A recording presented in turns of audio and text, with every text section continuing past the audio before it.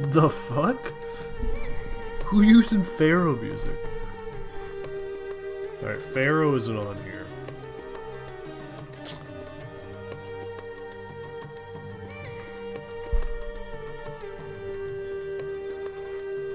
Masochist. I see, I see.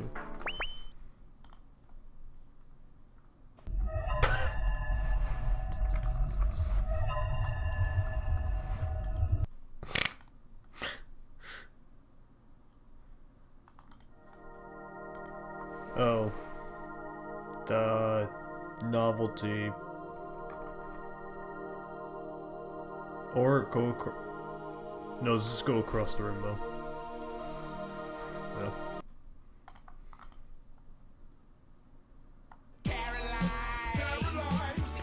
This is a Randy game.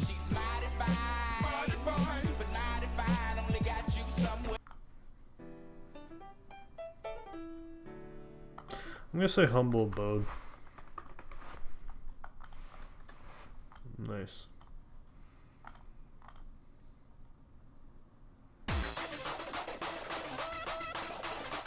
I had this the other day.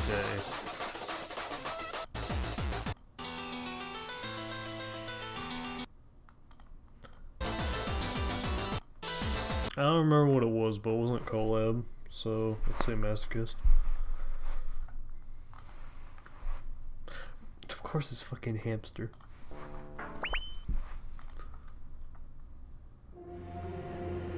This is Cardinal House.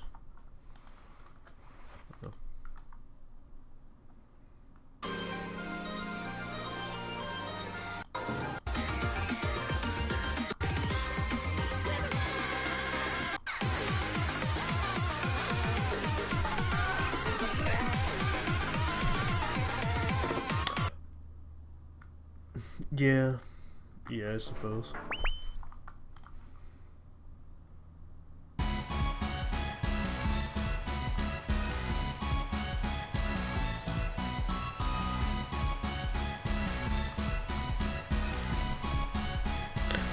Right, right.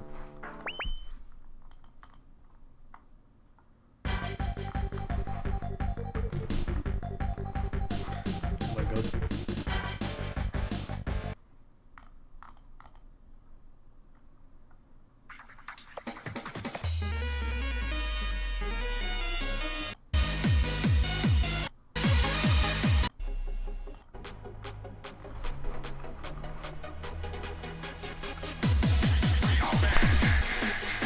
Rats. My flag.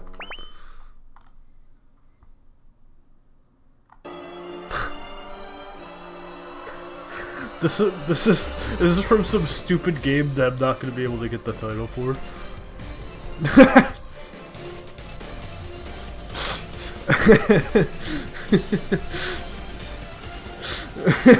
Like I know the game this is from, but I knew I wasn't gonna be able to get the title, so it would be easier to just give up. This is K3.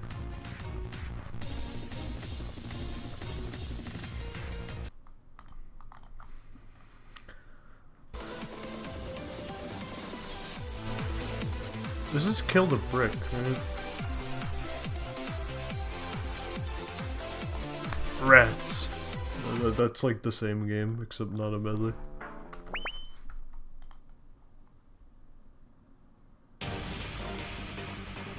Alright, I'm saying perfume.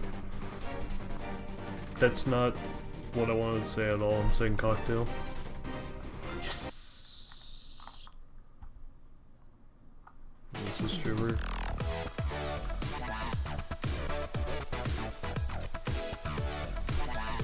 What a good song.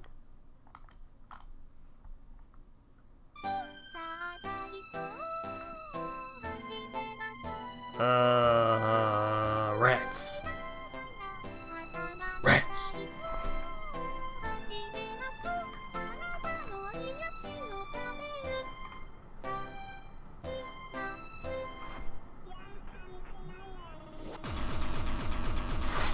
I don't know what game this song is from. Or, yeah, but I do know this song. All-time classic. I'm just gonna say Rainbow Miku.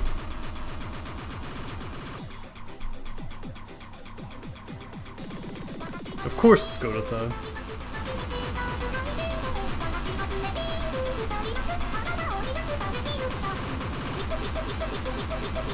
It's because every time there's a fucking stupid Miku song, I guess go to time, and it's wrong.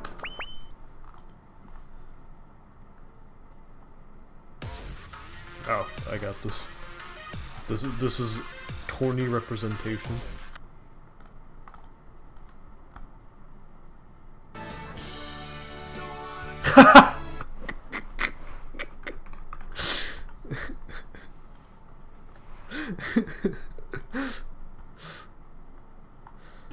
This is supernal.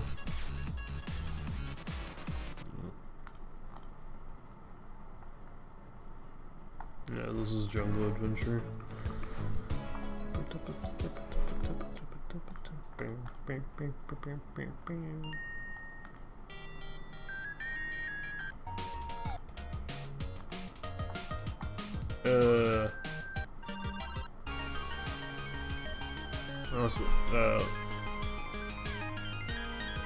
Why do I want to say chair 2? I'm just gonna say lockpick. Tickle!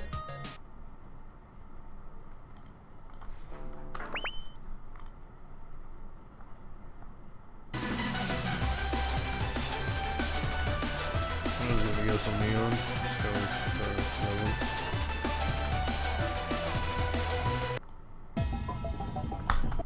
Bad cut.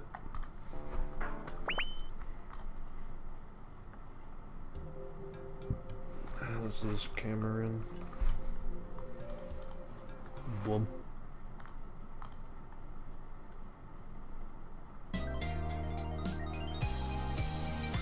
This is NA sign. Wolsk.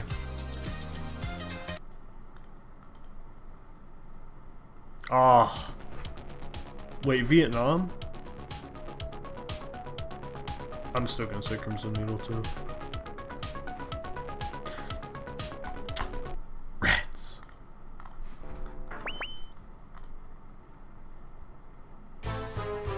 Oh.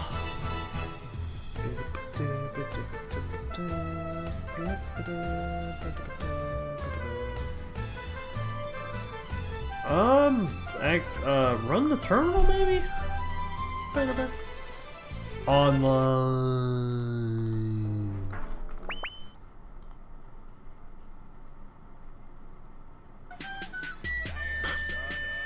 Right, Sudoku. But I don't know where this song even plays, so I don't fully believe that. This is fantasy?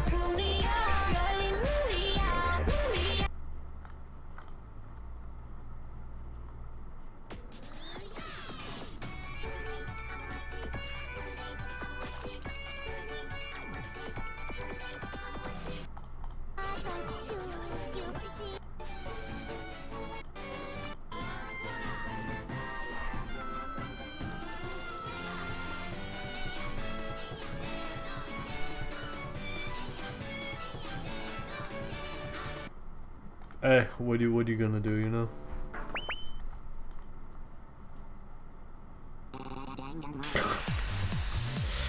This is blah.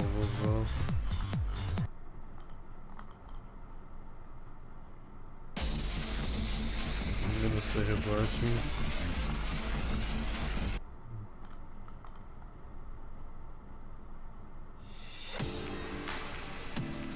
This is Lily credits? Which game? Call me it. Go. This is a 128 up game. I think it might literally just be 128. Boom.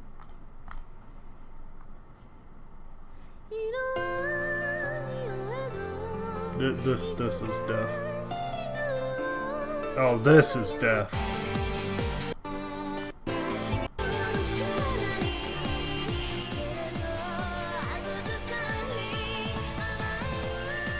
this is over. Alright. What are you gonna do, right?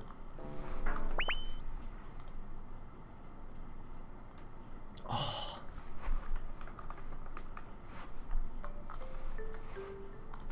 I'm leaving that up. That's at the front. I want to get one round where I get 5 right at the start. And then because I don't want to do FMQ all day.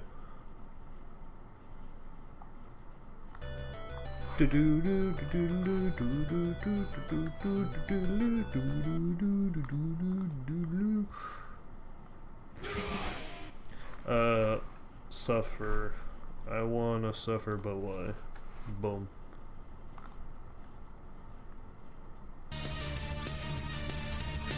Alright, well it's one of Blue Mage's game. I'm gonna say Mage's Lair, final answer. Hey, what are you gonna do, right? Alright, Kid Tails. Boom.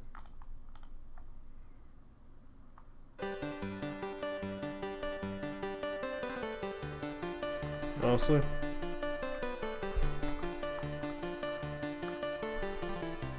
Boom. Who the hell's using Fez music in a Needle game?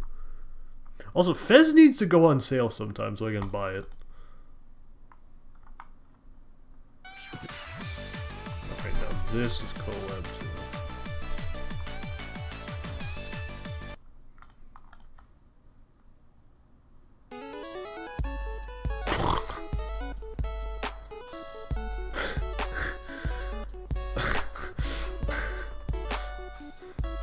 Rats.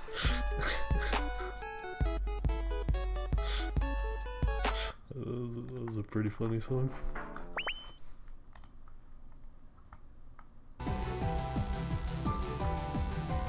Bro, they just want me to despair. And it's even Blizzard. I know.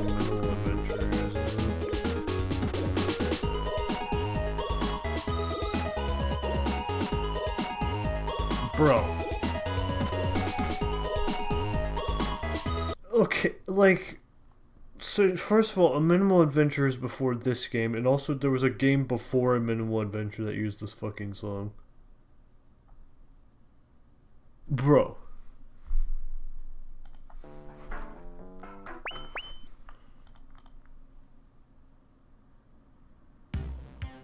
Ah, classic.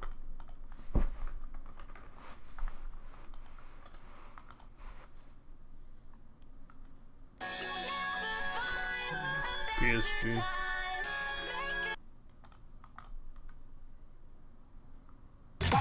Oh.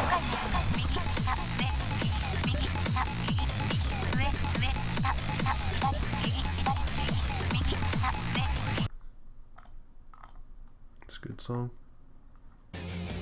Ah. Oh.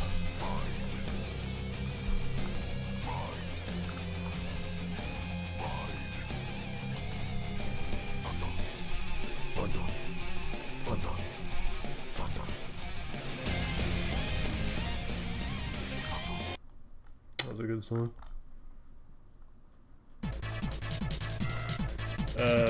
One for all.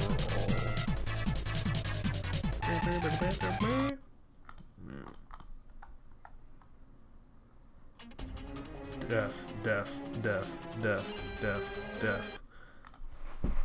No clue. I still don't remember.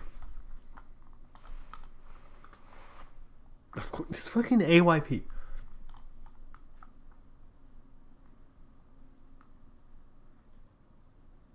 Alright, Harvest.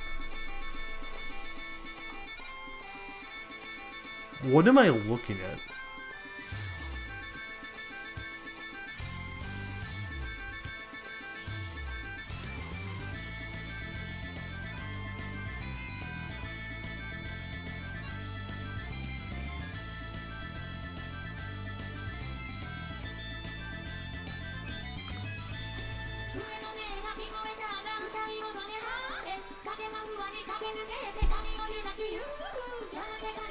Alright, dancer time.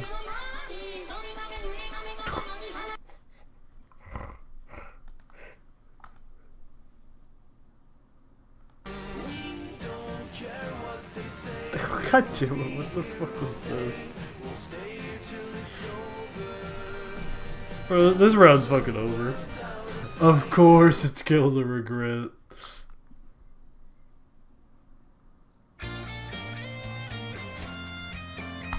Don't know. I'm just gonna say drink the tea and cut my losses.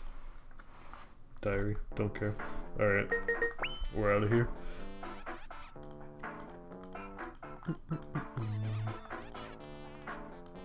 That was pretty successful FMQ for the day. Nothing went well.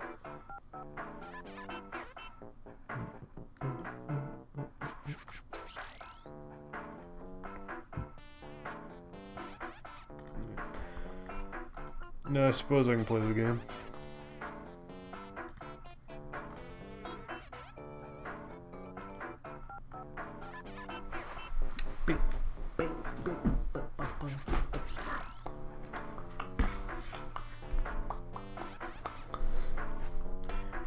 Wait.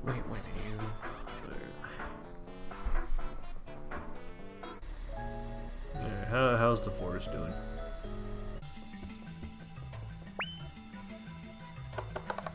Ooh! Oh, I can buy one legendary item. Very nice. Alright, that went well. So I'll get to level 13.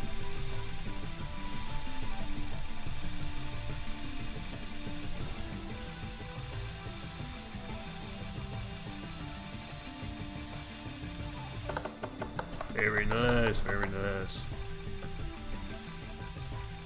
God, I could get so much money.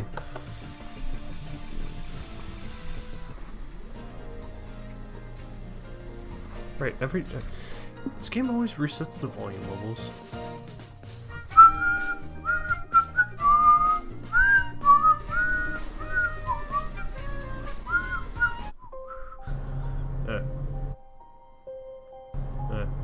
Mission accomplished.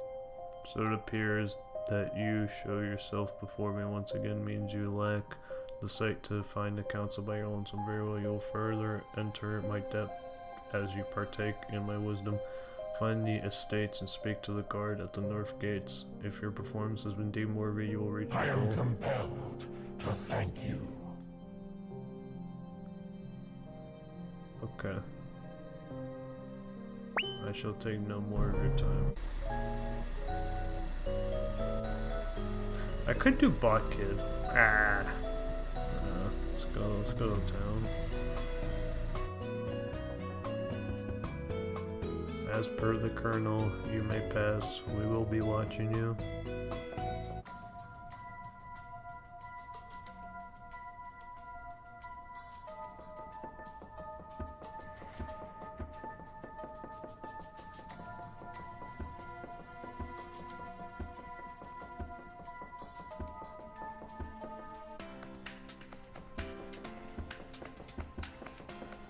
I greet you, kid. I am happy you have found your way here to the Farewell Council's reception office. I must apologize for the lack of hospitality and information I can provide at the moment, but I can at least tell you that our group is on your side. I see. Ever since you found your way into the city, certain troubles have started to become more active, and our group is yet in disagreement about whether or not we should work directly with you or continue as we have. It will take some time until the decision is made, so I suggest you return at a later time. We'll be right back.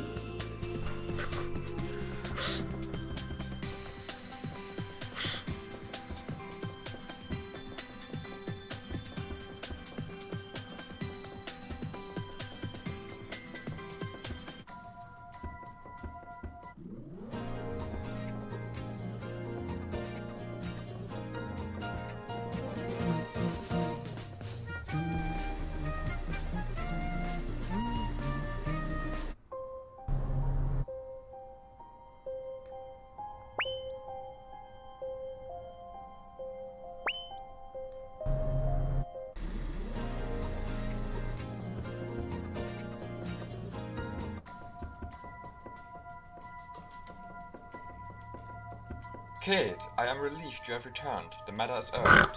As I have mentioned before, we were uncertain about whether to consult you directly, but matters have changed. One of ours has died. Oh my god. This is probably the fucking VN, so I guess it's time to get comfy. Deepest sympathies. I appreciate it, but we should hurry. We suspect that the murderer is one of us, but secretly on PT Player's side. We will go over the details when we get to the scene the Farewell Council mentioned. En route.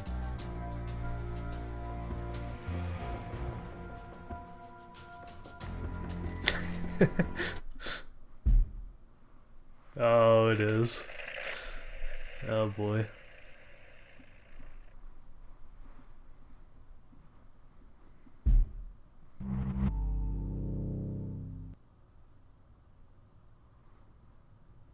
What kind of a fucking word is that?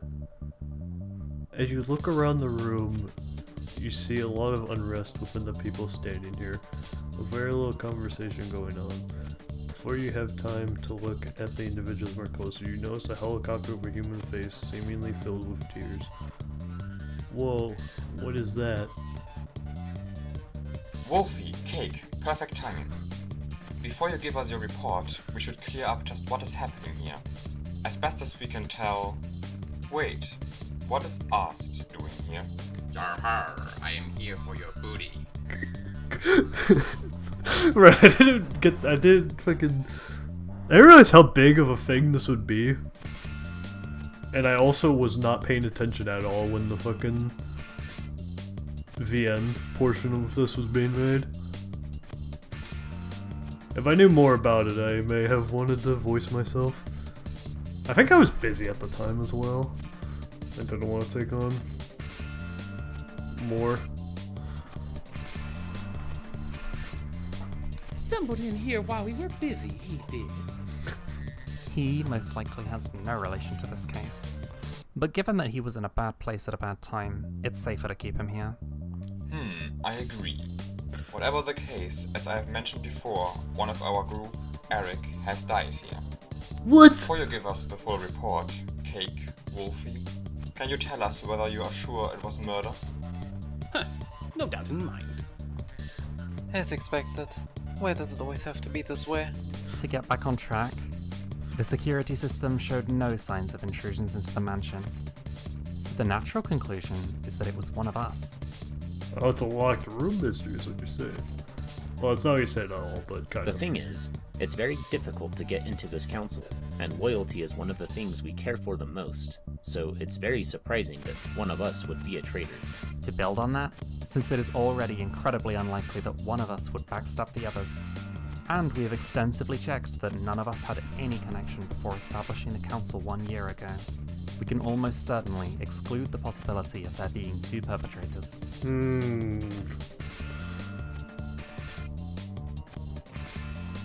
Before we continue with speculating, I would like to mention that until this case is solved, none of us are to leave this mansion.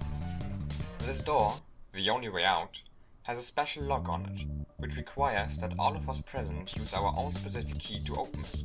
Kid, you will get one too. The reason we have brought you here in the first place is that you are a neutral party, and we can be rather sure that you are not the killer. Since we have seen you do good until now, we hope that you can help us resolve the situation. Actually, even if one of the keys were lost, we will still be able to break through the door with force eventually. We just don't have a way to leave this mansion discreetly, which is kind of the whole point of this, you know? Actually, maybe it's better that I didn't voice my own lines, because I have to listen to myself. The goddess of fortune will become impatient if you drag on these introductions any longer. Cake, Wolfie, enlighten us. What wondrous secrets have your dark arts unraveled? Ah, the others know this of course, kid, but before joining the council, I was a chemist, and Wolfie was a surgeon, so the two of us took a deeper look at the cause of death. And oh boy, we suspected that our little shut-in was poisoned and the bastard that offed him went all out. We found sodium cyanide in him, and we're almost certain that's what killed him. So he was poisoned. This is all going a little fast. A girl amongst the people stands out for her unfittingly bright smile. She notices the confusion in your face and speaks up. Hey, guys! kid's gonna get all confused if we just talk about the murder like this. He hasn't even seen the crime scene yet. Cosmo is correct. Before discussing this matter any further, Kid should go and see for himself. Okay, you know, I'm getting the fucking keyboard. I don't even need my controller for this shit. I'm just busting out the keyboard. It has a longer cord. What a weird group I've stumbled upon here. The body of the person the council members called Eric lies limp on the floor. Next to his head is a puddle of puke and a half-eaten banana. He ate a banana. Those are really fucking horrible, so I get it. You resist your momentary urge to touch the corpse and recall that Wolfie and Kate claimed to have found sodium cyanide within him, suspecting it to be his cause of death. Close to him lies a half-eaten banana, in which they apparently found the same substance. At his other side lies a fallen-over chair. Its position making it look as though he was sitting on it shortly before his death. You notice a cupboard on one end of the room set open it. As you do, your vision is filled with yellow. It is almost full to the brim with bananas, some of them already turning brown. Next, you lay your eyes onto a door on the far end of the room. Opening it reveals a small bathroom with a toilet, a faucet, and a shower. You inspect the bed and find that it is a little disheveled, but you would not describe it as a mess. You decide to open the wardrobe and see all sorts of clothes in it. Finding nothing of value, you look around the rest of the room, but besides a turned off computer, nothing stands out to you. I guess that's everything to see here.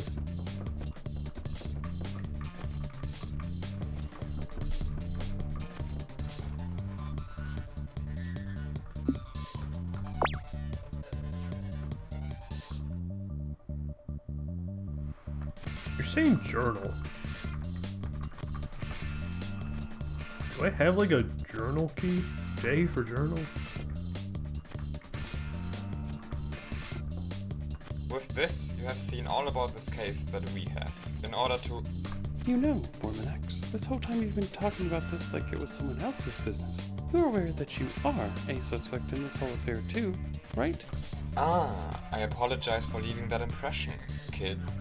It is as she says, everyone in this mansion could be the culprit, and you should not be led astray by some people being more amicable than you might expect a murderer to be. This is so fucking awesome. God, I wish I'd voiced my lines. God damn it. I didn't know it was gonna be like this, bro. And as I was about to say, you should talk to all of us individually, to get a sense of the suspects and perhaps a lead or two. After you finish that, you may want to explore the mansion. But it is, like, kind of really funny that I don't even voice myself. Before you get to Wolfie and me, we will go back to Eric's room and check his banana stash for sodium cyanide. And get rid of his corpse so we don't die of its stench. If someone doesn't trust us and wants to bury the corpse themselves, speak up now. You'll bury it in the garden? I'll go with you. On one hand, because I don't trust anybody here. And on the other, I probably have a bit more experience with digging than you. Yarr, I ain't shabby at digging either, ha ha ha. Why am I a pirate? So these people won't be around for a bit. Wolfie, Cake, and ours, was it? I'm not sure who the other guy was. I will talk to the others first and hope they'll be back by then. Now, everyone. We should all go back to our rooms and wait for Kid to come talk to us. Let's make everything right again as soon as we can. Okay, the airplane is correct.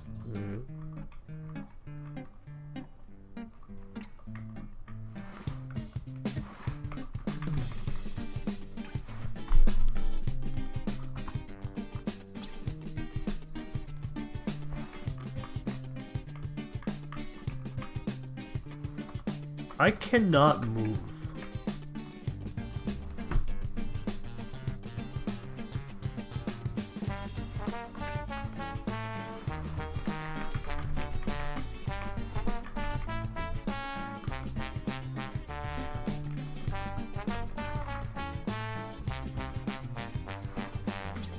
Okay, pressing R fixed it.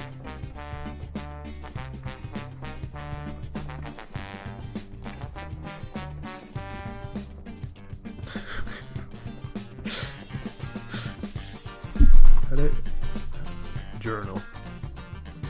Oh my fucking god!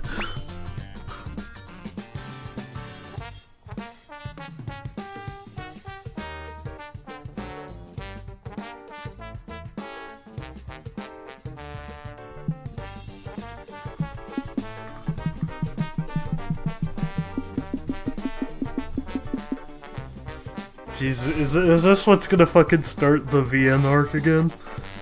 It's fucking the farewell Medley.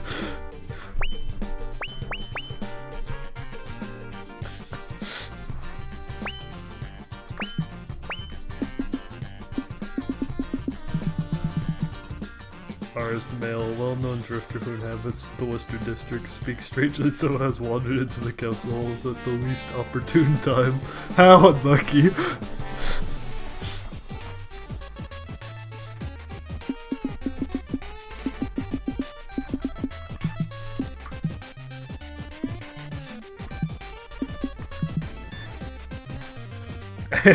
Yes, the subject file's just got a leg up on the list. God, dude, if I knew it was gonna be like this, I would have voiced my lines. Jesus Christ. But also, it's kind of really funny that I don't even voice my own lines. The first thing you notice ever glancing over the room is a table with pans, pots, knives, and several other kitchen utensils on it. Looking further around the room, you notice a desk with a computer, a bed, a door leading to a back room, and a wardrobe in it. As you glance over the monitor, you notice that a website with a cooking recipe is open up before you have time to look around more closely. The girl in the room addresses you.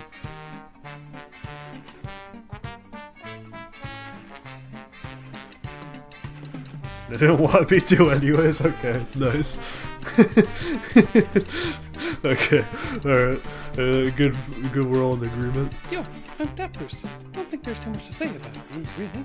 I'm the de facto cook here. Almost everyone eats my food. The exceptions are Kura, who, you know, doesn't eat food, and Eric, who'd always eat his bananas in his room. Before joining the council, I was a chef at the prettiest Tappers restaurant. Let's yeah,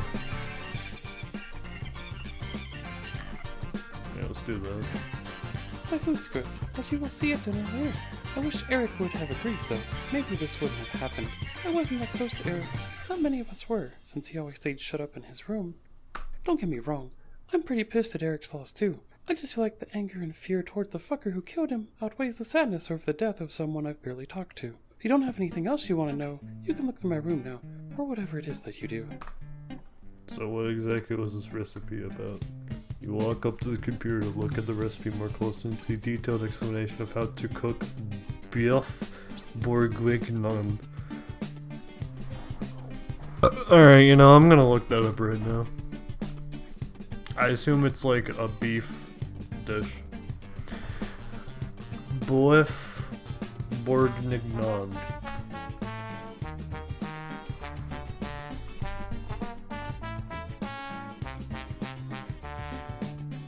This is beef stew.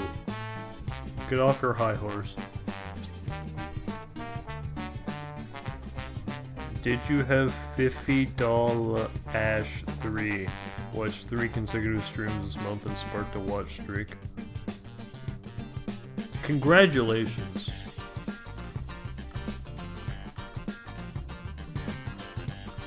So you're telling me this shit gets to be called Bœuf bourguignon a la Julia Child, and the shit's just beef stew.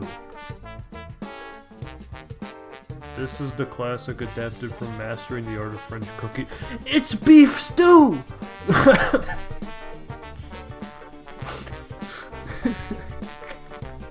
Get off your fucking high horse.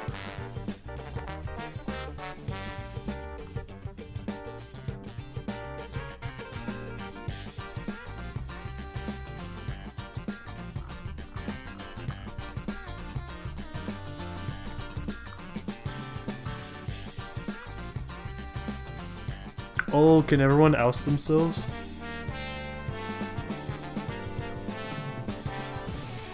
Nah, that's the 3-star restaurant. They're selling the Bœuf bourguignon.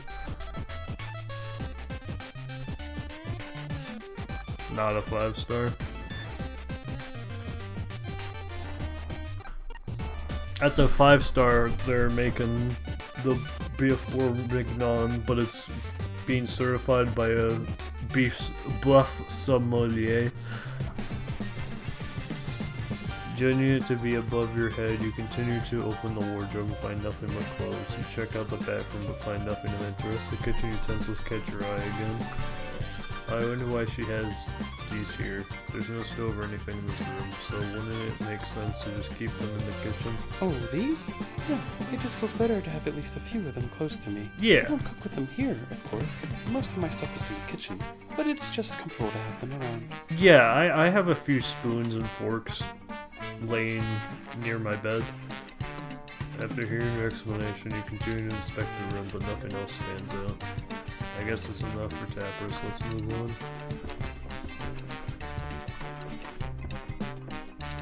Oh, let's go do that. The room you've entered is rather barren, containing only the most basic of necessities and a single flower decorating the window. Before you have time to look around the room, owner speaks up. Skull do that, but call me Skull. Everyone does. Your- Before I start the introduction thing, let me make something clear. Not everyone here is as gung-ho about your meddling as our bookkeeper made it seem. We did have a vote on it, and most people like the idea, but don't think everybody's gonna be your friend, alright? Some of us think we should muck out our stable by ourselves, and at least a few don't really trust you. Includes me, by the way. So to get this over with, you know my name already. Used to be a farmer, probably worked harder than some of the folks here ever will. Guess you want to know what I do in my free time. You meet Carath yet? Me and a couple others like her to carry us around in a garden. Beautiful place. You should check it out when you got the time. Not that I care if you like it. You can go and search my room or what else now. Not like I got anything. She seems a little hostile. Let's see if there's anything in her room. Looking around the room for a second, you decide to start up the work. Dude, if this is gonna be like straight up beyond, I'm not reading out the fucking inner monologues.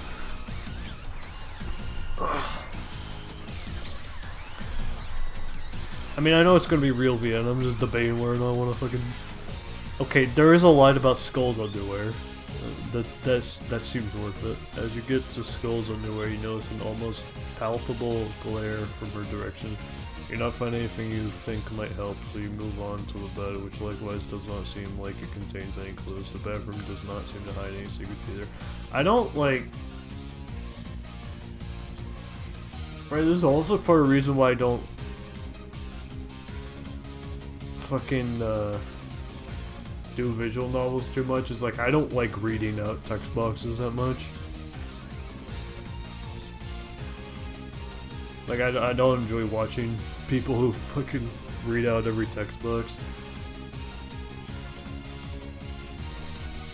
So I also tend to not do that. It's been a special exception with the Farewell Medley though, because the first main character was myself.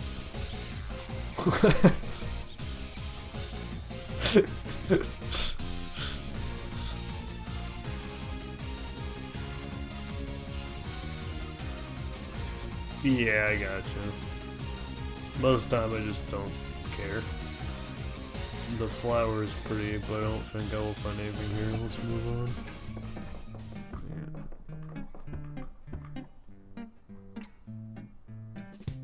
Yeah. One Sequela subscribed with Prime Gaming.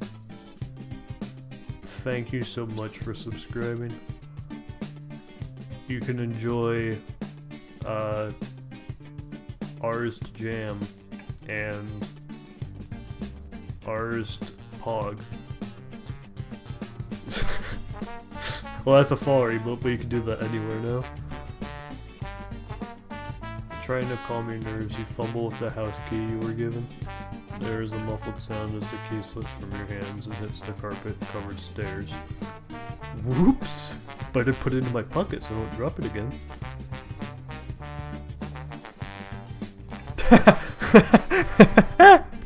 Oh yeah, Ars Cosmo too. That's a good one. That's a big remote. Yeah, so I can walk through there. Garbage room.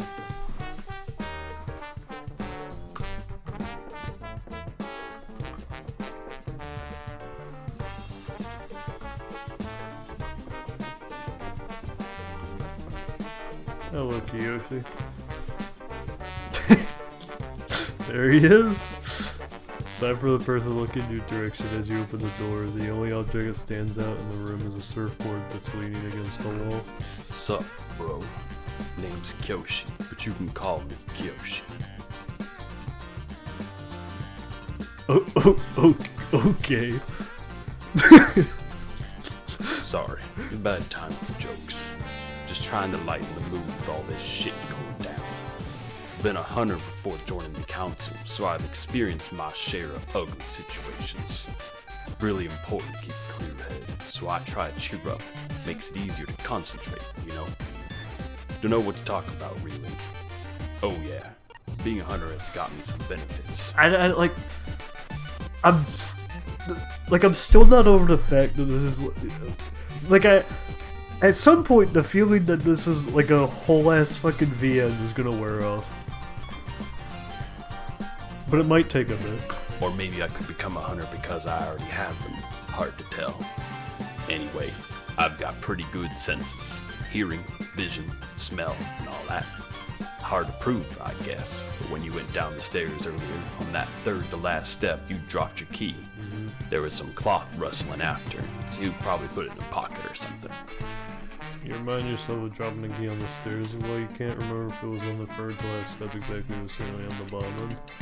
I guess he's lying about his good hearing. You can probably tell from the surfboard, but I like to go river surfing not far from here. Way back, I used to hunt near an ocean, which is where I picked it up. It's not quite the same thing in the river, really, but it scratches the itch.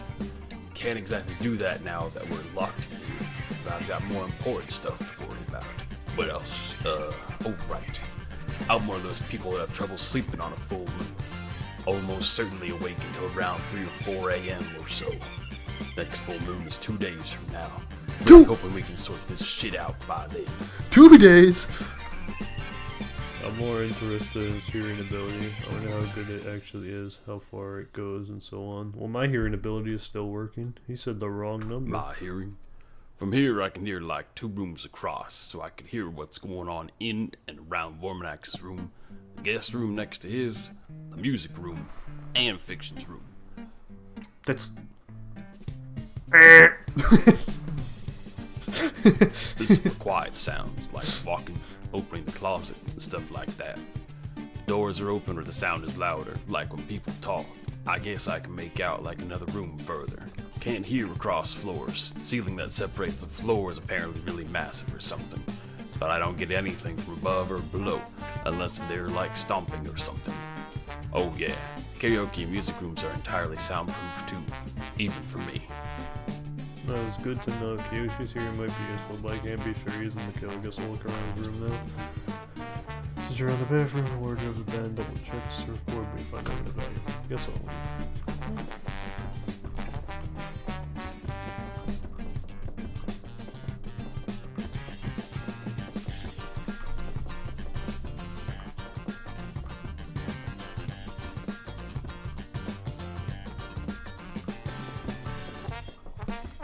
God, this is so fucking ambitious.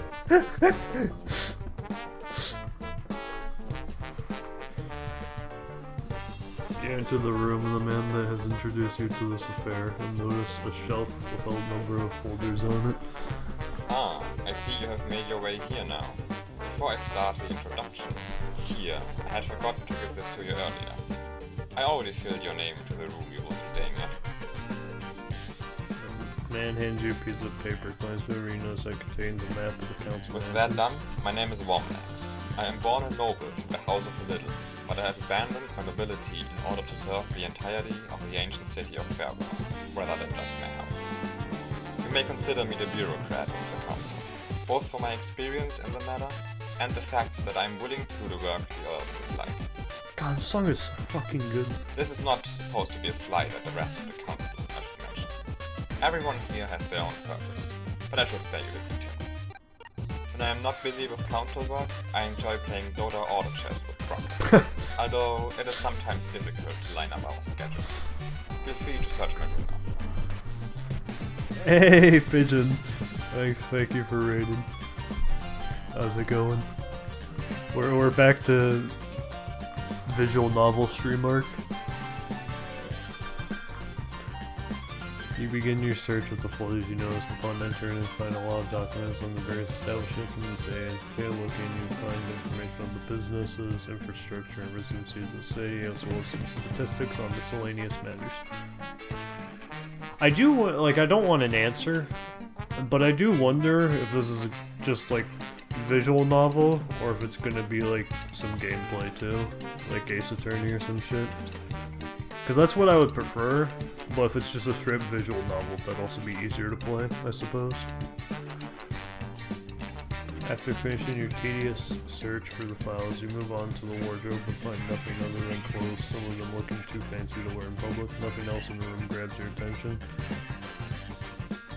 Good, playing Japanese strip poker for the fancy cheats.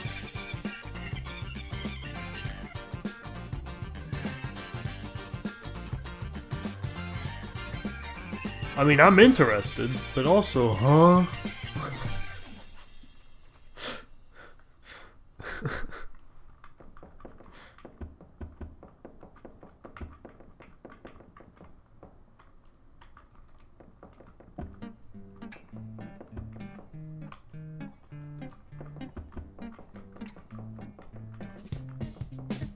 Huh? Hey, Cosmo. In a room, recognize the awfully positive-seeming girl from earlier. Glance around the room, you make out a bookshelf, a desk with some papers on it, and a big box. Hey yo, kid. How's it going? Not so great with what's going on here, I guess, haha. I should probably explain my attitude first. You know, it's pretty hard to change my mind, both for emotion and opinions. It's a good point and a bad one. It means I can force myself to stay happy like I am right now. But the second I let down my guard, I'll become majorly depressed with what's happening here. So I have to overcompensate a little, but this way I can actually think about things rather than wallow in sadness. Alright, Cosmo definitely did it. Uh-huh. Oh, right, I forgot, haha. My name's Cosmoing, but call me Cosmo. Before joining the council when I was still in school, I graduated and joined the council right away. I was in the theater club, it was great fun. With that out of the way, kid, I think the perpetrator is probably Yasmat. I'm not sure if you've met her yet. Oh, you called the shot first too? Oh, it's definitely your ass is getting laid out on the pavement in 10 hours. She's always been distancing herself from the rest of us, but not in the way fiction does. Fiction is just kind of aloof, but she cooperates with us whenever needed. It's not that Yaz doesn't do her council work, but she's always opposing the rest of us, slowing us down. Based. She didn't want you here either, you know? And ever since Eric died, she's been especially suspicious. Going on and on about how it's pointless. It's like she wants us to stop investigating. Isn't that what the killer would do? No, I think I'm looking right at the killer. No, we can't be sure, of course, but I'd keep an eye on her. You saw over the bookshelf and find a lot of thrillers and mystery novels. Most of the latter seem to be from the golden age of detective fiction. You look at the desk filled with newspapers. Alright, so she's from the Mr. Research Club. Upon examining it, you judge them to be scripts of plays. They're in a bit of a mess, but you recognize a couple of Shakespeare plays: Tempest, Romeo, Juliet, Hamlet. Ah, those are all plays we used to perform at a theater club. And you're a theater we kid? Had a strict teacher that would only let us perform old classics. Not that I really mind. You know, maybe the professor... You know, so what I'm gonna need to do is I'm gonna need to go back to Judgment and finish the MRC arc and learn who the professor is. Because the professor would probably know who did it. It might even be the professor who did it. You continue your search with the big box. It is filled with realistic looking replicas, presumably theater props. You notice a pair of handcuffs, but don't pay them much mind as you pick out a knife and realize it has a sharp edge. Yeah, that's like... I have like a handful of loose ends in Judgment, or Lost Judgment. That's the only one I like actually care about. So whenever I play the Kaito files, first I'll finish the MRC and whatever other odds and ends. Cause there's like the VR dice game where I'd have to fucking... I need to get our play passes, which is a pain in the ass, and then I'd have to play it like 6 times and win against each like different enemy type. That just seems like not worth my time. And there's some other sub-stories, I don't know what they are. I'd have to look into what they are, but the main thing is just the MRC.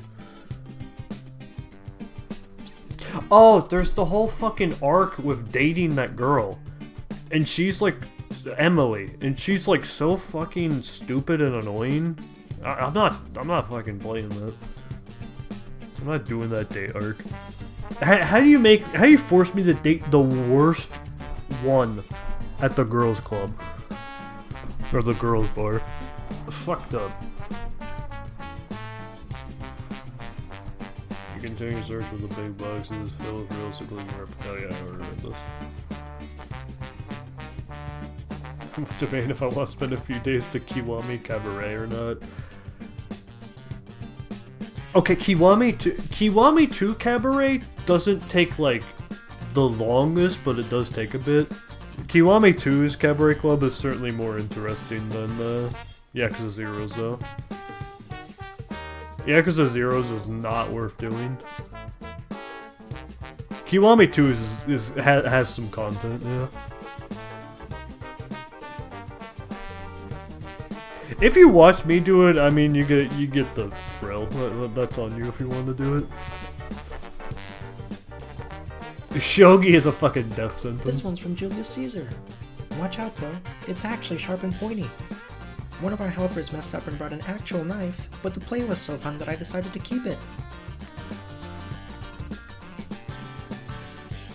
Put the knife back and look through the rest of the room, but make no other unexpected discoveries.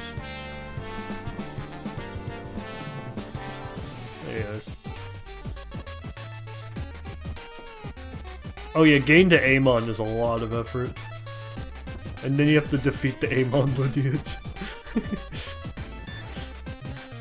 After opening the door to her room, you see a girl sitting slumped over on the bed. You next see a desk with rolls of cloth of different I cannot fucking read.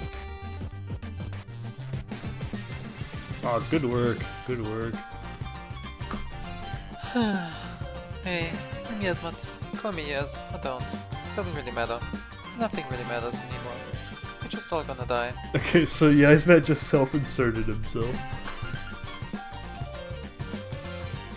I mean, the murderers already got one of us, and someone none of us noticed?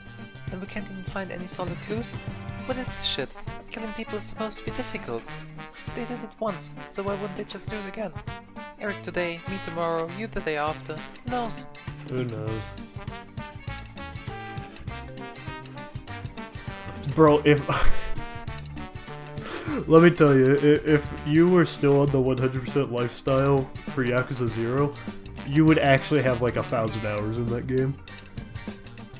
100, like true 100%ing any of the Yakuzas is so fucked up. That we even had to bring an outsider in says enough. We won't win. PD player snuck them all in here, which means he's already way ahead of us. And then he got one of us killed. We're done for. Goddamn PD player. He's a really bad guy. Our main enemy, you could say. Big reason this council was established was to oppose him. Had been doing a decent job until now. Got him to lay low for a while. Until you turned up here. Right, I was supposed to introduce myself. I'm Yasmat. I think I already said that. I was a tailor before joining the council. Still am in a way. Almost everyone's clothes here are made by me. Fiction's the exception. And Curve, of course, since she's not wearing clothes. That was a while ago though, I worked pretty fast. Occasionally people ask me for new clothes, I guess. You can look through my room now. Okay, Karaf is a she, which is also a helicopter. Oh yeah, all completions would be nightmarish. For sure. There's a desk with cloth on this box beside it. You said open and find what you assume to be tailor tools of all kinds, knives, scissors, yarn, rulers, and similar. You check the bed and bathroom to find nothing that stands out. You begin to search the wardrobe and work your way through many colorful clothes of different types. As you reach into the back, you notice your hand brushing against plastic. You fish around for a bit and pull out the object in question. Bwomp. Huh? You found this in my wardrobe? No, I swear, I didn't put it there. I have no need for a syringe. Oh no, you probably think I'm the murderer now. No, I swear, someone's framing me. I didn't put this here. Bit early draw conclusions, but I should give us a cake to inspect. Check if it has the poison that killed Eric. Please, I promise. I didn't put that there. Believe me, it wasn't me, really. Finish checking the rest of the wardrobe and find nothing else. Alright, good evidence. Good evidence.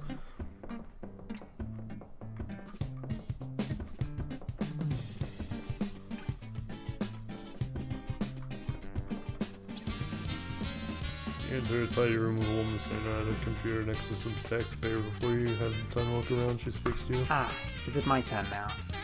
I am Kane, CEO of Kane Industries, a humble company specialized in producing high-quality coffee and curry. In contrast to the other council members, I still hold my original occupation while working for the council.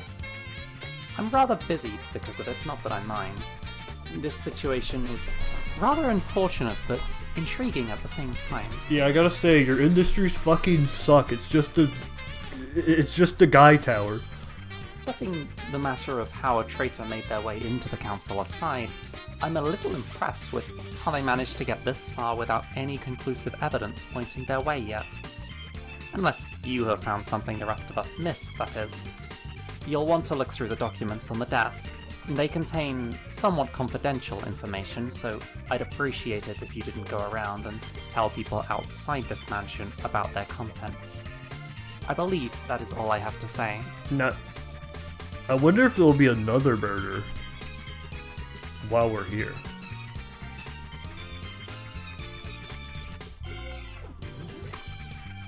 Begin your search of the documents that Kane mentioned. They seem to contain various statistics about Kane Industries and their customers, a list of employees with their salary, individual comments on each of them, their numbers detailing the popularity of each of the products, as well as recipes and information where to get what ingredients. Bro, I'm actually thinking about turning on fucking followers only mode for this VN. You scan the many stacks of paper, but nothing seems to be related to the case. You move on to the wardrobe, which is filled with smart glasses and business wear, but nothing seems to catch your attention. Looking for the rest of the room does not seem to reveal anything new either, so you decide to move on. Man, fuck it! Bro, we're VN mode. We're followers only mode.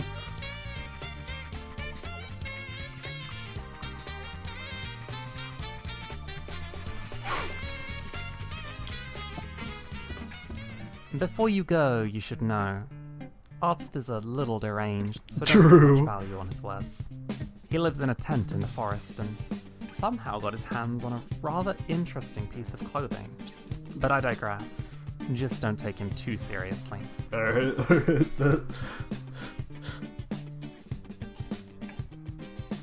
What happened? I was just contemplating whether I want to turn on followers only mode for spoilers and whatnot. Given it's the farewell medley, what was it called? Death to Ride? Right to Death?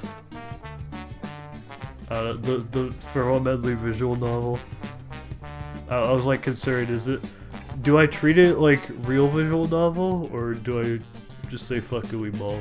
And I was like, you know what? No, we treat it as a real visual novel. It gets the same treatment.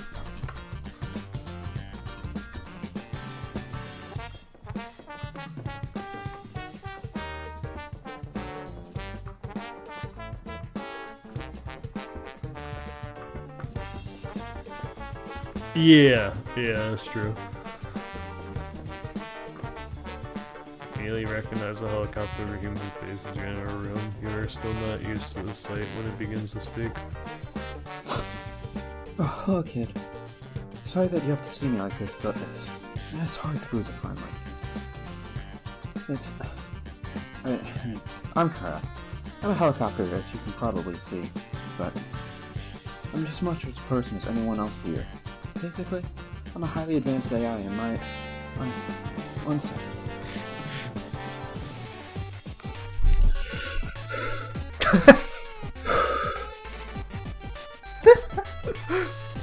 Okay, I'm fine. My creator essentially installed a highly advanced AI into a helicopter to skip the details.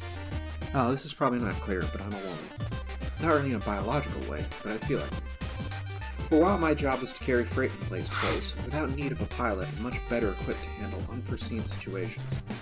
Not in terms of the equipment, but in making judgments. I can carry passengers though, and I do often fly around the garden with Skull, Kraka, Yasmat, and Alex inside me. Occasionally one of the others takes a trip too, but most of them aren't really too interested. Other than that, I like to read in my free time. Why is there a bookshelf as you're wondering about the logistics of it? Oh, I guess I should say that every so often I break down. I'm a little old already, and it's hard to find good replacement parts. When that does happen, Fiction is so nice as to repair me. She also gives me routine checkups sometimes. I guess that's all I have to say. There's not much to expect in this room. Gray canisters, you spawn in the corner of the room. Fuel. Yeah, I do use normal helicopter fuel, even if I'm not a normal helicopter in many other ways. I look for the bookshelf and a lot of fantasy and science fiction novels with the occasional mystery mixed in. You find nothing else in the room.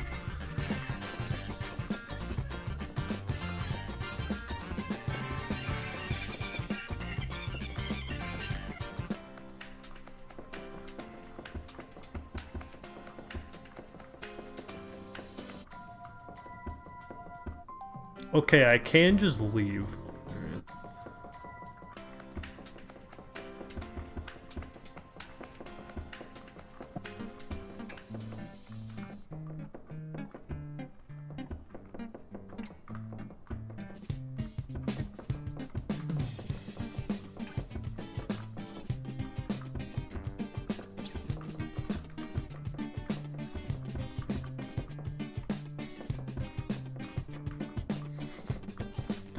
Karaoke room?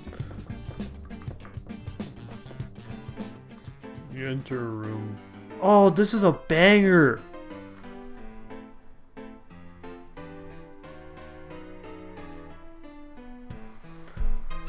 You enter a room which appears to be a strange mix of a modern personal room and an occultic laboratory. On one hand you see a simple bed, desk, and a computer. On the other hand there are several occult symbols on the wall and the floor is riddled with candles. Ah, Kronos' envoy has made his way into my den. I welcome you, and I am honored to be able to help you identify the vile fiend who would dare lay a hand on one of ours, let alone someone as innocent as Eric. How one of PD Player's servants in disguise managed to stay undetected of my divine eye is beyond me, but it just goes to show the depth of the darkness we are fighting. To be fair, you seem to only have one eye that's working. Oh no, not one of these people. I beg you forgive my impatient tongue. The Holy Council has concluded that there is a great likelihood of the traitor being sent by our arch nemesis, PD Player himself. I were to divulge this to you when the sun had turned red, but sometimes the demon that possesses my body gains a short glimmer of control, and I let something slip like I had just now. And immediately, I have to ask for forgiveness again, for I have dishonored you by not yet giving you my name. I go by Hannah Magdalene Gloria and Mary Sammy Bulzel and Lorena Vorbrick V. But anyone of stature as great as yours may simply call me Sammy. Before fate decided to make me attain my true calling in the Holy Council, I had been making my nature known alongside a traveling band of like-minded. It is true, before attending my God-chosen position, I had been a circus artist. For the third time in this minuscule span of time, I apologize, but I do not have any worthwhile clues as of yet. My gods tell me that with you on our side, we shall overcome this odyssey by ourselves, as a trial, so to speak. You shall have all my support, so say the word and I will be the dragon that slays your foes, the shield that protects you from the incoming lance, or the bed that you use to rest and start afresh. In the short periods of reprieve I get, I like to sing in the karaoke room. Furthermore, without fail, the night before full moon, I conduct a ritual in the sky garden on the roof, which allows me intimate communication with my gods. The ritual starts the hour before midnight and concludes the hour after. Let me tell you, I love moon runes. The next time for my ritual is in only 2 days, and despite this abhorrent situation, nay, because of this abhorrent situation, I cannot sit out on it this time either. With that, everything in my room is at your disposal, so rummage to your heart's delight, so you will not regret leaving a single speck of dust unturned. I'm getting a headache. She seems like a nice person, and seeing how exclusive this counts apparently is, I imagine she's worth her salt, but I won't be able to deal with probably like this for very long. Why not?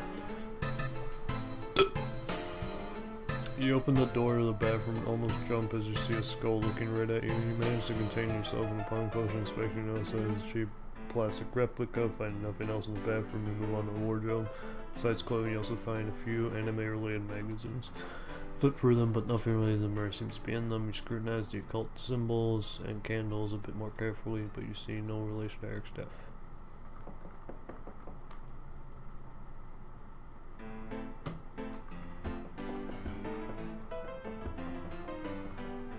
I have a feeling these magic circles will be important one day.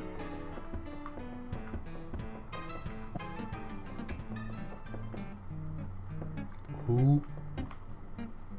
Look around her but find rare, unimpressive, contain only a bed, wardrobe, and a desk with a computer. You choose to target the only person in the room before examining the place more closely. Yeah, kitty. I'd usually be a little more enthusiastic about meeting new people. This whole situation just kind of makes me mad. I'm Cracker. I used to be a construction worker, retired a little before the founding of the council. You saw that big tower? Beacon Industries? Did a whole lot of work on that. Don't think I'm weak just because I'm old either. I'm probably the strongest person in this mansion. Have you met Skull yet? The farm girl? She thinks she's the hot shit. She ain't got nothing on me. I've got lots of hobbies nowadays. Working out to stay in shape, flying around in Curiosity Garden, playing Dota Auto Chess, performing acts. Yo, photos? Normally, I would never show this to anyone, but this situation kind of demands it. This is my secret collection. Good shots, don't you think? Look at the pictures Brad gave to you and see various indecent photographs of girls.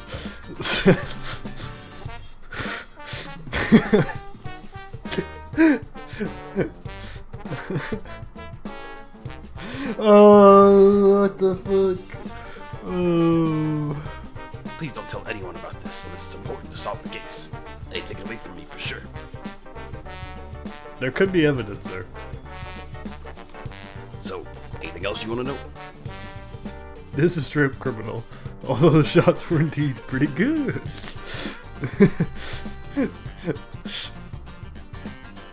Found the box of porn magazines, based. Little wardrobe. Another stack of porn magazines.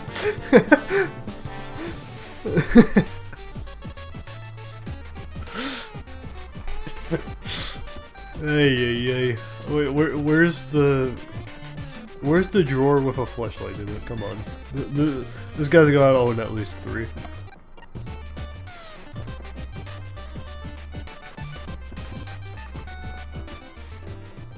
Hey, Fiction.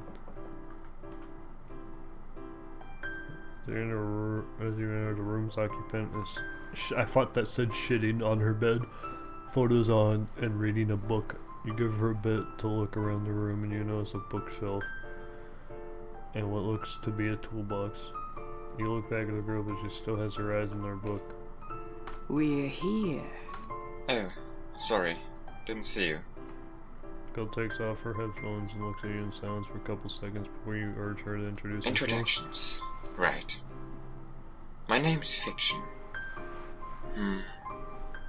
Before joining the council, I was, well, a thief, I guess. Not the most pleasant thing to talk about, but I wasn't always this well off. Living in a big mansion, you know. I used to live on the street. Every day was about getting enough food to stay alive and not getting caught by the cops. Why are you on the Council of Cock then? The cops aren't really that nice here, but I'm rambling. I've got pretty crafty hands, and I'd like to think I got a good sense of danger. Don't know about that second part though, with what's going on here. No clue who the killer is. Before you got here, we did some investigating too, but nothing concrete came up. I'm numb to it, I guess. I've seen a lot of people die. Street life's harsh. One day, you're friends with some kid who's in the same situation as you. Next day, you find them dead in a ditch. I don't get attached anymore. I still want to fight the killer, of course. No, it's not. It's not about declining the offer. It's about getting the foot in the door in the first place. How does a thief living on the streets get a foot in the door to be on the council of farewell? Right. I mentioned my ability to work with my hands. You see the toolbox over there? I use it to repair Kureth, our helicopter. whenever she breaks down. Happens more often than you'd think. Besides council work, you can probably guess, I read and listen to music. Keep to myself. Have trouble trusting people. Guess that's it from me. I guess fiction can repair the helicopter. That is a huge trait.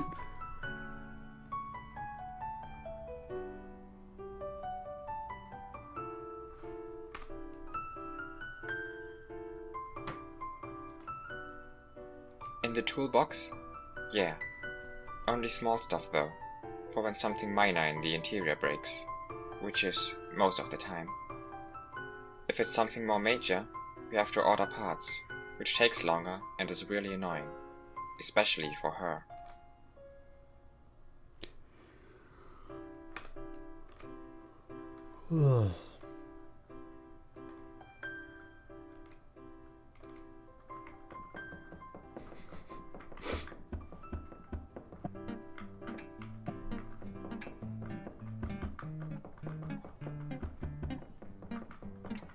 Me!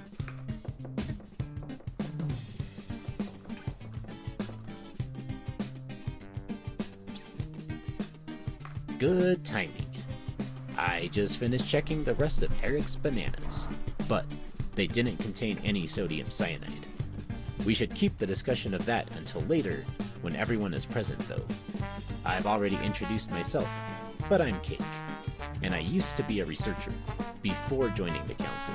Chemistry is still a passion of mine, so I still do it as a hobby now, even if I can't exactly call this room a proper laboratory.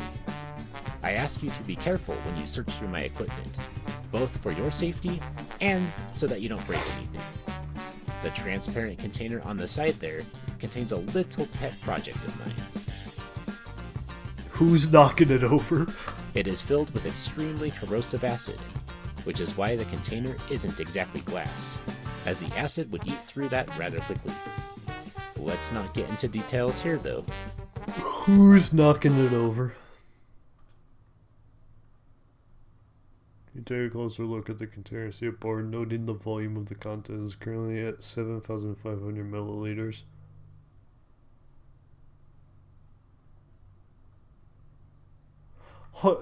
That's like 7.5 liters, right?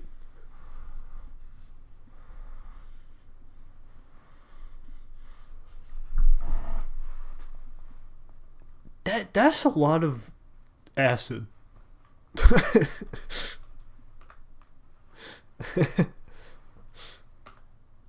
Bwomp. Huh? You found this in Yasmat's room? You should elaborate on the details in the meeting later, but I will take a look at this.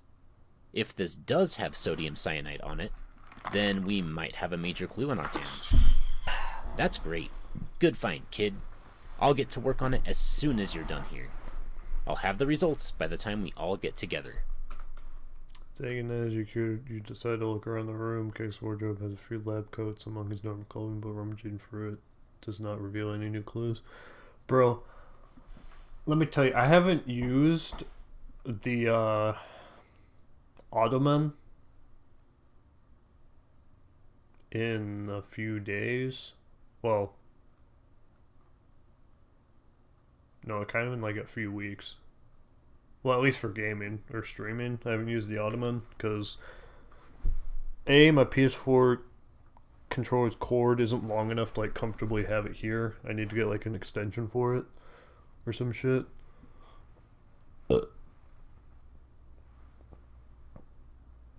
And B, if I'm sitting like this and the game's not even full screen. Well, more, I kind of have to like care when I play fan games. Like, I have to care. I can't just like lay back and chill. Like, I have to like focus a little bit. Yeah, I should probably get a new cord. I'm wondering how I want to do it though, because take it like I only need, in theory, I only need like a little bit more. But maybe I should just go for broke and get a like 3 or 6 foot long cord.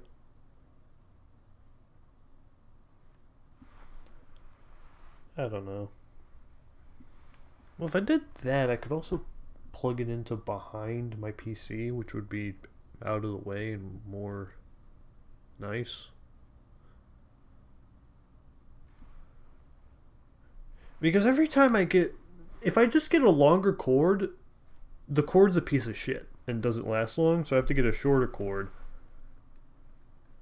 But the issue with that is it only reaches so far. So I want to get a USB extension to plug in and then plug this into it. But I'm not sure if I should just get like a fucking 6-inch one. It'd be like that, which would probably be enough. Or if I should just get like a 3-foot or 6-foot one. Because I think the price between like a half-foot one, a 3-foot, and a 6-foot are like basically the same.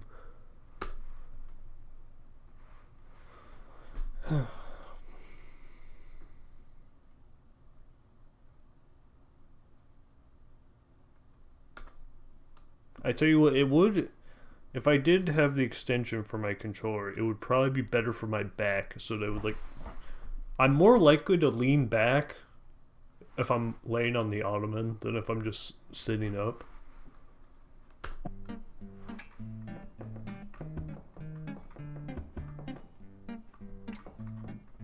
Ooh, wait, me? Hey, me! The room you enter appears to be a guest room. As it lacks any sort of decoration or personalization, you remember the others saying that this person is not part of the council and just happened to stumble into the mansion at an inopportune time. Yahar, matey. I'm Captain Ars. I'm a pirate who came be looking for some booty. Ha ha ha. I don't know nothing about no murder. Let's look for this room, I guess.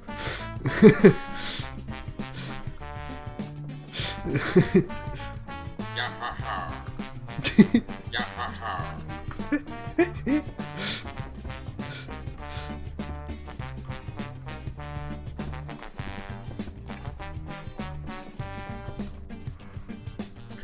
Finger eyes fall upon entering this person's room is a glass case which seems to hold some ancient looking artifacts. A shift review to the room's occupant who begins to talk to you. Hey there, I'm Tralexium, but call me Alex. Give me a second to collect myself. Not that easy to bury someone with you a couple hours after finding out they're dead. Alright, I'm fine.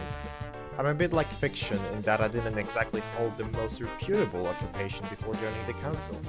Put bluntly, I used to be a grave robber. Who is the council inviting? Some of it's here in my room, but most is hidden somewhere on the outskirts of the city. The way I see it, I'm not really wronging anyone by doing this. The people I'm robbing are long dead, and it's not like they got any relatives or friends left to care either. Not everyone agrees with that logic, but apparently it's not so bad that I couldn't become a council member. Nowadays, I've been holding back on this. Haven't dug up anything since joining. Have to keep up appearances and all that. Not that I've had the time for a long expedition either.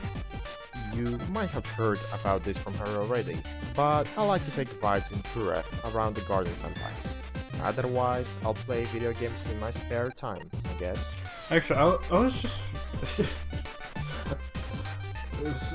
Speaking of, you know, burying dead people, that just got me thinking, and being a grave robber, it got me thinking about Egypt and all the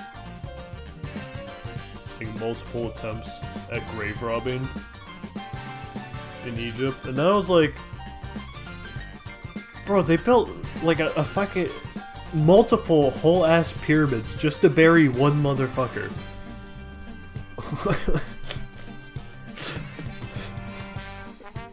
Like, I mean, if they're gonna force people to fucking slave labor to do that, of course they're gonna get their fucking graves robbed.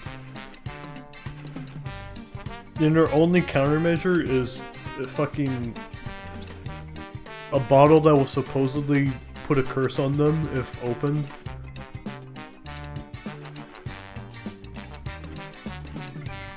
Like I'm just thinking about it, I'm like, yeah, of course their graves are gonna get fucking rubbed.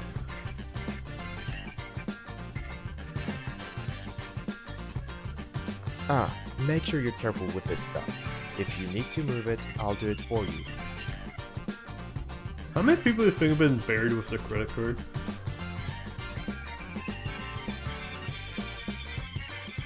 Probably too many.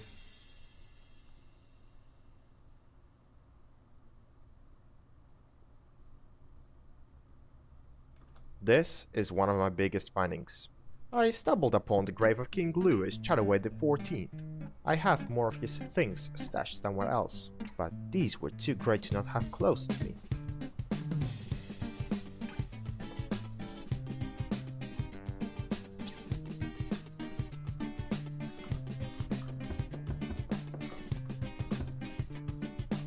Okay, go in the karaoke room.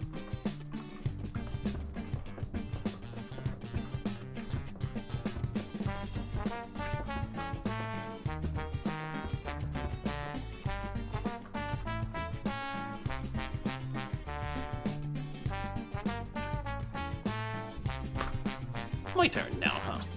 The name is Wolfie Exceed. I was a surgeon before joining the founding of the council. I sort of act as the house doc around here. Not that I'm specialized in all the problems that come up. Ask me about my love life or search the room or do what you want. And after you're done, I've got a few more things to tell you.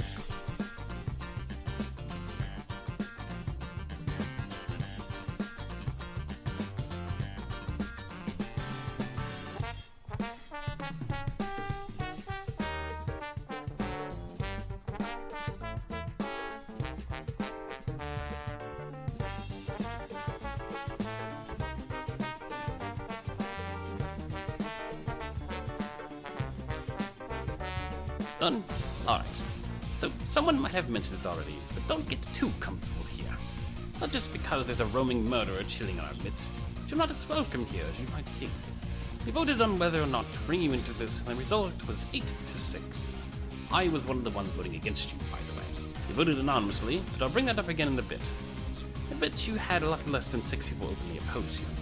No surprise, really. Now the deed's done, everyone's gotta do their best to impress the detective or whatever the hell you think you are here.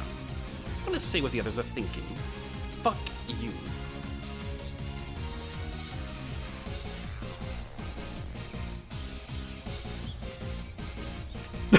It is! This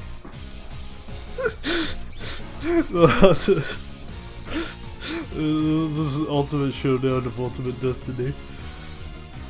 You're an outsider, you haven't been in this city for a week. Now you're trying to be the big shot. A knight in shining armor who swings by to solve the crisis of the city, rescue the helpless good guys, and kick their lifelong enemies' ass. Just by you being here, everything is stalled. I was trying to be more careful not letting anything on. We can't just beat each other's throats for a while until we find the killer and punch his face. Thought for your intrusion, we'd be able to handle this by tomorrow. But now? I also, hold on, log.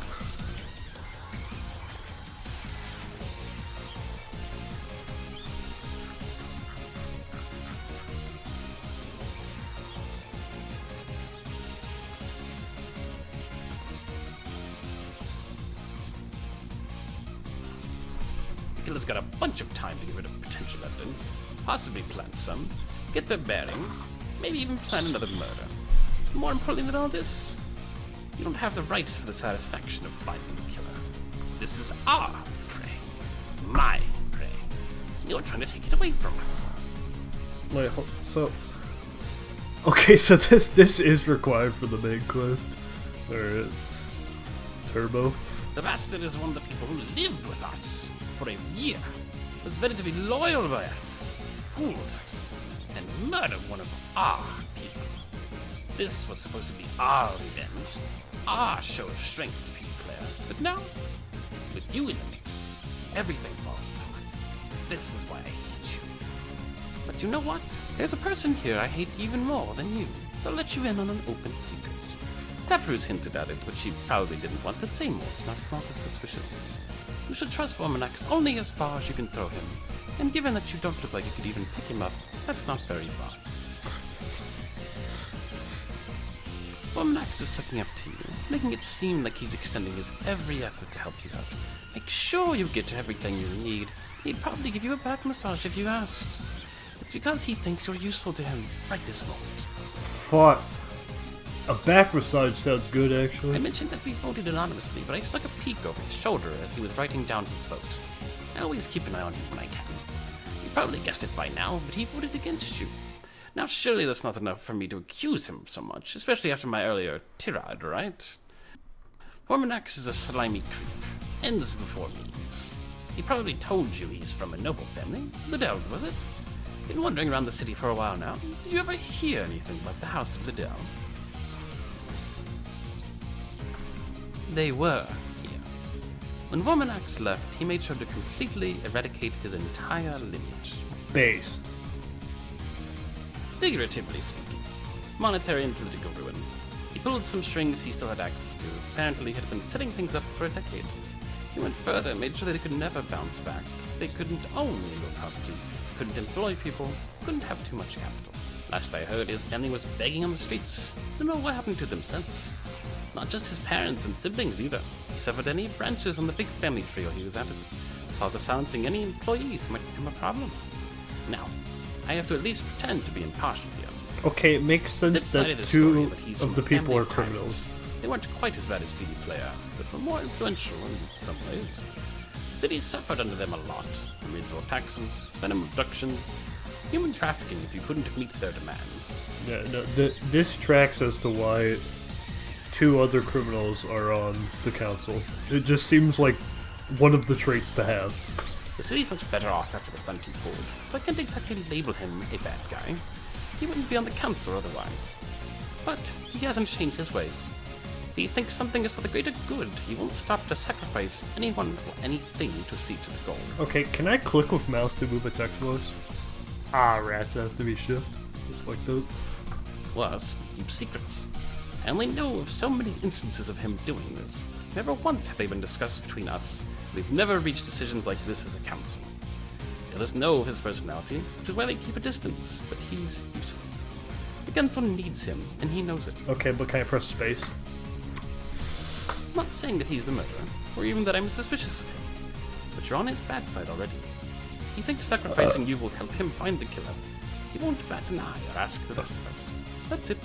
With that, whatever you will. I don't think killing me is gonna help him out, so I'm fine.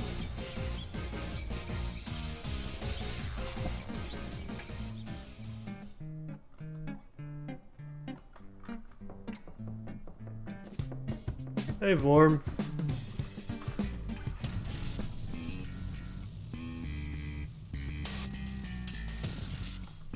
That sounds like you got it from Wolfie, did you not? You said that the person saw me writing down my vote, so there are only a few options, and he certainly seems like the most likely one.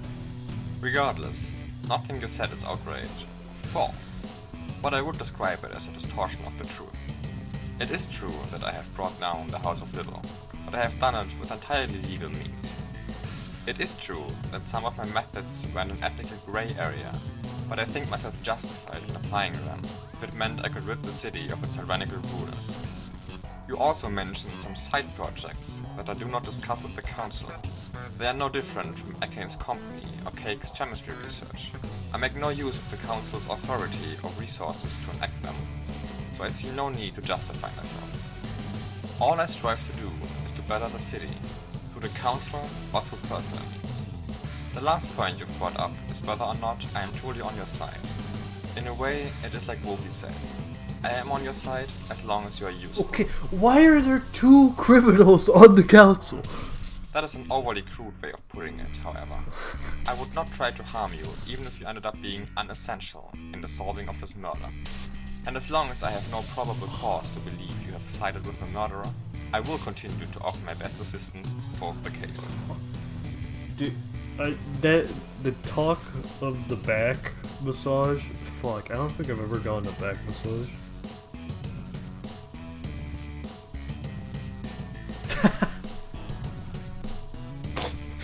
Okay, but we don't want to represent the fan community. We want to represent the farewell Medley team.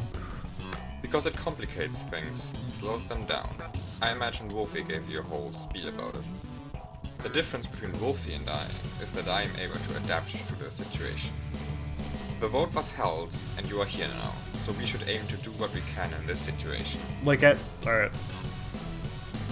At this moment in time, I'm pretty sure no one on the Farewell Medley dev team is an overt criminal.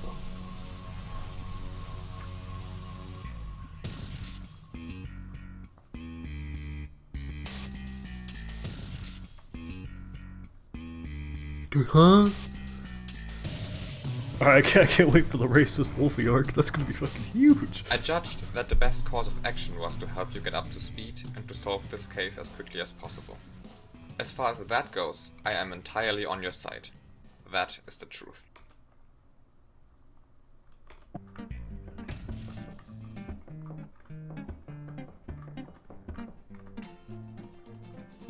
Garden.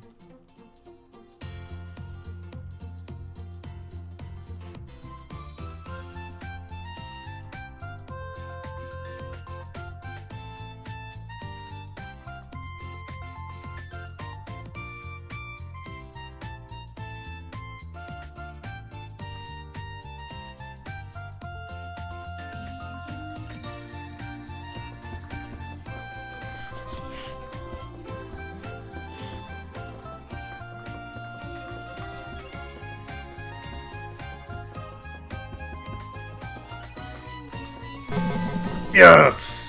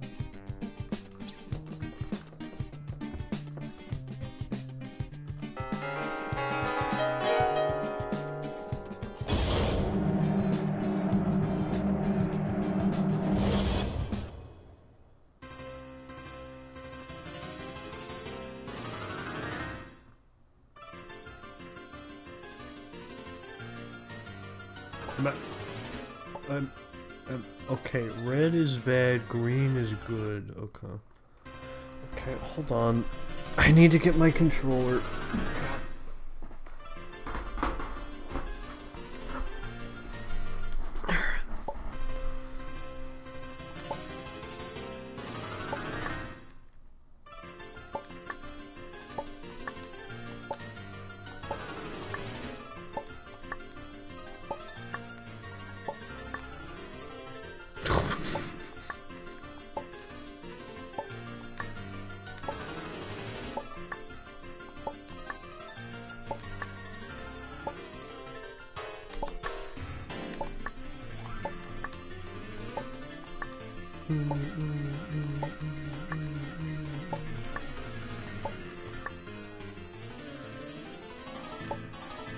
I don't know how to optimally play this. It doesn't seem like there's a way to optimally play this.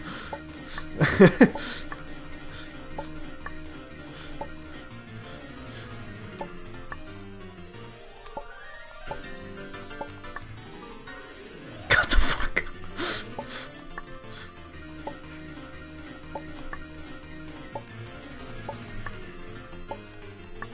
Oh my god, I'm shambling on these reds, bro. What the fuck?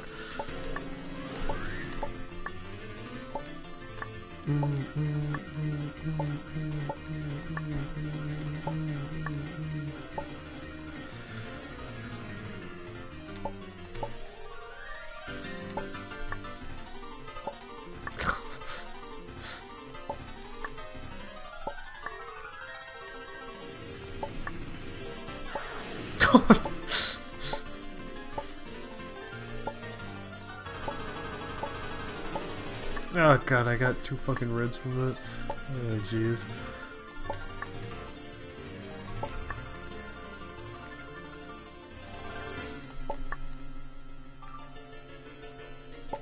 Oh my god.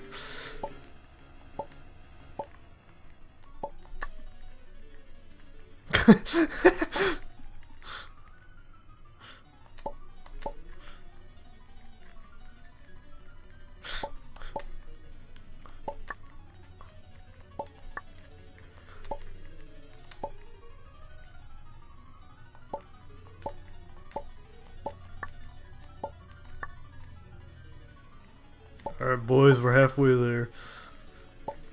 Hell yeah.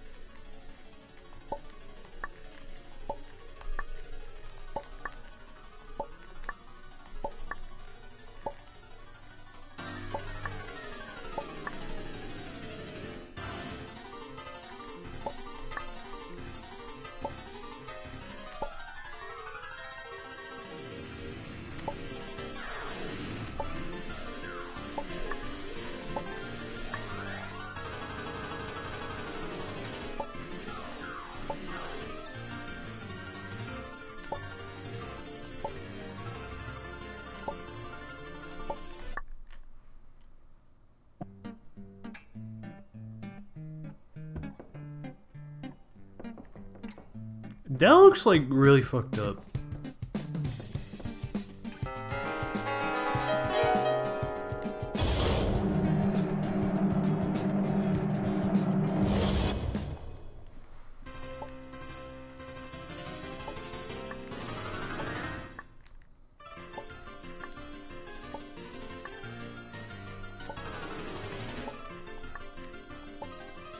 This looks like next level wacky. Oh my god.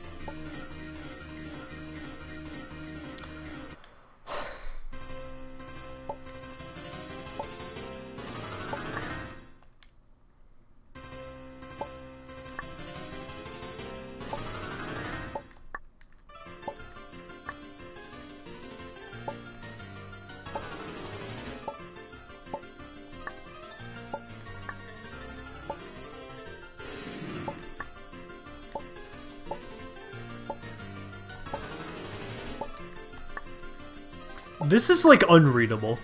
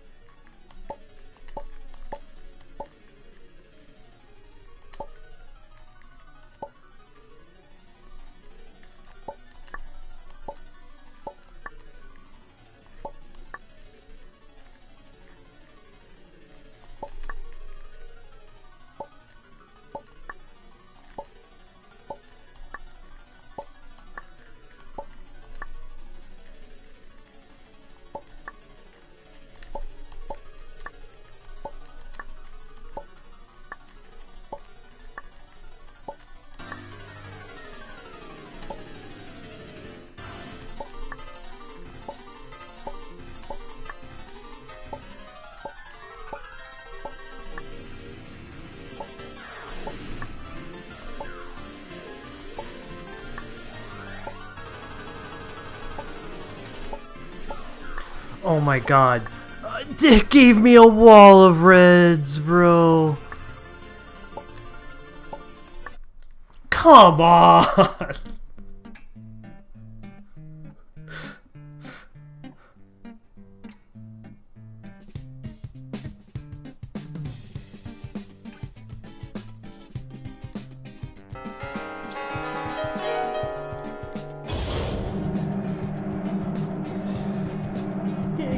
It just gave me a fucking bundle of reds out of fucking nowhere.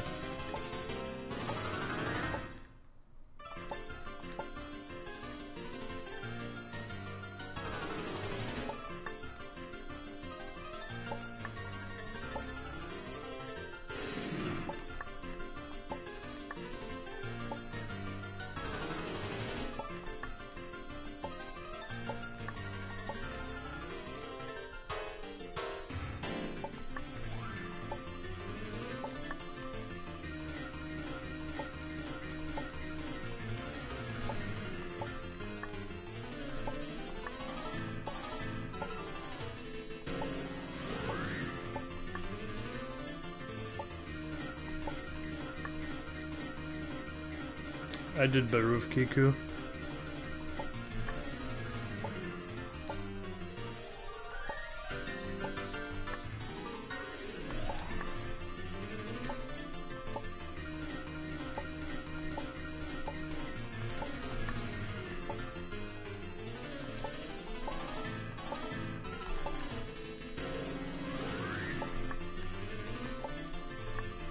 I mean, it's just fucking unreadable.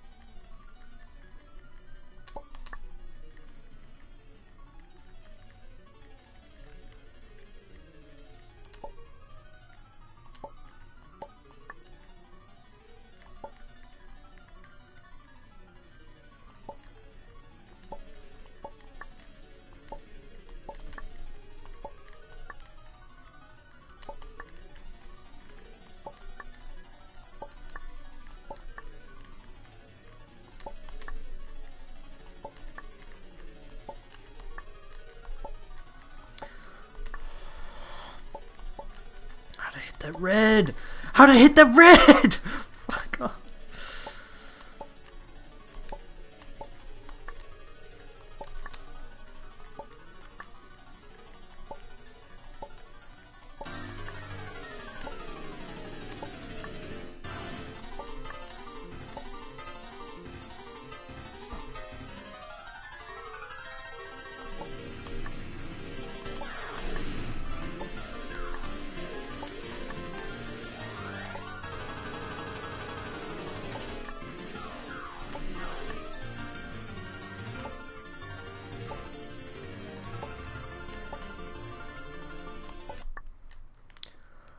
This is oh my god.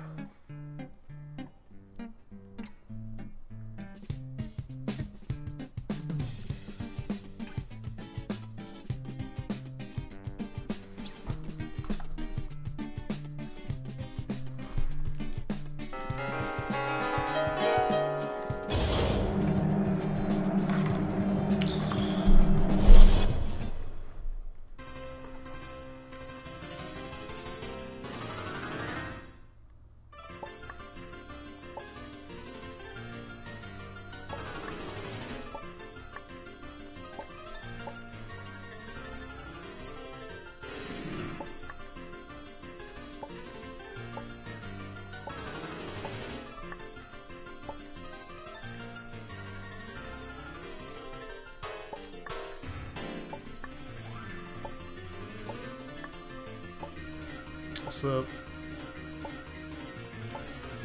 I hate this.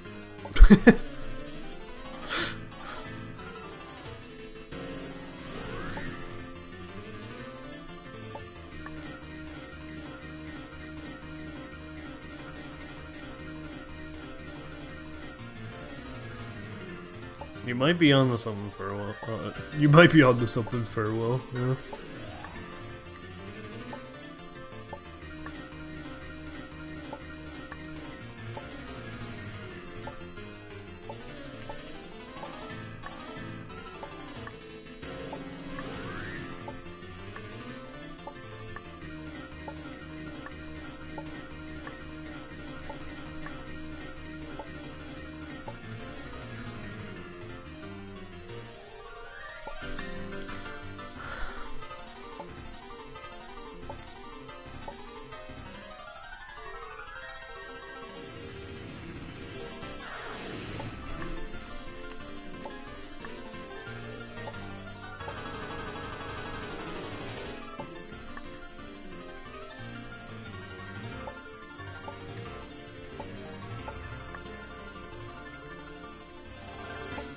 Great, I'm here with not even fucking 700.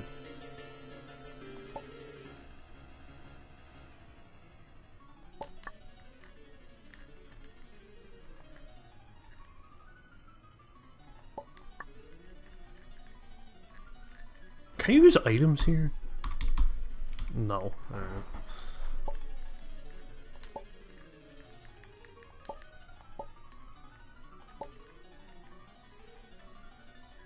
Oh, it's not gonna be fucking clean.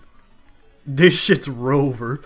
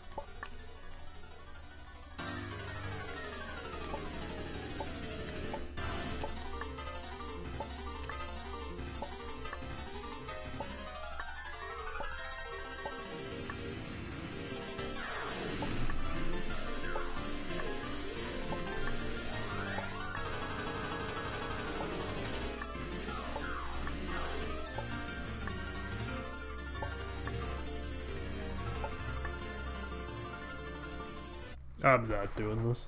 I give up. And that's like the most fucking infuriating thing I've played. Good morning.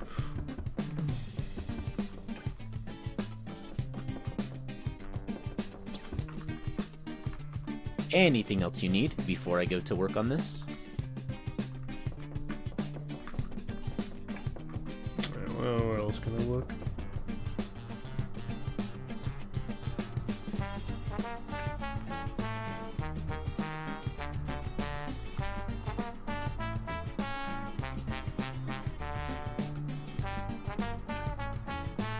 Oh, the council room.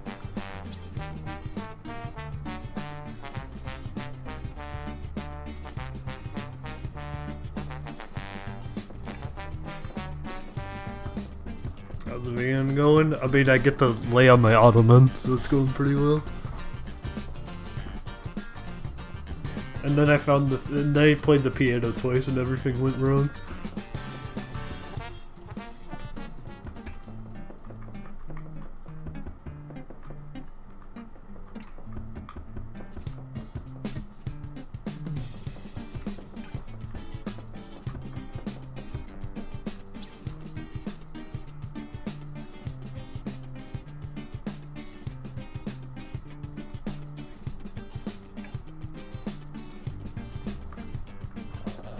No cyanide in the kitchen.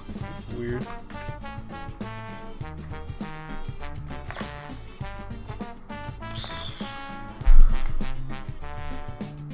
Then there's 6 chairs.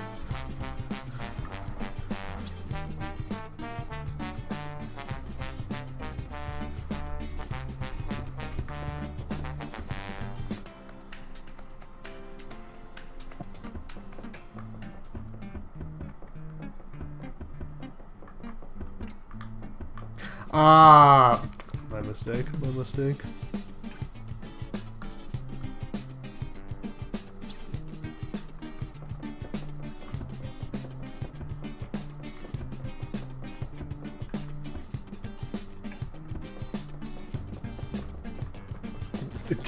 You know, anything could be a chair. You could just stop there. Alright, let's just go to the karaoke room. See if Sammy's singing.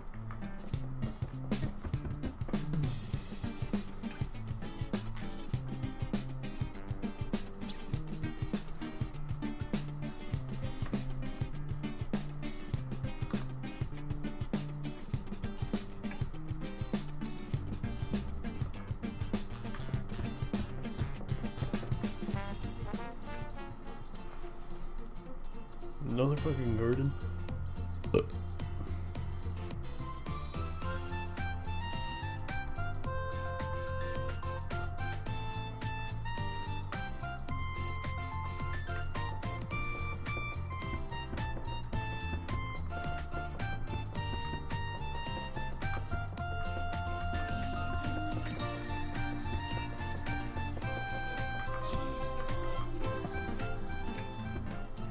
They both bring me down here. How am I doing? Yeah, ha ha. How's Sammy doing? Still well?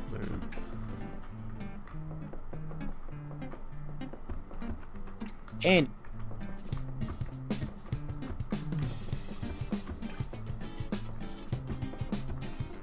alright, garbage room. This is the what? This is the garbage room? Oh, this is the garbage room. Right next to the Council of Cock.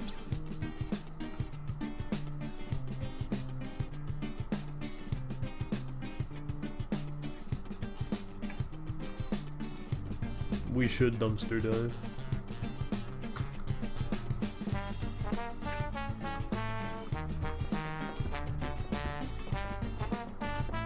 Do you require help with anything? Yeah, could you help me beat the fucking piano minigame? Do you require help?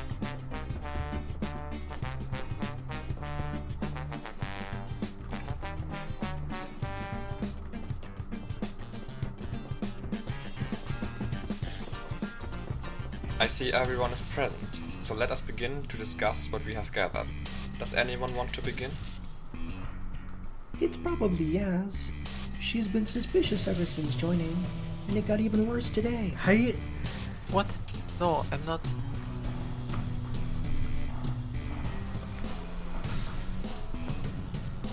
Ah, rats.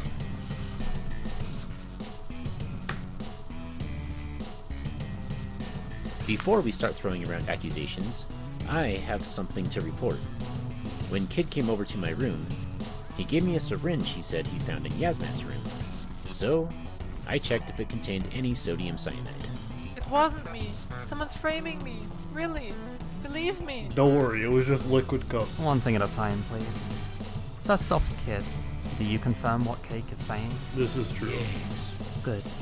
Now, Cake, you said you checked the syringe for the poison that was used to kill Eric. What was your result? The syringe did, in fact, contain some residual sodium cyanide. See? I told you. Yaz is the killer. God, no. Please believe me. I didn't do it. I could never kill someone. The killer must have put it there. Kid, you said you found it in Yasmat's room. Where exactly was it? Drawer.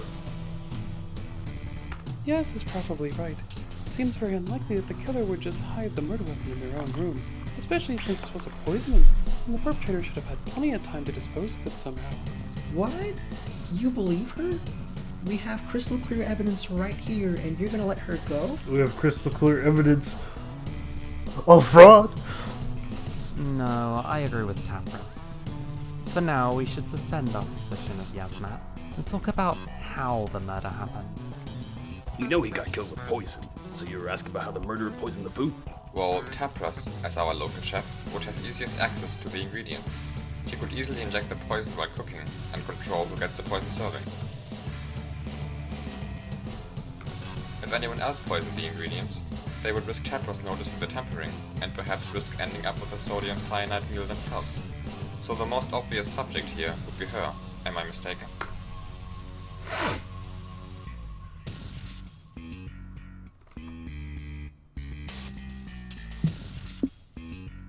Wait, yes! Okay. Alright. Based. Alright. We gotta do some reading.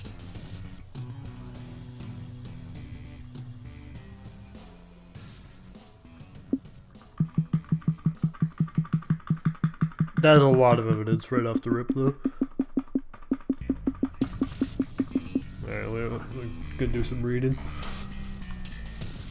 Yeah.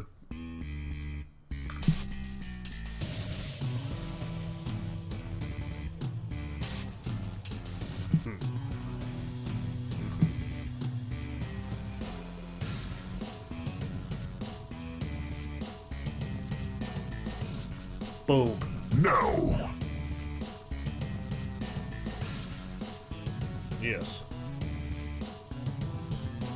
Okay, so there is evidence, so I should probably care a little more. Not that I'm not caring, it's just there's a lot.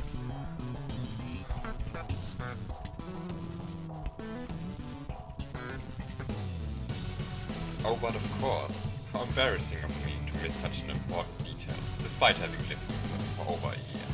You are entirely correct, and I retract my statement. Get fucked. Make a better piano. Slimy bastard. Enough with the head games. You got anything to actually lead us anywhere, or do you just want to keep it yapping? We know that one of Eric's many bananas was poisoned.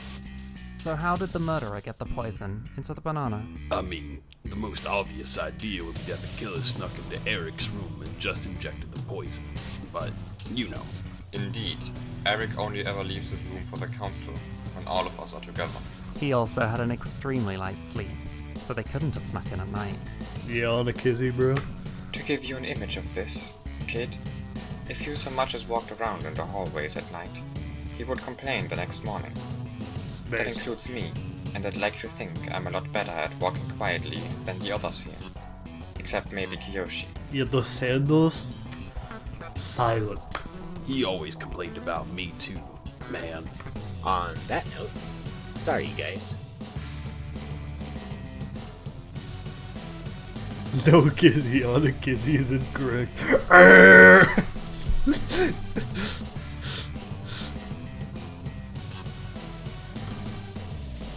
Cake's got a massively weak bladder. So do I. Myself every hour or so, and there's almost Oh my god, Sam. Sam. Actually, Sam.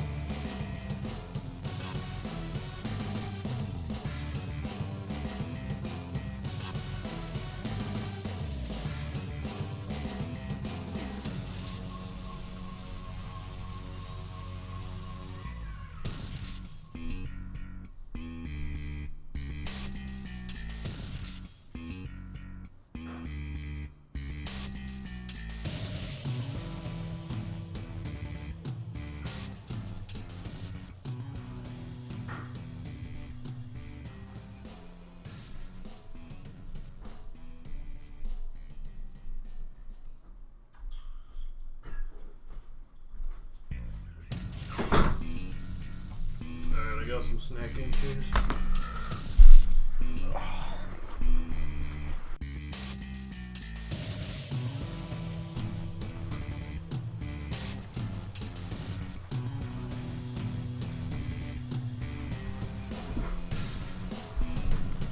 I would have to look at the rest of my data, but I believe there have only been around 4 conferences that went without a break. Hey, that's pretty good.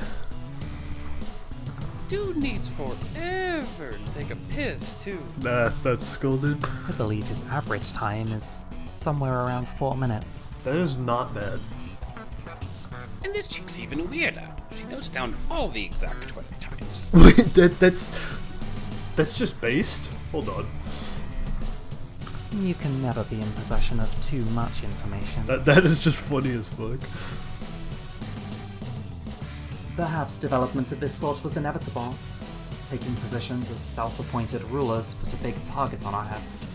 The player took the shape of the sword of Damocles, precariously suspended over our heads. The traitor, then, would be acting as the horse's tail hair, the string keeping the sword afloat. I should maybe say more. This VN shit is so turbo.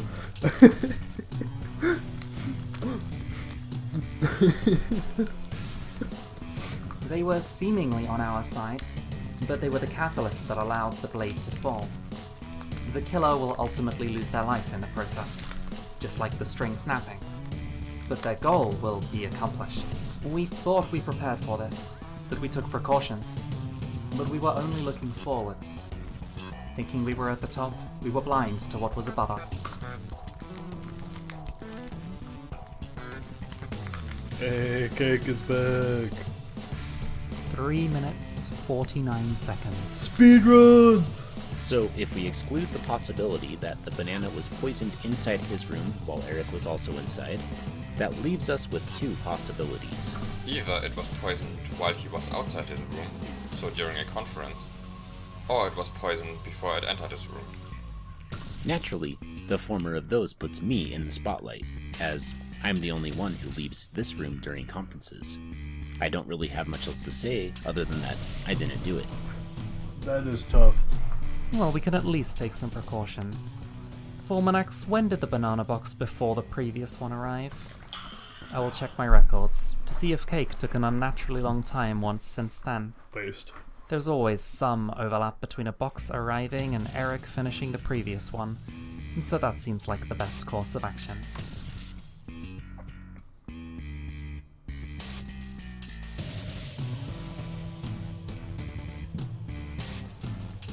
The box before the previous one arrived 2 weeks and 4 days ago.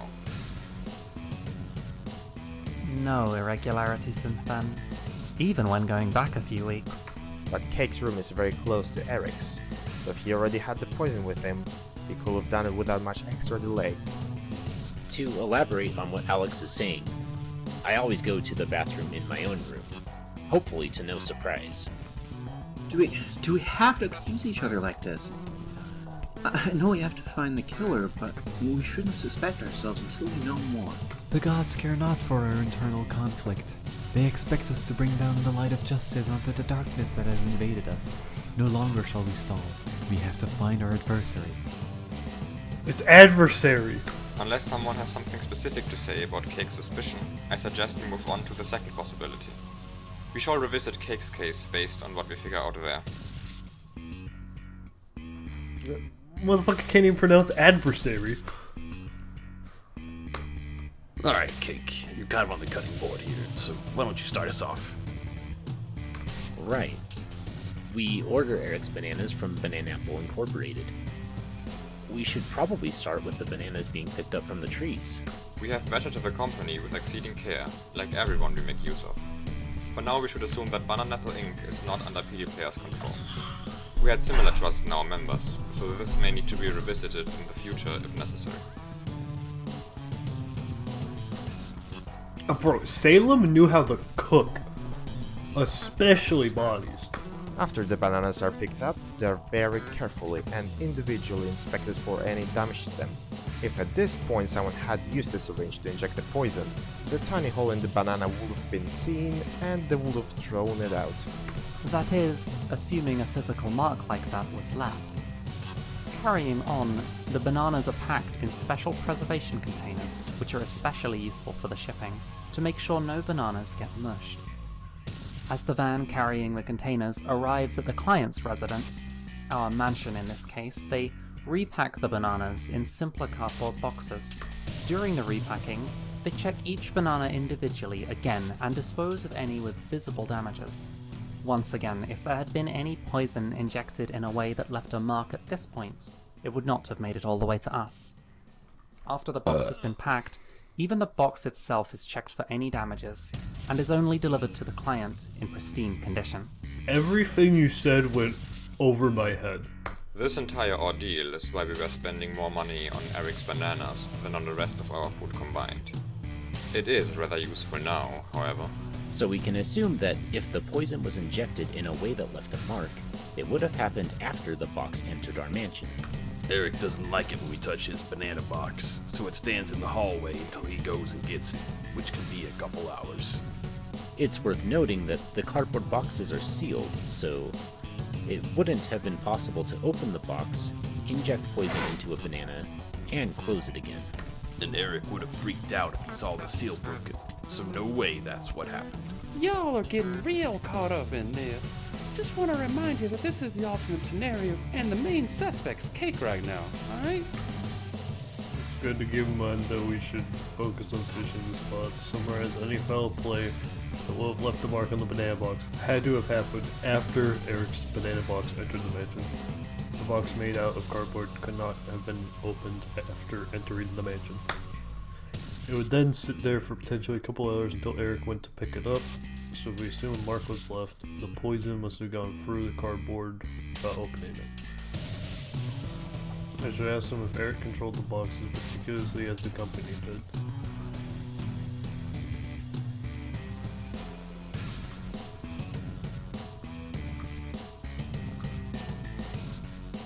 Well, it's not like we're usually watching when he's opening the box, you know. Given that he's never flipped out on us before, though, probably not. Yeah, I would imagine there's been at least one case of the box getting some smudge on it before you went to get it. So yeah, probably not. I can't check the poison banana anymore. There's someone else we can check. Come on.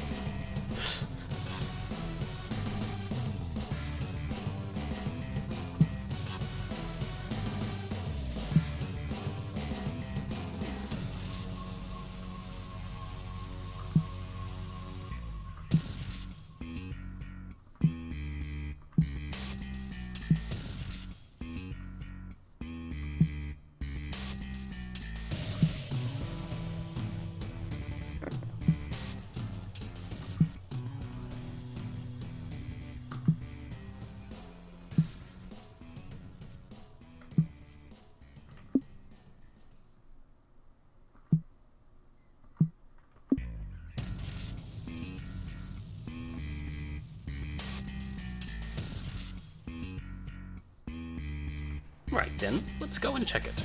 I suggest Kid will check it as our neutral party.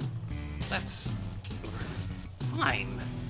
Anything else I can bring you, Your Majesty?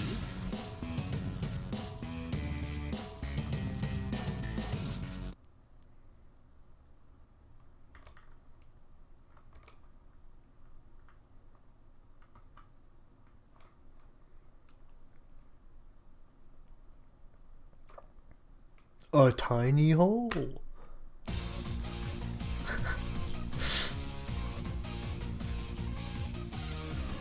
Wow, really? To be honest, I didn't have a whole lot of hope for this actually working, but here we are. Ah, that's great. Now the suspicion is off Cake. A big step closer to finding the perpetrator. Aha, Kid. I knew you were the type of guy. I'm sorry to bring down the mood, but before we so much as celebrated finding a lead, Kid should investigate the other boxes as well. For all we know, having a tiny hole might be a signature of the Banana Apple Inc. cardboard boxes.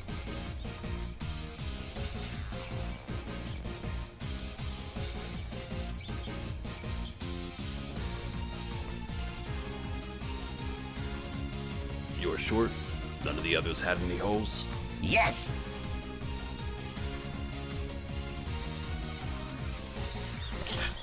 Everyone's having a time in the room. Well then, it seems we've largely figured out how the murder happened. You said the hole was in the topmost box, meaning it was the most recent one. I shall go and check when it was delivered.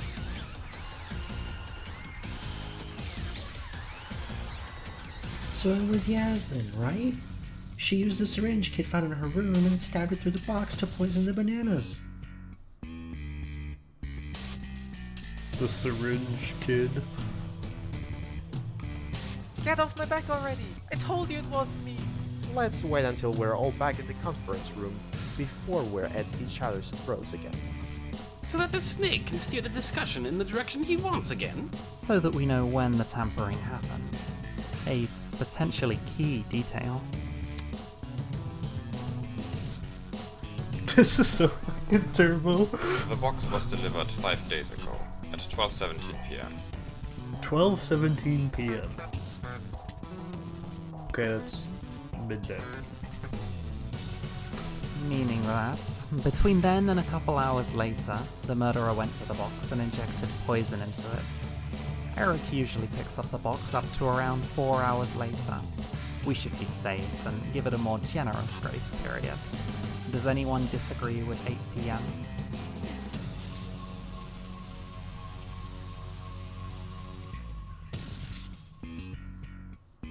Yes? That's a really generous grace period.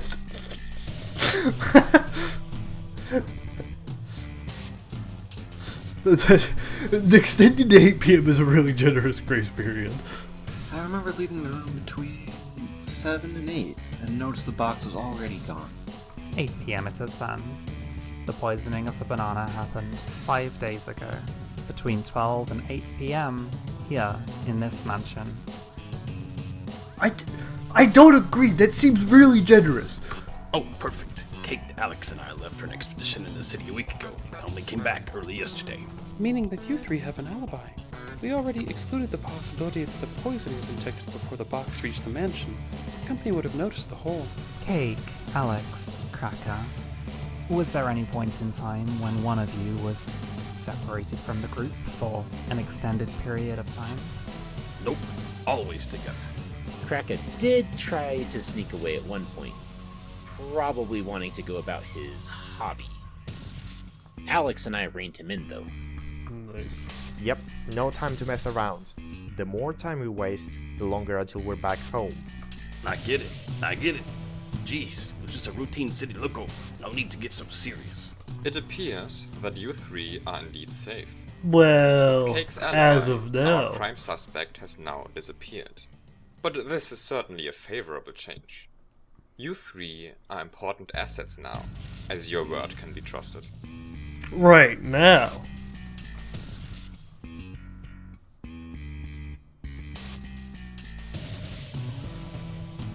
So, are we clear on it being Yaz yet?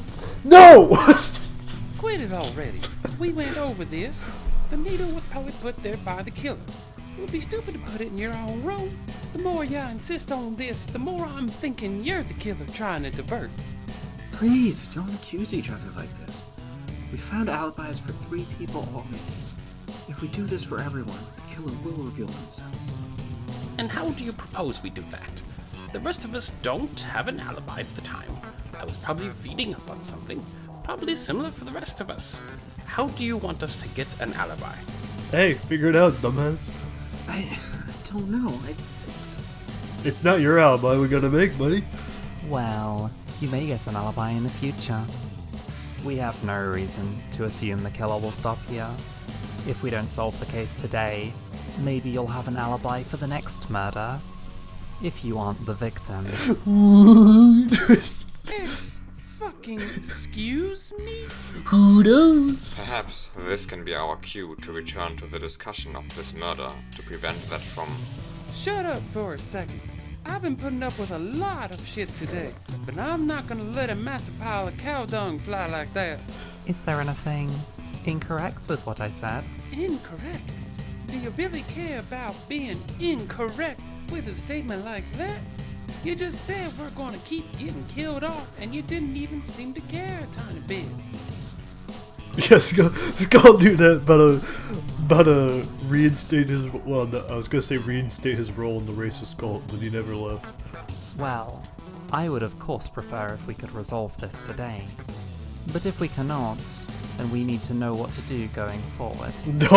Do not hold her back. Whatever, man, I'm done. Is there anything we haven't mentioned yet?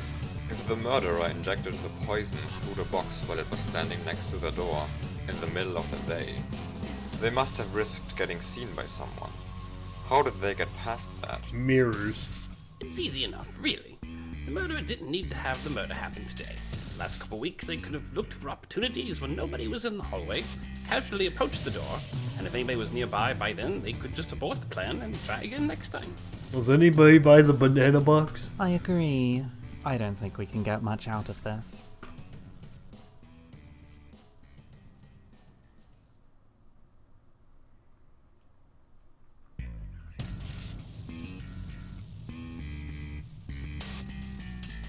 Holy shit, we're talking. Oh my god, we're gonna skip dinner at this rate.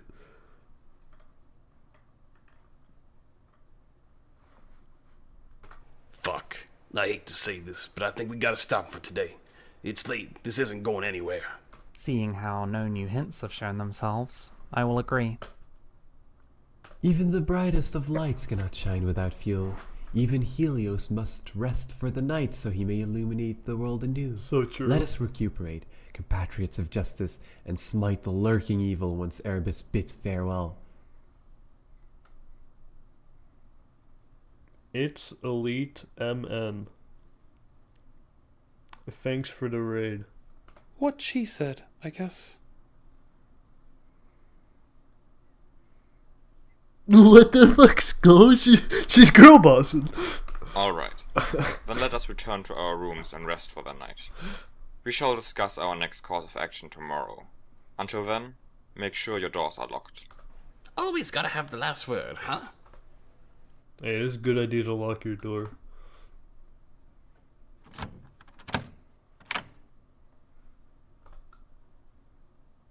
Better hear the femur breaker when I go to bed.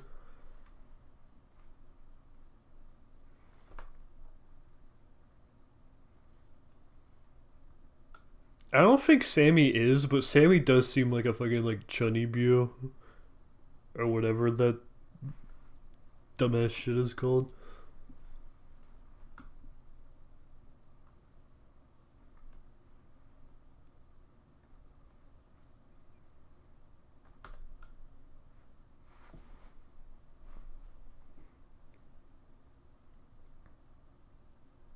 Okay, but verbose nonsense is just an all-time classic.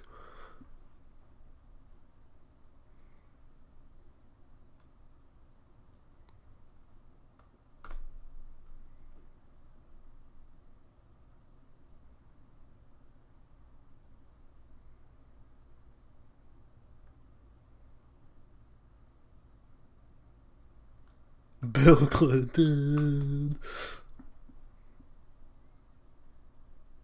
I thought I put a space between Bill and Clinton, but honestly, I'm keeping it like this.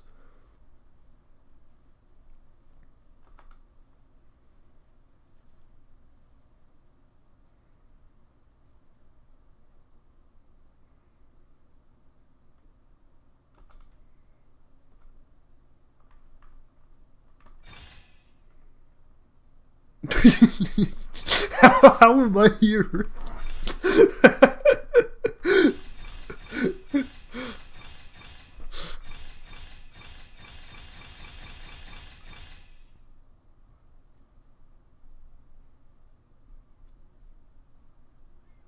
filter out like all non-alphanumeric characters and not worry about shit. Alright, it's clearly Cosmo.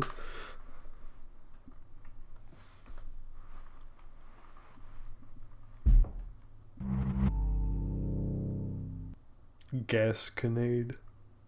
Make a real word. Wake up.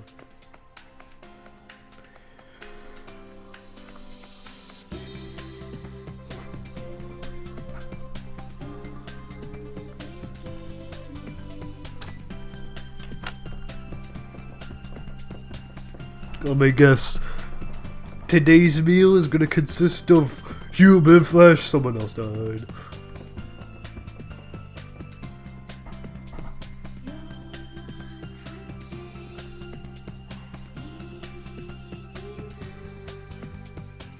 Hey, kids here. Grab some food if you've got an appetite.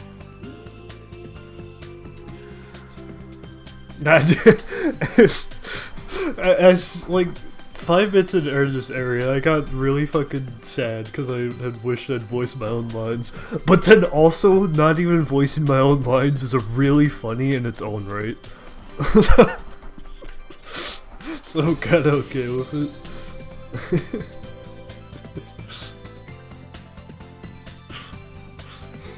In 20 minutes, it will be 8 AM. If there are still people missing by then, we should wake them and make sure they are safe. Like, I didn't know it was gonna be this, bro. Are you saying someone might have died again? There's a murderer on the loose, so it doesn't exactly seem unlikely.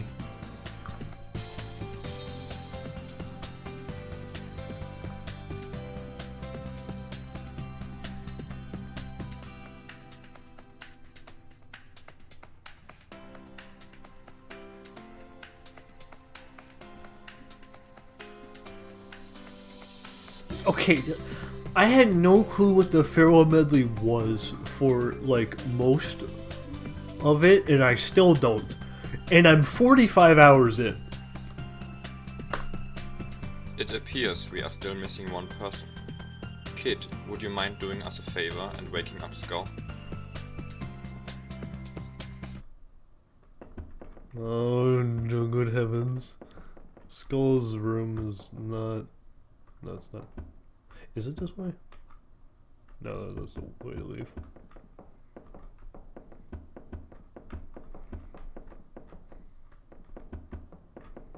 The Skull's just sleeping in. A sleepy dog.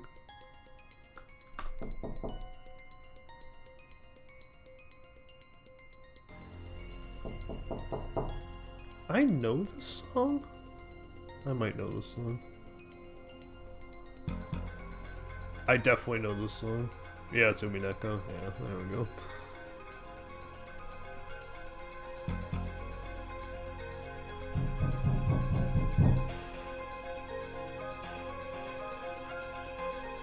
Fuck off! Yeah, just sleep in. Jesus fuck! What sort of cow-molesting dog would wake a lady at a time like this? The one thing I hated about farm life was having to get up at an ungodly time. Now that I'm here, I want to fucking sleep. What do you want? It's breakfast time. Ah, fuck. Right. Shit. Okay. Give me a minute. I'll be there. No likely murder, huh? Color me surprised. Oh, thank God. Let's overcome this together. And Skull, close your mouth while chewing. So, what now? It's not like we got any new leads. And honestly, I didn't really rest well last night. I could not get over how fucking awesome this is. I'll have to agree. My brain feels even more mushy than yesterday. I might need a couple hours to get my thoughts clear so I can work on this again. Was everyone here always this week? Fine. You guys can waste your time sitting around while I at least try to find the one who's planning to murder us all. I suppose everyone can go about this as they wish. Although I would agree with Wolfie and advise you to help solve the case. If you feel the need to replenish your mental stamina, then so be it. So, kid, how's the situation looking like for you? Any brilliant ideas?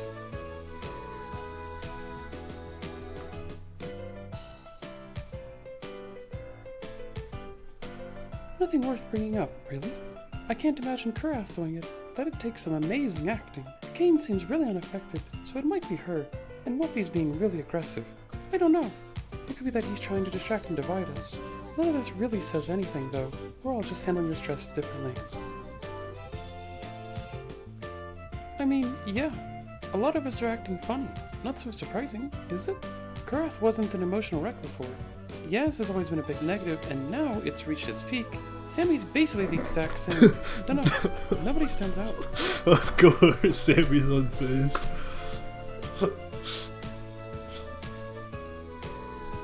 Good luck. See you later. I'll think about things, I guess.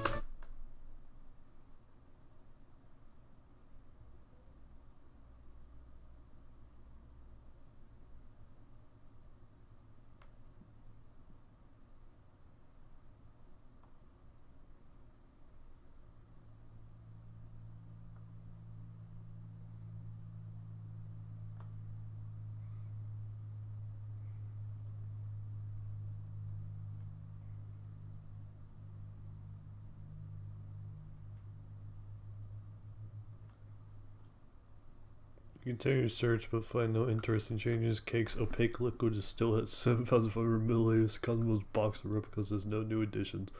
Alex artifacts in the same position. By the time you reach Fix's room, or toolbox is staying open in a room with the same tools as yesterday, and a few screws seem to be missing.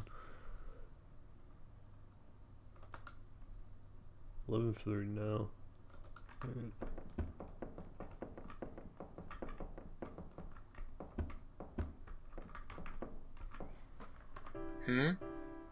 Did she break down again? Yeah. Cake came here earlier to tell me about her breaking down. Must have been around 8:40 AM, give or take. She feels more comfortable in the garden, so she's there a lot. We sometimes check the garden just to make sure she hasn't broken down out of sight. When I fixed her up, she said she was going to fly the usual crew around before we meet. I guess they might be in the air about now. Oh, right. You probably had a reason for coming here again. If you're going to interrogate me, just do it from the start, please. Guess you're really just curious about my opinion then. I don't know.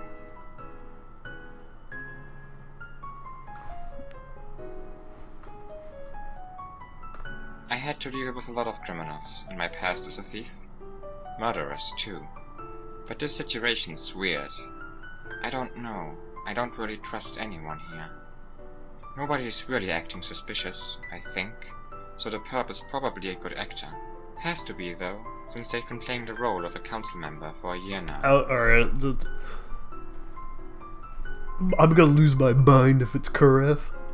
Because I don't know how the helicopter would use a syringe. If I had to give you one suspect, then I guess I'd go with Yasmat. This case is weird enough to where I think the syringe might be a double bait. You know, make it seem like she's being framed.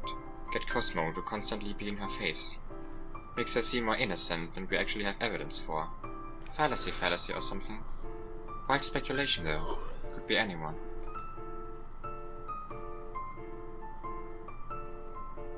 Oh, I'm dead! I don't know. Maybe. But if all of us miss it, how obvious can it be? Fiction? Ah, here you are. I am popular today. Kurath said she was feeling something weird somewhere inside her.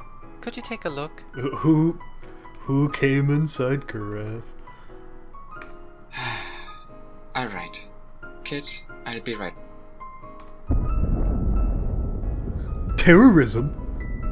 Oh god, oh god, oh god, oh god. What the hell just happened?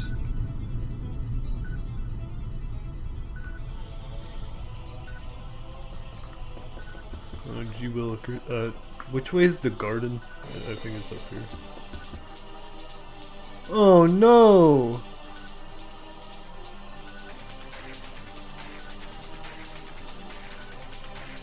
Asteroid?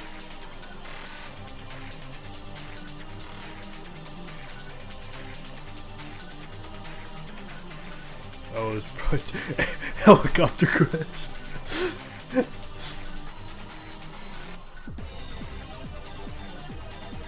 Happy birthday, Kaden.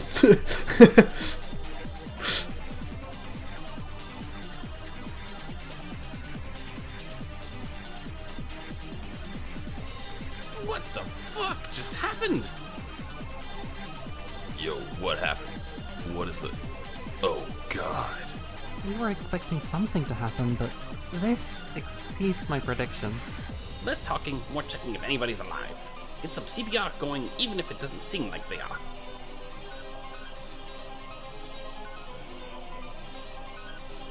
Cardiopulmonary resuscitation. Oh, motherfucker got that straight from thesaurus.com. Oh no. Oh no, no, no. I think her said. She's beyond dead. Nothing I can do.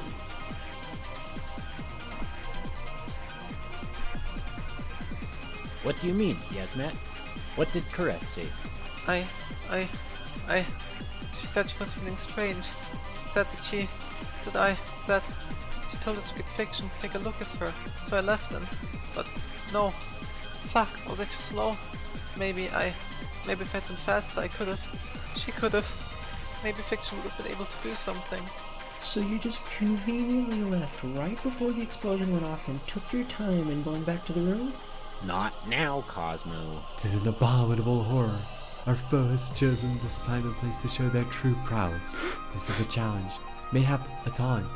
PD player looks down upon us like a god might look upon a human, or a person might look upon a chess piece. A blessing in disguise, for it gives us agency to retaliate. Mayhap Dolos has his own plans for our nemesis, luring him into a false sense of safety. We must thank Cronus for allowing this to happen. No doubt a hand in Dolos' second edge.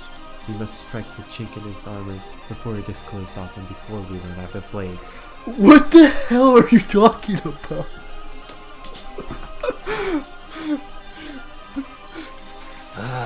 This is not the time for cryptic nonsense, Sammy. No saving him either.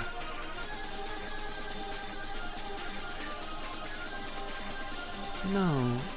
Sammy actually said something pretty smart there. Can you parse the moon runes for me? Huh? I'll get back to it in a bit. For now, we should investigate this room and see if there are any hints. You mean any hints besides the 3 corpses? A massive crater, and Kareth remains lying everywhere. Assuming this metal indeed belongs to Kareth, yes. What other helicopter crashed? Dead. Damn it.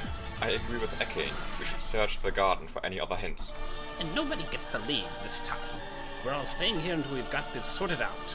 You want us to discuss the murder here? This seems like a bad place to discuss the murder. With the corpses here, that's what I'm saying. Way too risky to let the murderer go now.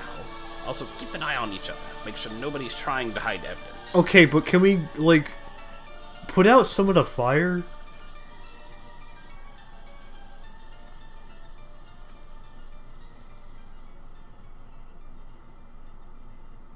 As soon as we are able, I propose we take a look at the other possible exits out of this mansion. I see what you mean. There is a chance that Kareth somehow set this up. For instance, she could have previously planted explosives in the floor, played out the whole spiel about feeling strange, and sent Yasmat out. After that, she left the room herself, heading for the front door. Then she set off the explosives, using the sound and shaking as a distraction while she broke down the door and fled.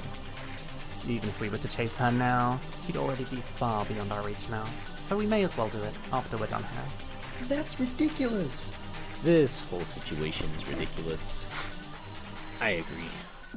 We should check out the door and all the windows later.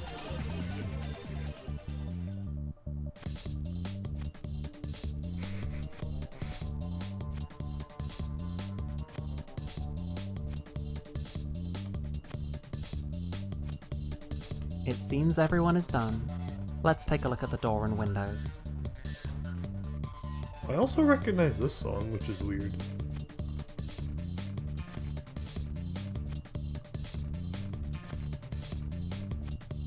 Doesn't look like it was broken or unlocked in any way.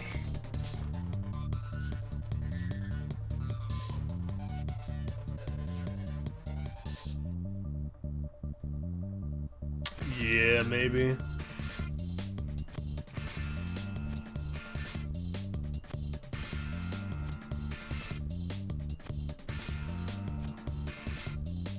Wait.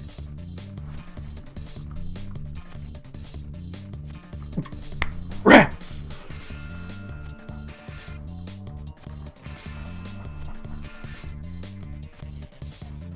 With this out of the way, I think it's about time we have lunch. And I think we can lift the ban on leaving the group now. If there was any evidence to hide, we would have seen it by now. Fine. Lunch Wait with the time. discussion until I've got your food ready. I'll make something quick. Alright, so Kraka, Alex, Skull, and they're dead. Kareth is like probably dead. But also no, I'd probably put explosives on Kareth. Very well. Let us take this time to gather our thoughts on this case. Piss time.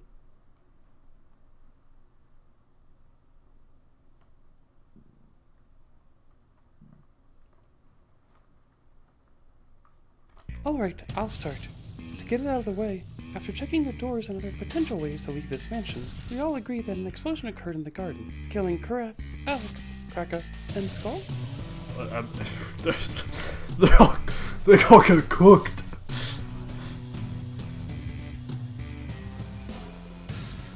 Yes, you mentioned Kareth said she was feeling weird.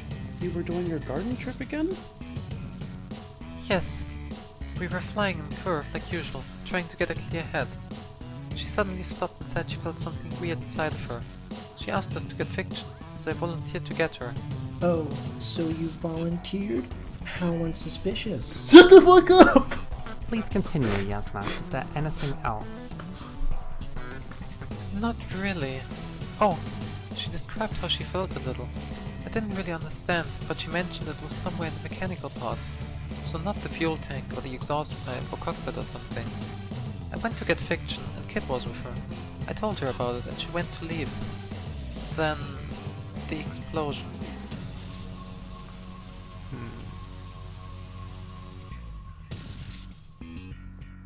Yeah, of course. Who? Okay. Well, Kraka could have pulled off the role, but that's about it.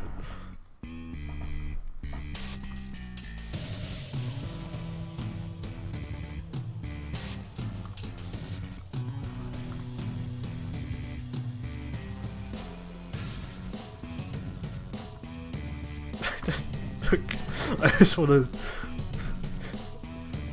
to. No, hold on. Sorry, just check Discord. I got 2 messages from Cosmo that I find really funny. 9:25 p.m. I'm gonna take a 15-min napo and then play Find My Destiny.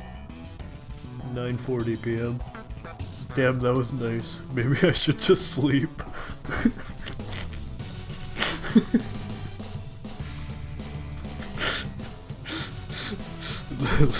Ladies and gentlemen, the chef. I shall address the elephant in the room. Kareth was feeling something strange inside of her, and then shortly after, an explosion shredded her to pieces. I presume we all agree on who the obvious suspect is here?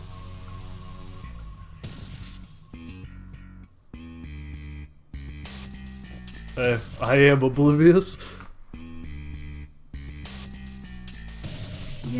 Yes, obviously. She left the garden after planting a bomb and... No, Cosmo. The obvious suspect is Fiction, who had repaired Kareth and could have planted a bomb then. I'd like to make the same appeal as Yes did yesterday. I'm being framed. Someone else has done this and made it look like I did. Unfortunately, your situation is a lot more precarious than hers. Yeah. We all know that Kareth didn't let anyone other than you handle her repairs, so there was no easy way for anyone else to plant a bomb inside her. Someone could have put the bomb on the ground beforehand and had it explode once Korath was on top of it. True. Yasnat said Kurath was feeling something weird inside her, so the bomb seems to have been placed at a point only you had access to. Unless Yas is lying. Or maybe she isn't, and the murderer used some remote control device to make Korath feel weird. PD play. I don't know. Those are not the most convincing arguments, I would say. Even if we were to presume that Yasnat was indeed lying, you have seen the devastation. Had the bomb been burrowed in the ground, one would expect more of Korath to remain intact, just like the other corpses have not been flayed beyond recognition. We only found pieces of metal spread across the garden. We were so unsure it was Korath that we investigated all the possible ways to leave the mansion. Do you wish to hold on to the possibility of the bomb being placed outside of her? I mean, I don't know. All I can say is that I didn't do it. I don't know who did it. I don't know how they did it. I didn't do it.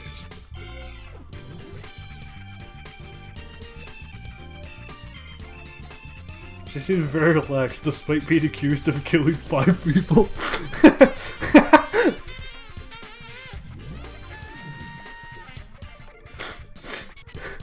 But before you hang me or shoot me or whatever you want to do to me, I feel like it would be fair to think about how else would have happened.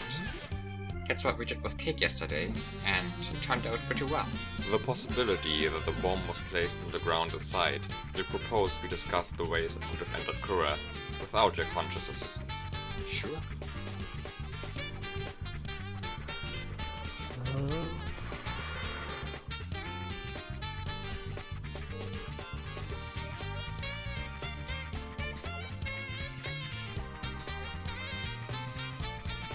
What if the bomb looked exactly like a screw? A way to make fiction place the bomb unknowingly. Perhaps someone could have messed with her tools.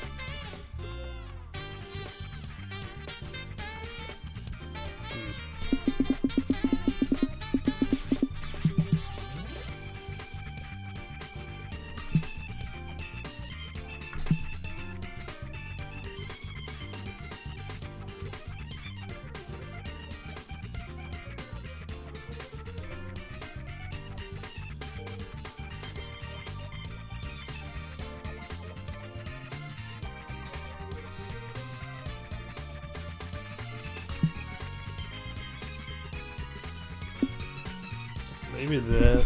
Let me check a bit more.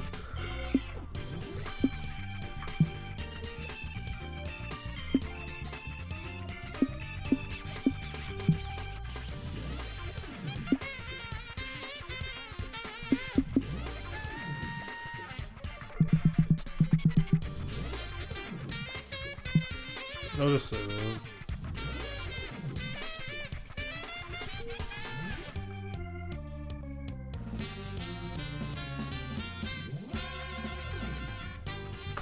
So the perp would have had the opportunity to do something to the tools, but so what? You saw the size of the explosion. Must have been a pretty sizable bomb. If it found its way into Korath, it must have been attached to a spare part or something. Fiction would have noticed. Guess this is my cue.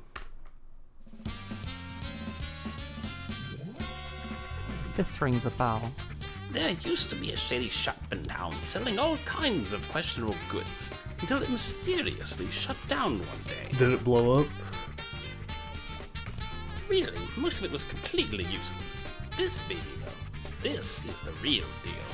You're saying this is a bomb? A hell of a bomb. They were pretty expensive, so they run so many tests, but with how the garden looked, it would have been one of these for sure. If you would excuse me for a minute, I will have to go look at some records. I will excuse myself for the same reason.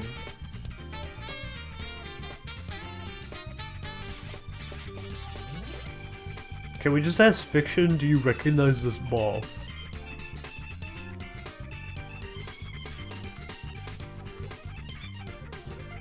Calling it a shop was pretty generous of you.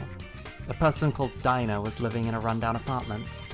If you knocked on her door in a certain rhythm, she would let you in and sell various gadgets. Hey, that's a small business. Damn, secret password and all. A robot fish that grows stops functioning 3 hours after turning it on. An extremely bright flashlight, battery life of 10 minutes. A printer that would print on itself instead of paper. A miniature bomb with very high force. a top which can levitate at sufficient rotational speed. Dinah appears to have suddenly vanished about 3 months ago. Nobody seems to know what happened to her. My notes largely confirm hers. Alright, with the bureaucracy out of the way, can I continue? These little bastards are run-of-the-mill time bombs, almost. As with all his gadgets, they come with a drawback. You don't get to set the timer. As far as I've tested, they always go off about 3 hours after activating them, plus or minus 10 minutes or so. I can confirm this. My records agree. Is it Christmas already? We're all on the same page, and you guys are being useful. No remote control. You have to activate it by tapping on it a certain way. I could demonstrate, but I imagine you don't want the giant detonation to go off 3 hours from now. And somehow accept Fiction's being framed and that this bomb was used. That means the person would have had to turn on the bomb 3 hours before the explosion happened with some error margin. You then had to get access to Fiction's toolbox between then and the explosion. The explosion happened around 11:35 a.m. Can someone else confirm this? I think I can. God, I wanted to look at my notes. Rats! It is as you say, fellow Crusader. As the sun crosses the firmament, Sammy agrees, and so do I. I think it is fair to assume that the perpetrator had somehow placed the bomb inside a spare part at the previous time, leaving it possible to activate still. Yeah, I'd say that could be done. Fiction said that. Cake, can you confirm? I didn't look at the exact time, but that sounds about right. Yes. I can't say for sure when exactly she broke down, though. For all I know, she might have broken down immediately after we left the dining room, or just before I got to her.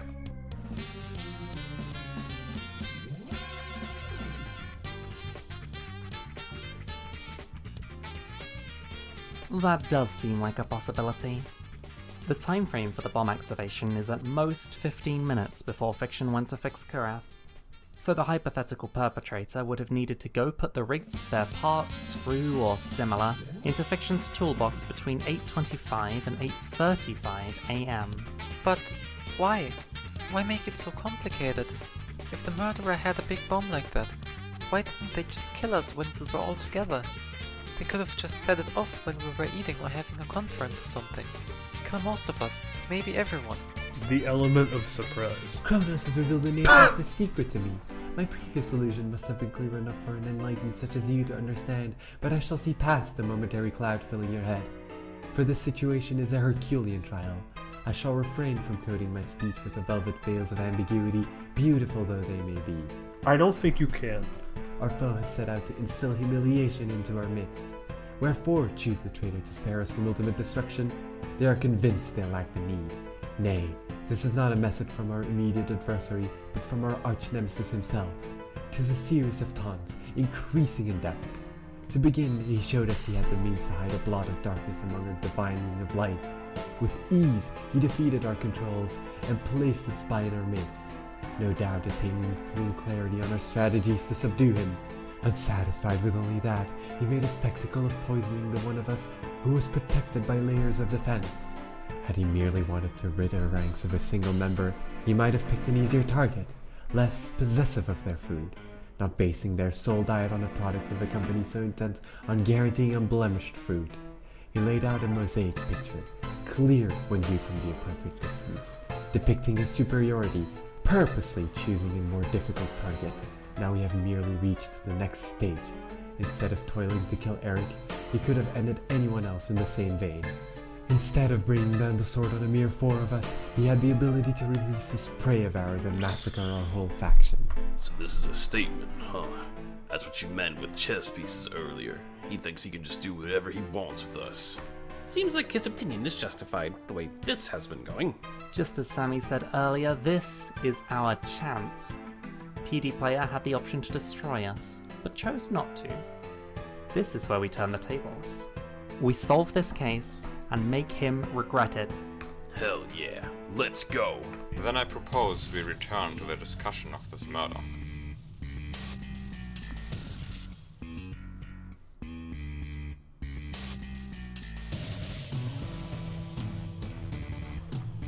Nobody has brought up any evidence that speaks against the simple solution, but I don't think it quite fits. Elaborate? You may appeal to Occam's razor. Who? But with how PD Player is trying to make a big show out of this, would he really just let it end like that? After telling us he has no need to destroy us? This is a flimsy defense at best, but I don't think we can confidently condemn her quite yet. Okay, Occam's razor.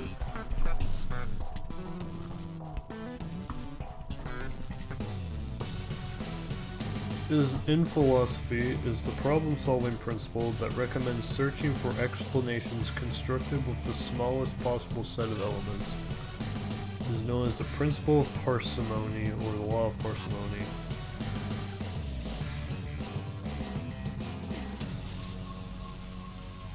Entities must not be multiplied beyond necessity.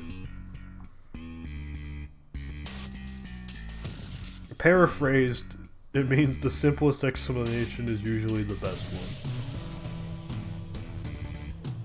one. Okay.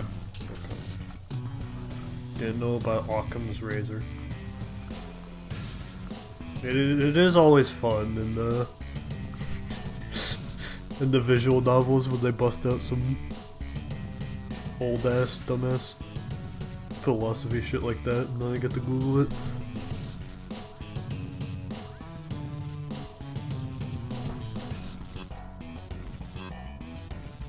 Yeah, a little bit. I was kind of getting lost in the weeds until it said, you know, the simplest solution is usually the best. I still have a tab up of Buff Borgnignon.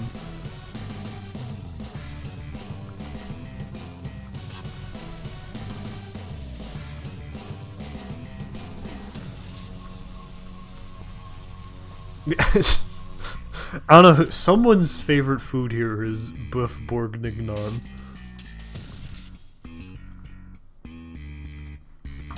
I know I'm mispronouncing it, but like, I don't really care. That might have been Tap's favorite food?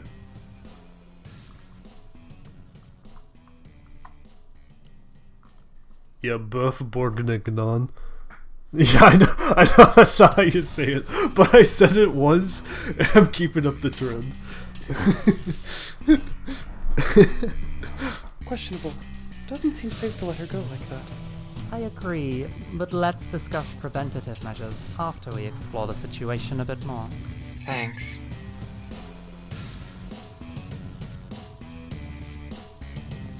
Yeah, thank you. We do not have any substantial evidence that points us to either of our two alternatives, but we may draw conclusions from them. Naturally, if fiction is the murderer, then the case is solved, so we may focus on the second option. The perpetrator must have accessed her toolbox between 8:25 and 8:35 am, so everyone who can prove that they were occupied otherwise during that time frame has an alibi. Speaking for myself, I was talking to Kiyoshi the entire time, with lots of time to spare before and after the critical time frame. Wolfie was in the room with us as well. Kiyoshi, Wolfie, please confirm that assertion.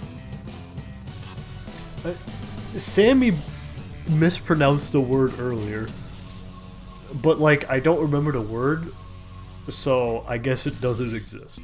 Yeah, we went to his room together right after breakfast, so a bit after 8, and we were talking about stuff for over an hour. No way either of us could have snuck away. So Kiyoshi and Wolfie are safe. As he said.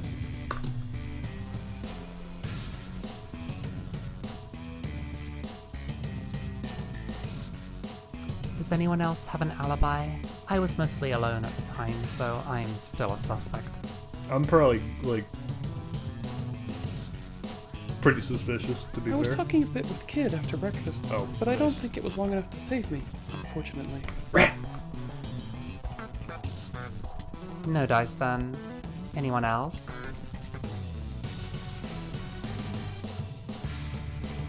What a coincidence that Yaz doesn't have an alibi. Oh my god, you don't have one either! May I remind you that you don't have one either. That's what I said. Me? What have I done to become a suspect? Exist. Everyone is a suspect. unless you have an alibi, which you don't. Cosmo, you said you think Yasmat is suspicious because of how she left the garden shortly before the detonation. But you should reconsider. If Yasmat is the perpetrator, then she had no need to be around Karath and risk her own life. That'd be dancing with the devil, yeah. It would have looked suspicious if she turned down Karath's ride, because she usually always takes part in it. I disagree. These are very extraordinary circumstances, and everyone is highly stressed. So deviating from her habits in order to get more time alone seems entirely natural. But what if Yaz did it? She might not be entirely wrong, though. Since the perp knew when they planted the bomb, there was no real risk of accidentally getting caught in the fire, even if they joined the flight. No risk, but maybe a reward. Being there with the others gives them better control of the situation. Well, the grace period is like 15 minutes plus or minus, right? That's like a pretty big grace period. I wouldn't go for that. Make sure that everyone's together, that Karath doesn't leave the garden early, and so on. I know that the bomb was inside Karath by the aftermath, but that doesn't mean Yaz wasn't lying. She said Karath was feeling weird, but that could be a convenient lie. Impossible to figure out now, too. No, I didn't do it, really. Maybe, but maybe you did. All I'm saying is that it's pretty reasonable to suspect you if we take fiction out of the picture. Anyone else with suspicions or leads? Best we get them out now so we can discuss them.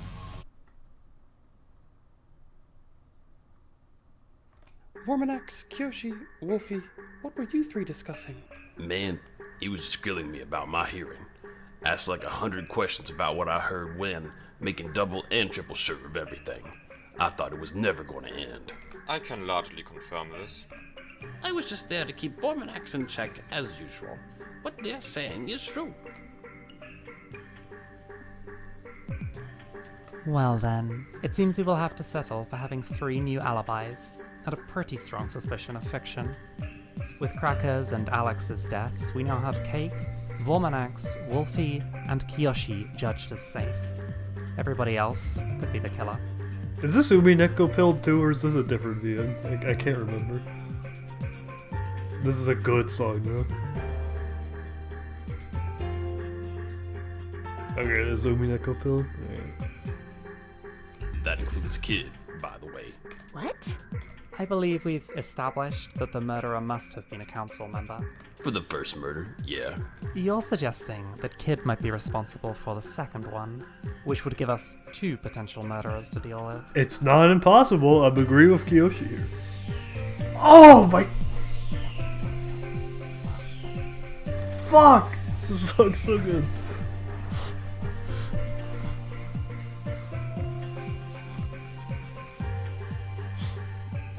Do you know, Skull, off-rip, do you know this song? No. No. Sorry, I'm tired. It's not constructive to think like this. It doesn't make sense for Kid to also be a murderer, I guess. Episode 1 has so many good songs.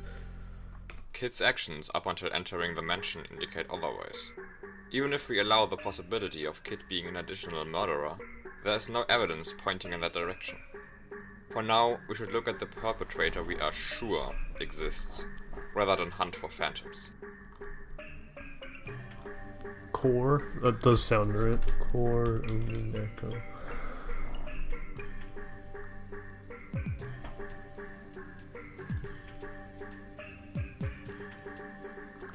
Oh, there it is. Holy fuck. Holy based.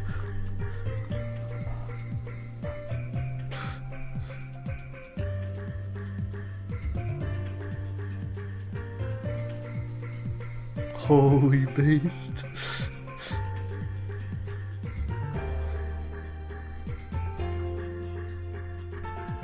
You know, I never finished Umineko, and I probably never will. But damn, that shit is good music.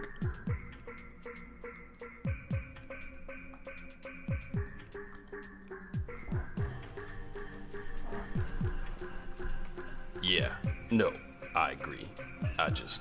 Yeah. Yeah, I stopped at like the beginning of chapter 6. It had been so long, and nothing had happened. It's fine. Everyone's exhausted and stressed, and bringing up things like this is good, so we can discuss them. Was it? It might. Was it 5?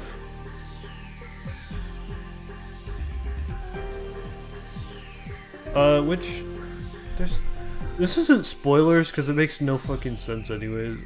There's like one chapter where, like near the start, they introduced this like blue and pink people who like love each other or some shit. Whenever they get introduced is around the time I tapped out. So it's either around the beginning of chapter 5 or 6. And dismiss them if they're nonsense. Yeah, thanks.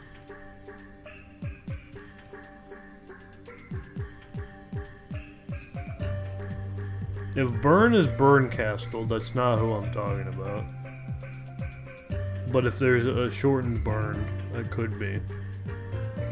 If there's nothing else, I propose we discuss what to do with fiction.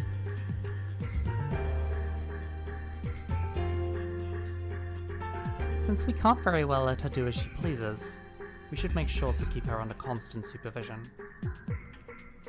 Had you seen Erica yet? Maybe, probably, maybe. There's a lot of names in Umineko. Yeah, that fucking bitch. Yeah, I like insta-muted her.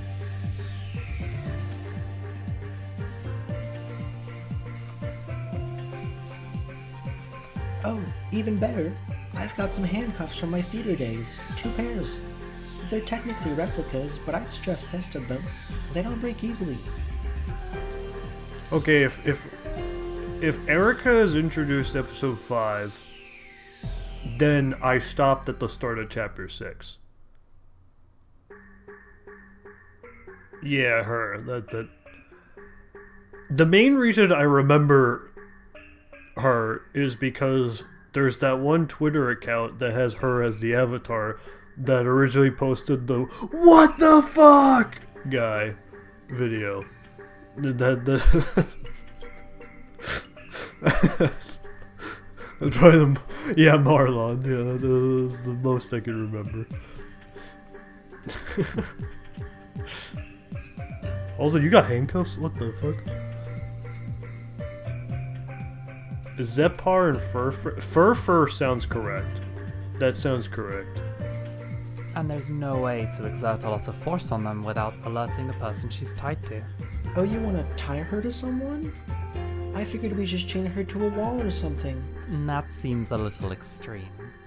Since I seem to be less suspicious of fiction than most of you, I volunteer to be cuffed to her until we know more.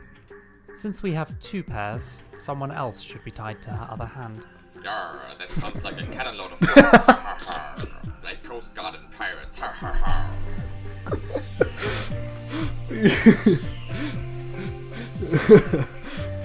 Alright, this is way better than Umineko. I suppose we might as well make some use of him. Kurat's room has the most space, so we should sleep there. Cosmo, can you bring the handcuffs? Sure thing.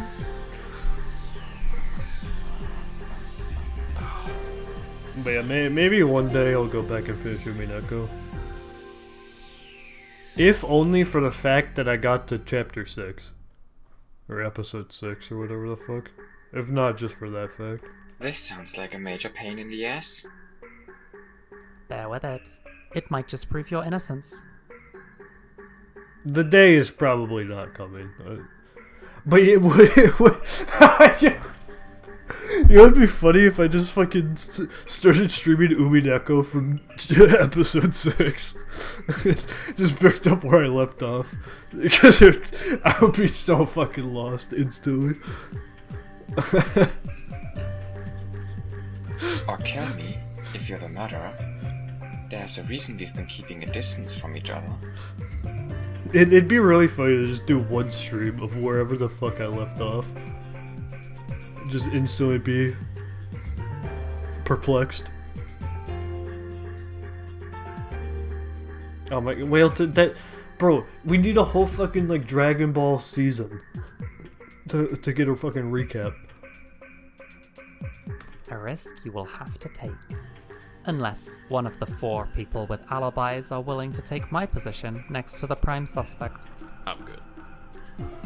Like, the reason why Umineko's even in contention is because I got to chapter 6. So, like, in theory, it'd take, like, less than 50 hours. In theory. Which is still a lot. Like, that's a lot.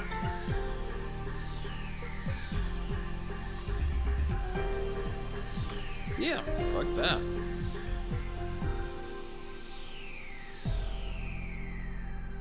Yeah, and Keyview likes Umineko, so like that's not exactly support.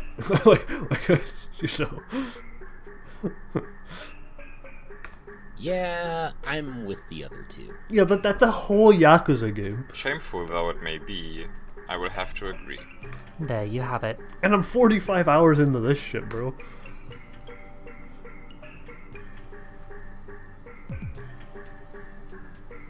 Alright, we're locked up. There we go. So how are you guys going to sleep? And, you know, visit the bathroom? So at least have full voice acting in Japanese, yes. The door to Karat's room is bigger, so we can take the beds from our rooms there. The toilet thing we'll just have to bear with. I would propose Arts and I to take shifts staying awake, but I'm not sure I can trust him. It's not a problem. I'm used to pulling a few all-nighters. Like, actually finishing Umineko is like a crazy prospect. Doing one completely out of context stream of episode 6 would be pretty funny. You can't steer a ship if you can't steer your sleep. We should have just thrown him out at the start. No! I believe we are finished for today, then. Ideally, fiction being shackled will stop the murders from now on. But in the worst case, we should at least gain a few alibis. And here's to hoping that PD Player keeps being arrogant and doesn't just kill us all.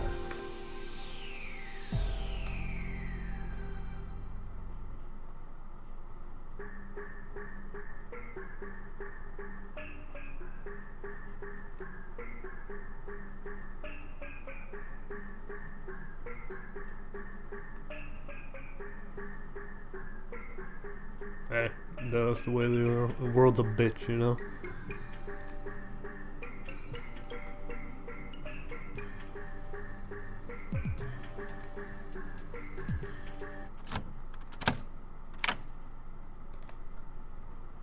Bedtime, night night.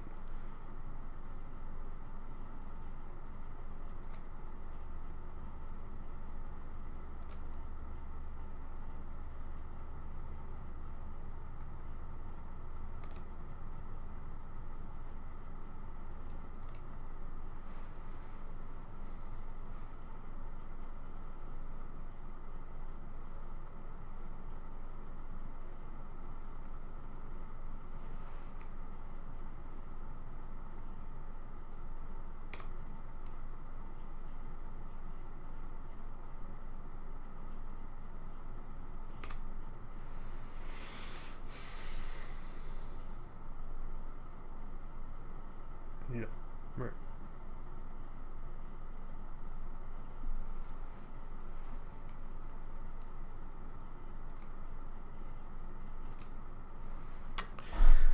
So, not Kiyoshi form or Wolfie. The cake in theory should be safe. So it means we have myself, Tapris, Sammy Bull, Fiction, EI's, Cosmoing. I think I already said a king.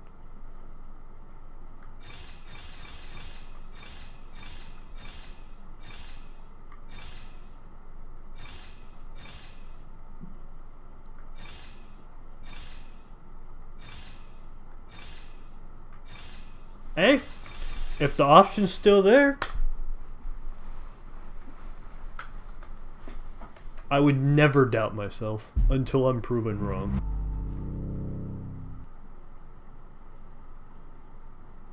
Amphibology. Make a real word.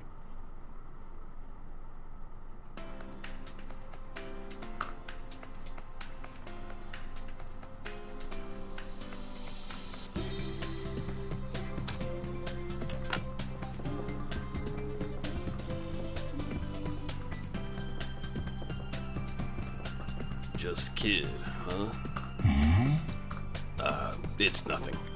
Just the taproot isn't here yet, and I'm hungry. No, that's concerning. It is 10 minutes past 7. She would usually have started working in the kitchen before 7, but I am sure we can all understand why she may be late today. It is a little worrisome, though. True. If the others aren't here by 7:30, we should go look for them. I agree. You had just arrived before Kit, so I had missed my opportunity to ask. Akane, was there anything out of the ordinary? With fiction? No. I was awake all night, and she didn't try anything. You were awake all night? As I told you guys. Not that that means much. Of course the killer wouldn't try anything while chained to two others. Good one, pal. If you can prove that a murder occurred while we were chained up, then you're good to go.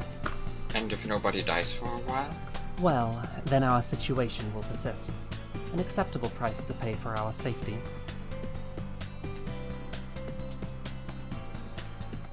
Let's hold off on speculating too much until everyone's here, and we see if anything has happened. Whatever. I'll just go make myself a sandwich. Anyone else want one? I once fought a sandwich that put a curse in my booty. Nasty wretch, but I ended up chopping off her head.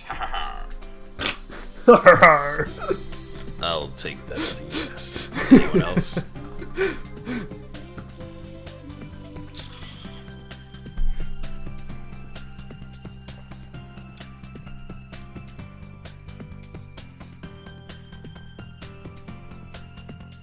Boom! All poisoned. It appears nobody else has arrived in the last 20 minutes. Yeah, that's concerning. Let's go check on them then. Cosmo and Yasmet are closest. Oh, I think Yaz might be in the music room. She went in there last night while talking to herself. Let's check Cosmo's room for now.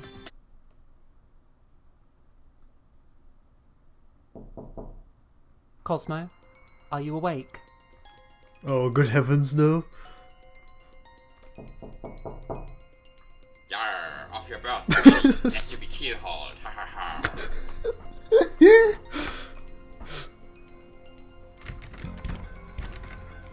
This is not a good sign. Let's hope she spent the night in another room. Awfully optimistic. Kiyoshi, you said Yasmat went to the music room last night, so let's check there next. Sure. Yasmat, are you awake?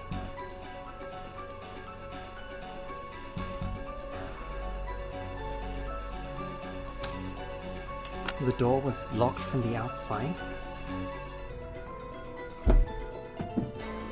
Oh no! It wasn't Cosmo!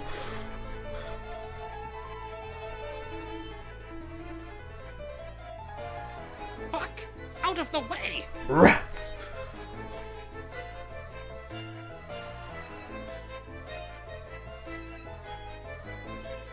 Fuck! Too much blood lost. Stab wounds in the chest, abdomen, arms. Some worries were hit and... The Saturday legends are no more. God fucking damn it!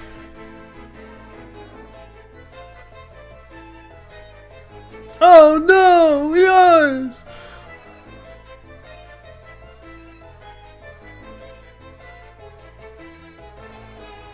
Clean cut across the neck. Wouldn't have been able to save her if I'd been there as it happened. How the fuck are you gonna prop open Cosmo's body on the door?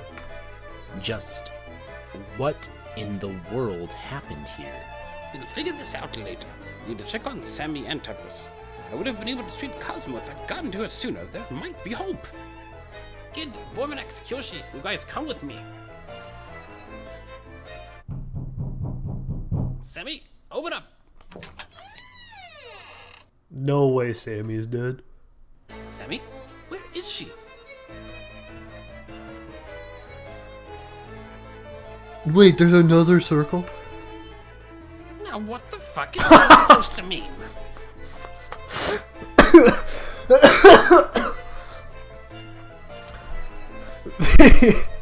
The opera is cast by the disciple of Zhang Lang. She plots your demise in your second haven. Kronos is impatient. Zhang Long is the kitchen god in Chinese mythology.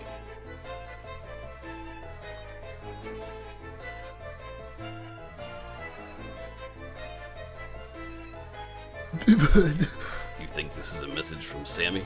While the linguistic style matches, I have my doubts that it is from Sammy, rather than for her. Regardless, we should head to that second haven.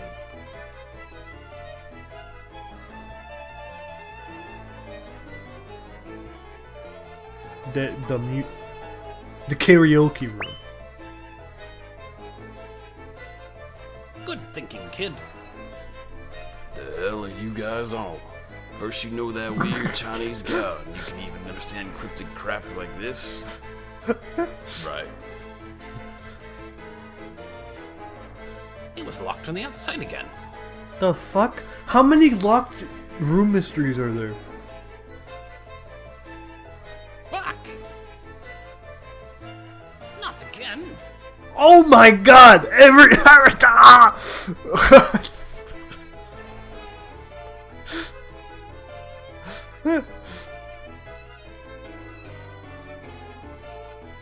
No, Sammy!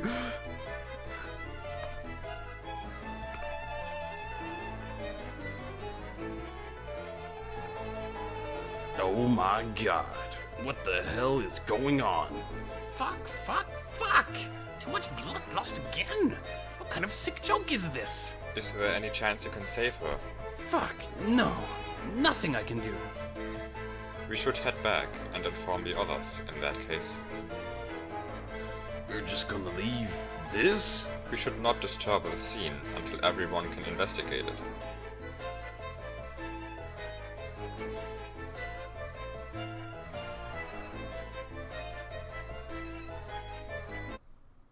Meanwhile,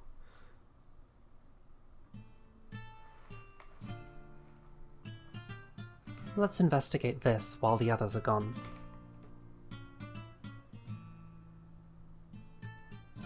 a bloody knife. Given the 2 knives on the floor and the wounds Wolfie described, it seems fairly obvious how the murders here happened. How? We should probably wait for the others before we discuss anything in detail. Let's just see what we can find here. Can we discuss how did... I don't know how.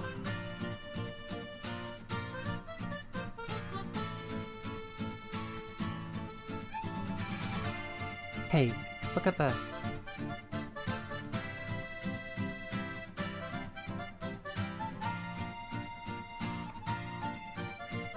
Sorry guys, I think I messed up. This message speaks volumes about what happened here, but we'll get to that later.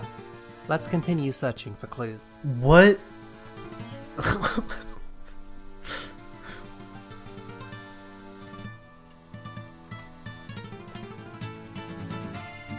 Go figure. The other 2 bit it as well. Even more of a mess than down here. You'll want to see it for yourselves. We will check it out soon.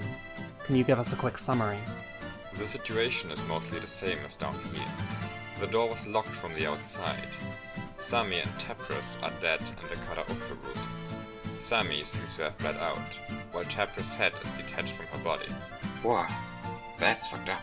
We have yet to properly investigate it, so I cannot say more as of yet. In Sammy's room, however, was a peculiar message. The Umbra is cast by the disciple of Zhonglong. She plots your demise in your second haven. Kronos is impatient. Peculiar indeed. Alright, we'll go to the karaoke room next, thank you. We looked through the room while the 4 of you were upstairs and found a message ourselves. Of different nature, though. Sorry guys, I think I messed up.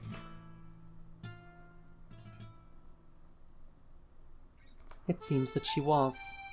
When I went to unlock the door, I needed 2 revolutions of the key, which only happens if the door is locked from the outside.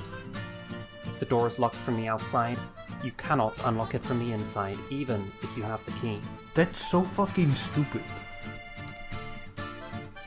Yeah, it's stupid. I mean to get the locks replaced, but it wasn't exactly our top priority. Normally it wouldn't matter.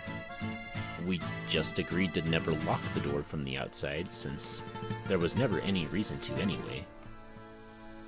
Besides the message on the door and the 2 knives on the floor, we didn't find anything. You should still give it your own look over to make sure we didn't miss anything.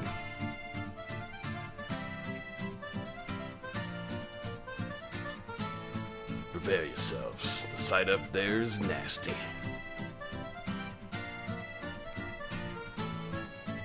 Yep, definitely fucked up. Yep.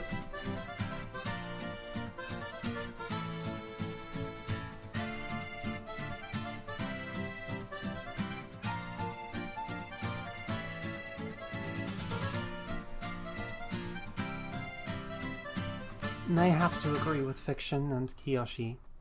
This sight is rather gruesome. Let's see what we can find here.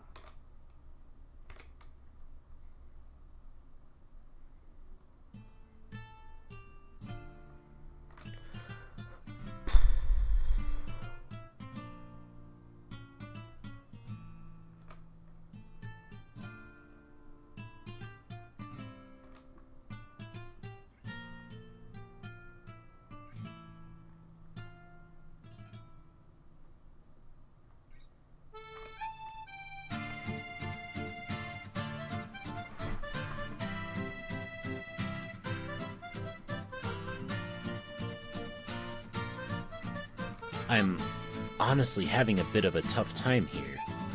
I can't find anything relevant besides the obvious, but it might just be that I'm too... Makes sense. Not something we're used to. I can't find much either, but I don't really think it's because I'm distracted. I too would like to think I'm operating unimpaired. There just don't seem to be many clues here. In that case, can we stop jerking off to how much we're not bothered by our friends getting massacred and mutilated and move on? So we shall. We should take a closer look at Sammy's room. It certainly reads like something Sammy would say. Let's see what we can find here.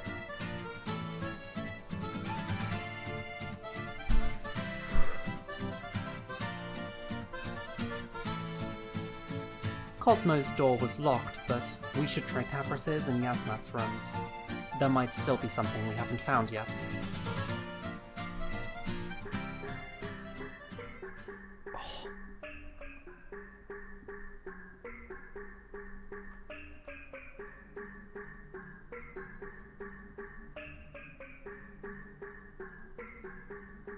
With Cosmo's room being locked, I suppose this is all the evidence we're gonna find.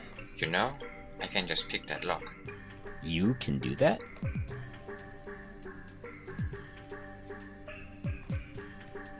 Based?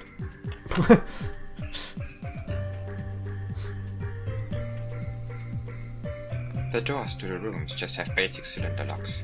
Anyone could pick those. The lock at the front door is really complex. Not sure if I could handle it. Yagami on the case? Alright, let's bury the bodies. We'll meet up somewhere for the whole discussion bit. Unless you guys have the peace of mind to eat after seeing all that.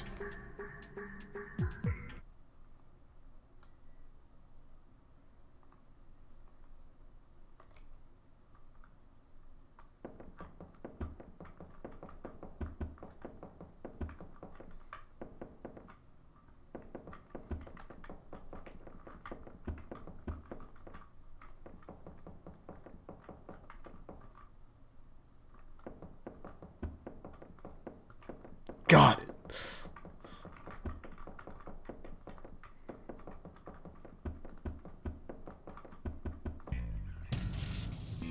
As usual, let's voice the first possibilities that come to mind. First of all, the murderer could have entered the room together with Cosmo and Yasmat, killed them both, and then left and locked the door from the outside. The same goes for Sammy and Tapras. And then there's the second option, the much more nasty one. Cosmo and Yasmin have killed each other. What I could tell from the corpses, both Sammy and Cosmo were still alive quite a while after sustaining their wounds. If someone killed all of them individually, they probably wouldn't leave them like that. If we assume the perp entered the room with Cosmo and Yaz inside, then either they must have caught them while they were asleep, or there would have been some sort of fight. Nobody here has any visible injury that would have come from that fight, but of course, that doesn't mean it didn't happen that way. The murderer would have gotten bloody themselves if they killed the others directly, but there were no signs of blood in the hallways. Of course, it is entirely possible that the perpetrator intentionally laid out the evidence like this. No, there's something else pointing at the two pairs killing each other. PD Player is taunting us. It started with poisoning Eric, telling us he can get past our defenses. Then he showed us that he had the power to kill us all, but no need to. A natural next step would be killing us without even laying a hand on us directly, making us kill each other. Do you think there's any chance that the original killer is one of the 4 people who died? Very little. It doesn't fit the motif, and it doesn't match the state of the rooms when we arrived.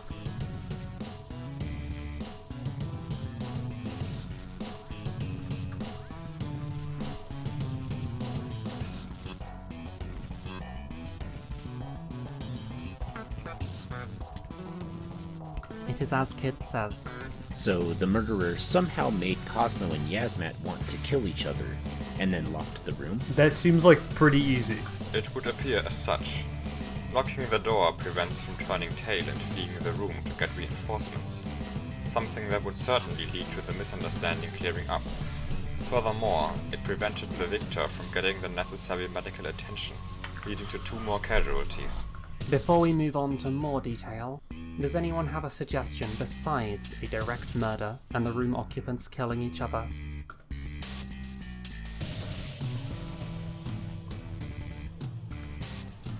Then I suggest we start discussing just how the murderer could have set our friends against each other. Sammy's and Tapra's case seems more straightforward, so I shall start with that. How? In Sammy's room, we found a message reading, "The Umbra is cast by the disciple of Zhang Long. She plots your demise in your second haven. Kronos is impatient." Yeah, Sammy would believe those moon runes. Zhang Long is the kitchen god, so this clearly refers to Tapras. If we accept the friendly fire hypothesis, this certainly appears to be a message for Sammy, telling her the identity of the murderer, her location, together with an urging to act quickly. Kronos is impatient. Assuming that Sammy accepted these words for granted, she would not have enough time to get help from others, and set out to deal with the murderer on her own. That weird knife we found in the karaoke room. It looks like something Sammy would have. I'm not sure I trust your searching skills, kid. But even if she didn't have it in her room, she could have just been carrying it. You didn't pat me down when I introduced myself, so I imagine you didn't do it with her either? There are more options. The knife could actually have been Tapras's, and seeing it just convinced Sammy further.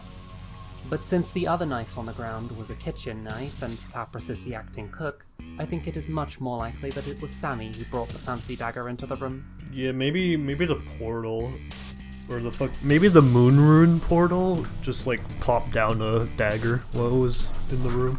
It might not have been hers to begin with, though. Perhaps the knife came together with the message. It would accentuate the point and provide a way to carry out the task at the same time. In the end, I don't think it's all too important who the knife belonged to.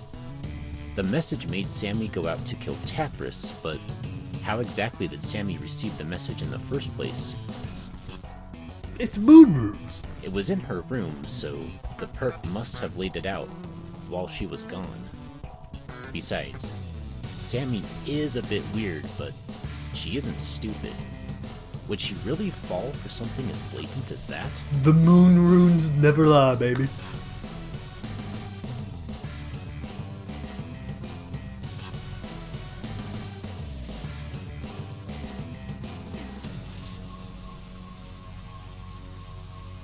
I recall, she would conduct the ritual to ask for assistance from her gods. She was in a highly stressed state of mind, given the current affairs, and came back from her prayer for support to find a message telling her the identity of the murderer. It is not hard to see that she would believe it. So our local murderer waited around the corner, saw Sammy enter the karaoke room, and locked the door from behind her. The door can't be unlocked from inside, and it's entirely soundproof, so she couldn't even scream for help. Another fucking room like that? A setup which only works in a karaoke and music rooms. Bruh. We should consider how the perpetrator ensured that Tapras would be in the karaoke room, rather than her own. Easy enough, they just told her to go there. The murderer told Tapras to walk into the death trap, and Tapras listened. Sure. We don't know who the killer is yet, so to Tapras it might have been a simple suggestion from one of her friends. It may be safer to sleep in the karaoke room, where the murderer will not expect you to be, or something in that vein. And similarly, they could have told her to bring a weapon to defend herself. A weapon she would have readily had at hand, given her previous profession. Thanks for spelling it out.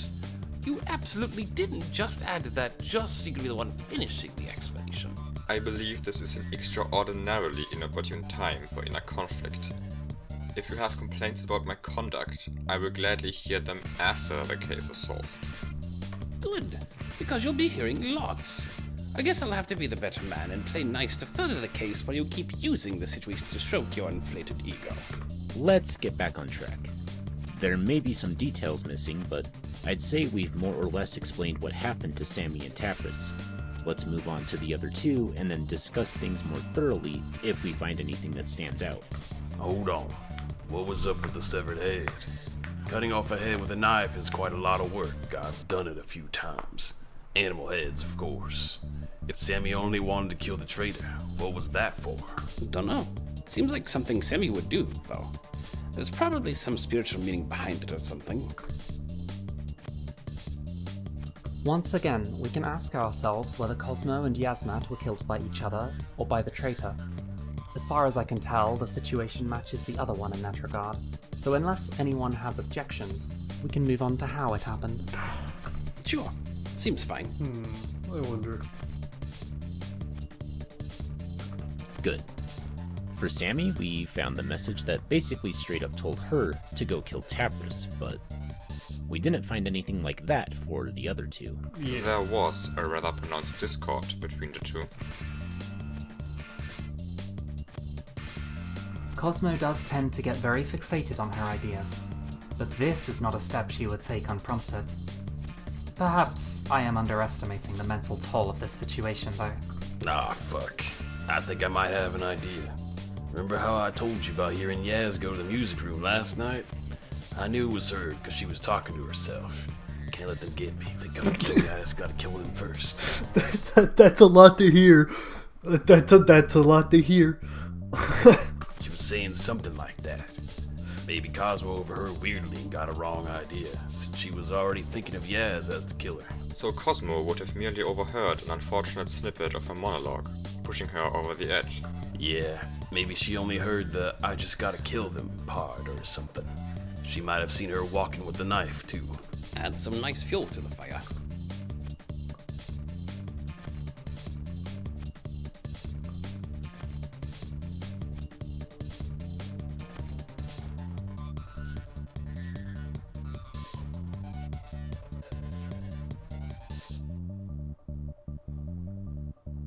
Kit's story seems plausible, but there's something questionable about this setup. How did they set it up? How did who set what up? Assuming that the perpetrator gave Yasmat the advice to move to the music room, how did they ensure that Cosmo would actually commit the murder? In Sammy's case, the message largely spoke for itself, but here we are dealing with something as whimsical as a monologue of the victim. Topped by her potentially only overhearing part of it. They might have just gotten lucky. I presume you are talking about a sort of setup for failure. Just let me finish, Mr. Important. This is a might as well kind of deal. Cosmo clearly had it out for Yaz, they just had to create an opportunity. If Cosmo takes the bait, cool. If she doesn't, well, nothing's lost. They still get the 2 kills tonight, and they can try to pit Cosmo and Yaz against each other again some other time. For all we know, the traitor could have set up the tension between the two in the first place. Similarly, they could have somehow led Cosmo to be in the general vicinity of Yaz when she was walking through the corridor with her knife. Sure.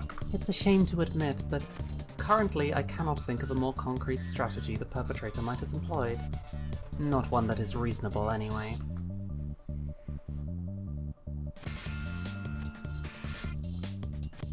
Mayhap this is an opportune time to discuss the possible identity of the traitor, then, given our newfound intel.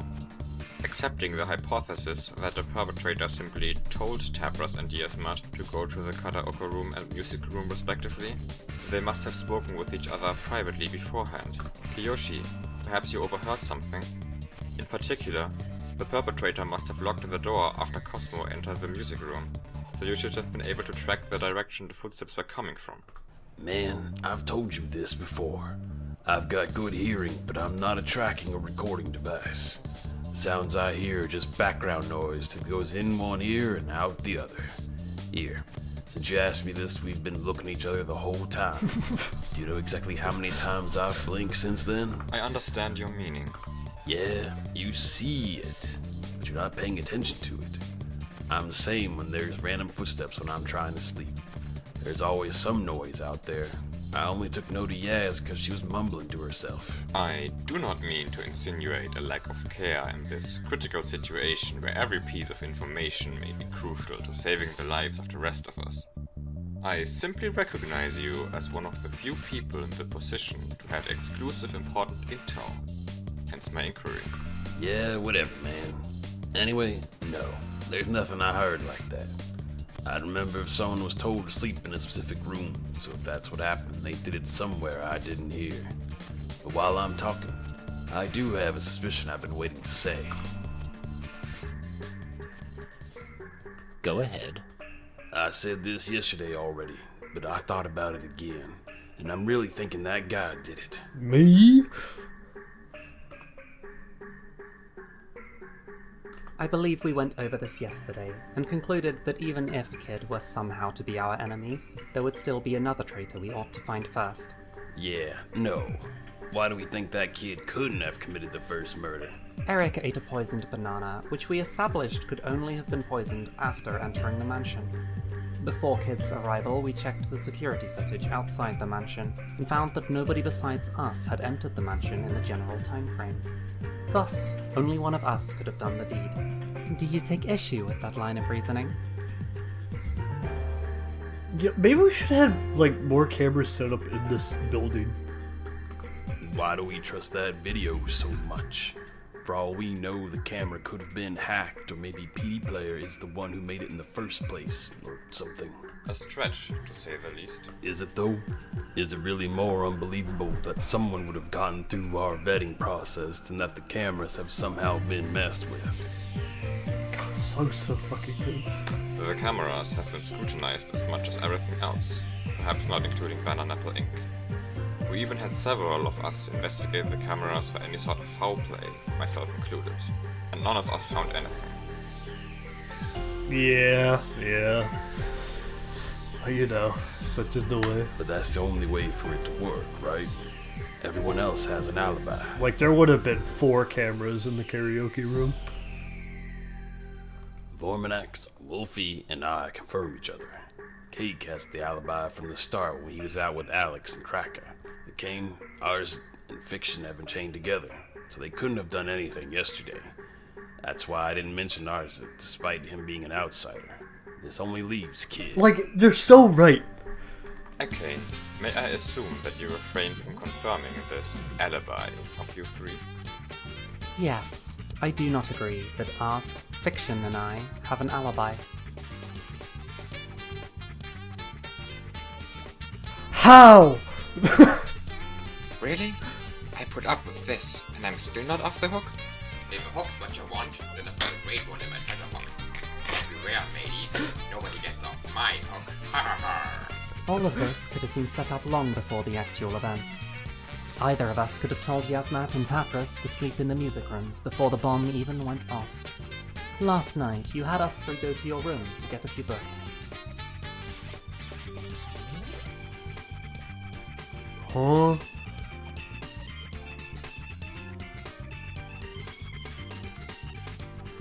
We walked past both of the music rooms then, so one of us could have locked the door while the other was distracted by Arth's antics.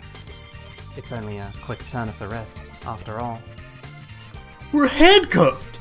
That goes for you, maybe. But in case you forgot, I've got both of my hands chained to you guys. So you used the hand tied to Arth.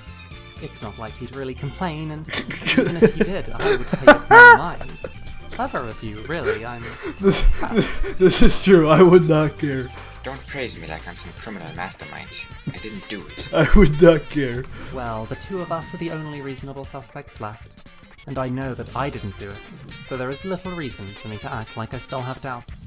Of course, I currently cannot prove that I am not the murderer, so for everyone besides the two of us, this case still needs to be resolved, and I will do my best to help with that.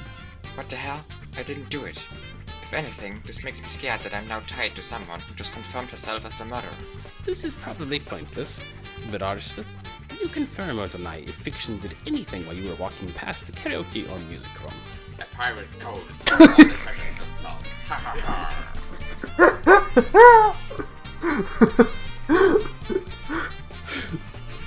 Figured.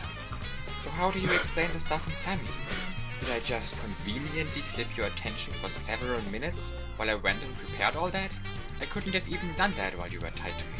Who is to say that you must have set that up while she was doing her ritual? There are plenty of explanations for this. Let's say that at some point while Sammy wasn't in her room, while everyone did independent investigation, you went and set up the message. Sammy basically revered us, so I can imagine if you had told her not to enter her room until after her ritual, she might not have. I wasn't that close to her, but even if that assumption is wrong, you could still have set up a similar message beforehand, one that only Sammy would see, telling her the same thing. Then afterwards, you erased it so we wouldn't find out, obfuscating the situation and possibly hiding your identity better. Naturally, all of this applies to me, too. Guys, can't you see what she's doing? She's basically confessing right here. She's even explaining how she did it. You won't fall for that and condemn me, right? Okay, kind of based. I mean, that kind of sounds like something the killer would do. Perhaps that would fit the motif. If I was the killer, then me explaining the intentions of PD Player, as well as explaining how I've done all of this, would perhaps be the final piece, the mosaic image Sammy mentioned. The killer has been telling you about all of the killings. That would be highly amusing, but unfortunately it isn't the truth. I understand your suspicion, though.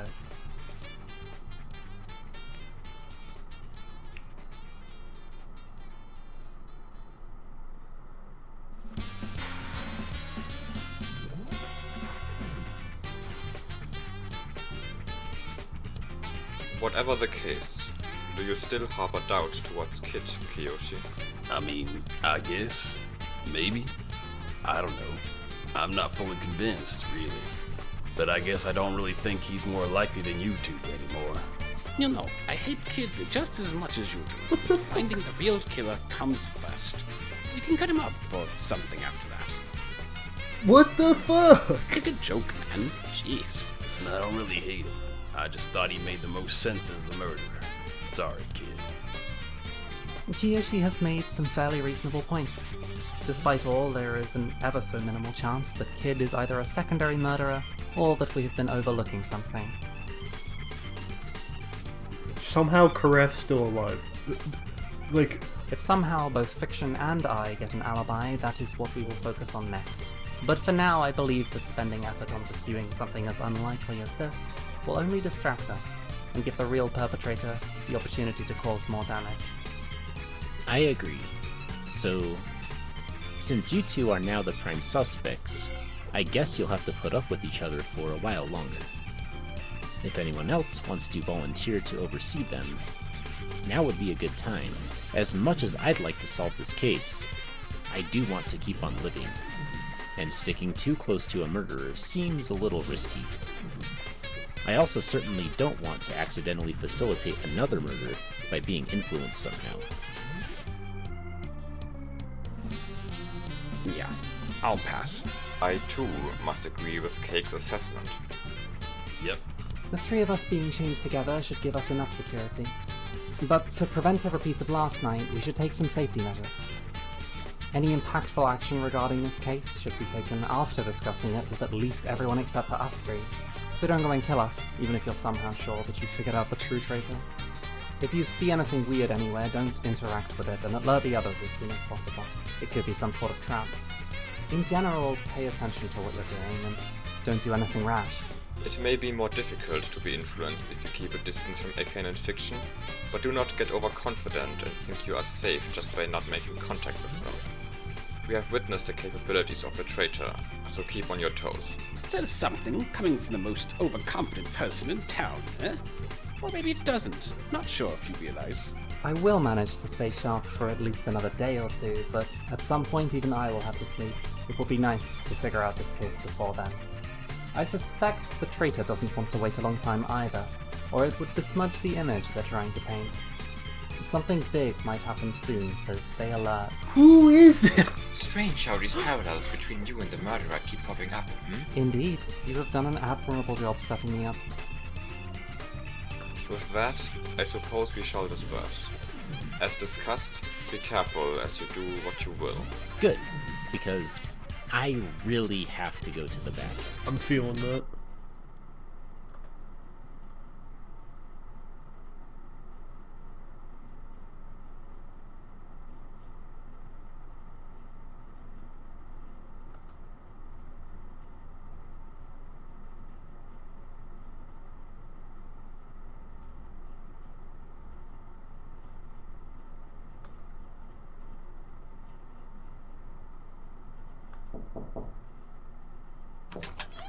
Ah, kid.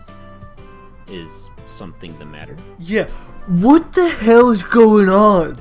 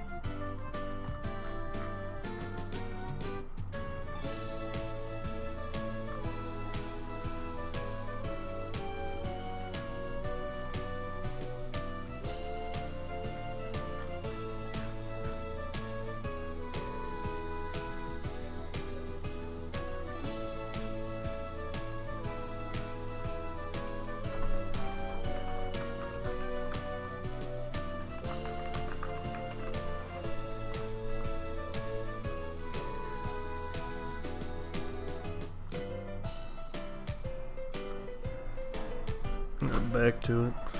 It is 11 though, but I'm like kind of enthralled by this. So, I don't suppose you could talk. Sure, I've got time. Come in.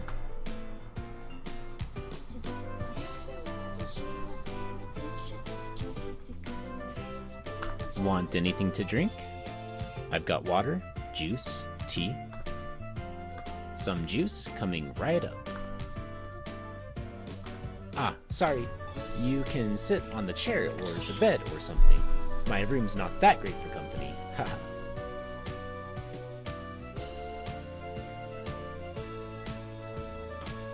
So, what did you want to talk about?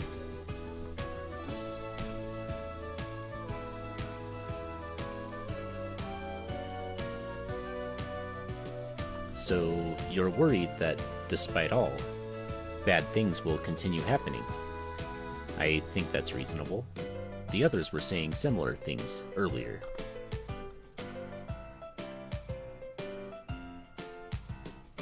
Something missing? Like a clue we haven't found yet? Yeah, maybe. I'm not sure.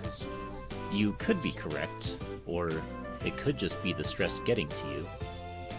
You should mull it over and see if you can come up with anything. Let me know if you do. Maybe I can give you better advice then. I've been pretty stressed myself lately and haven't even found the time to do any chemistry because of it, so my mind might not quite be up to speed to notice all the subtleties.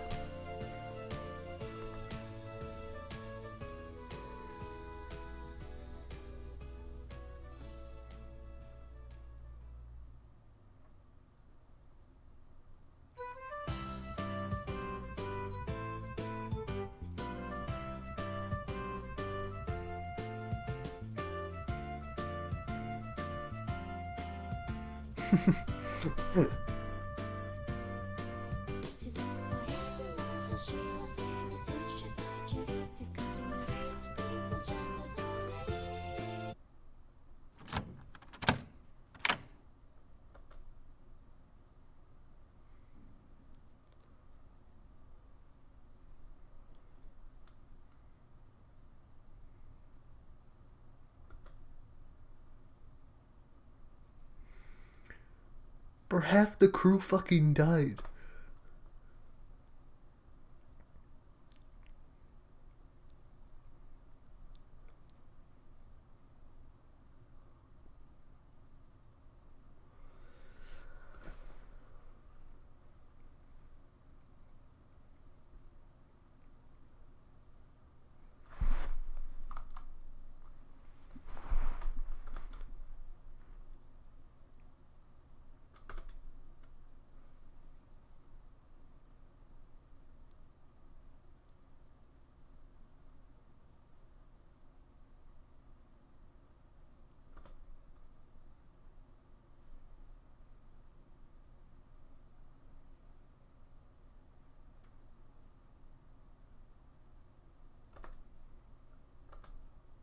I have no clue.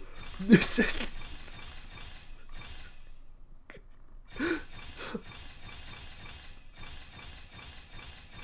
Can I look at my evidence? I can. Okay. Can I look at the mansion map? It's a pretty good map.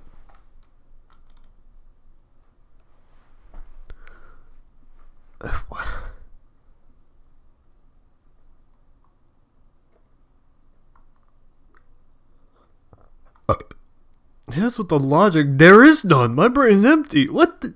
Huh?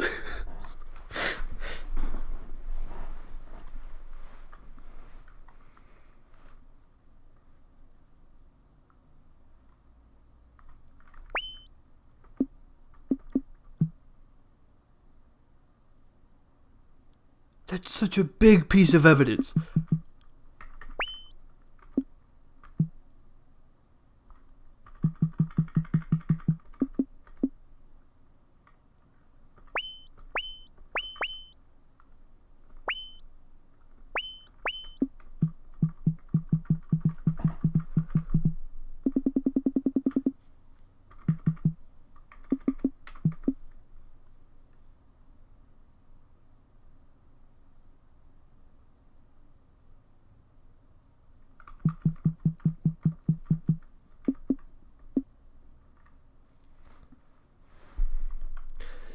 That wouldn't have helped. I don't understand Umineko already.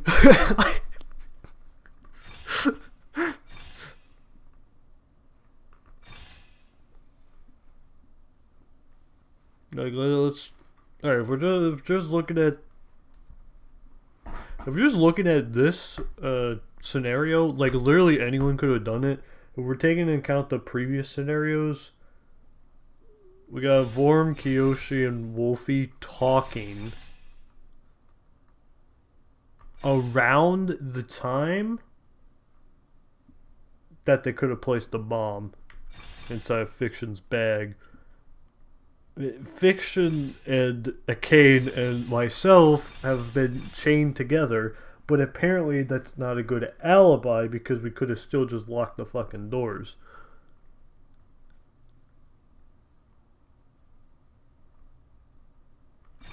Cake is coasting off of a really old alibi, but it's a pretty good alibi. In that he couldn't have fucking poisoned Eric. Eric's stash of bananas.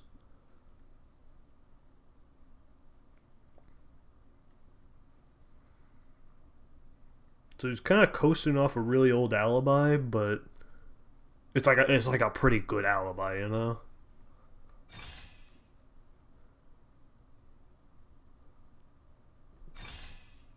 Wolfie also knew about the fucking tiny bomb, right? How many people would know, like, the secret code to get into the shop to get the tiny bomb, right? I know Wolfie and Vorm, though.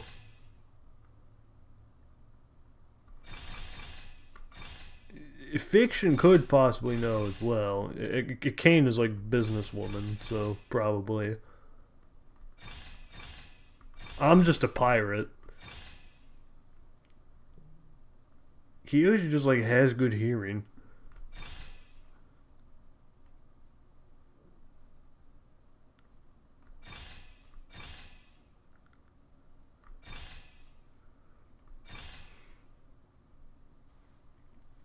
And for this murder, it could have been fucking anyone. Like, actually anyone. For these sets of events.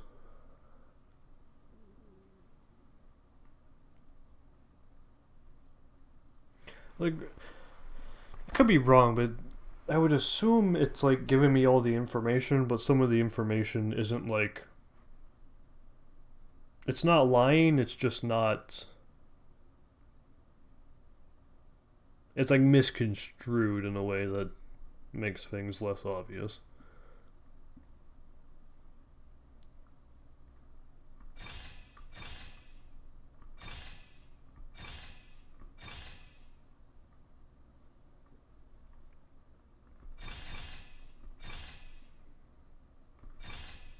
They like keep writing me off as not a threat. Which is like kind of weird.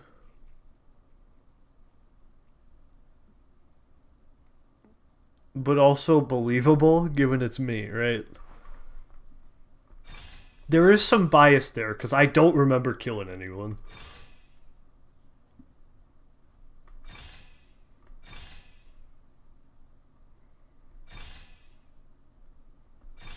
Kane just wants to fucking oust herself and Fiction.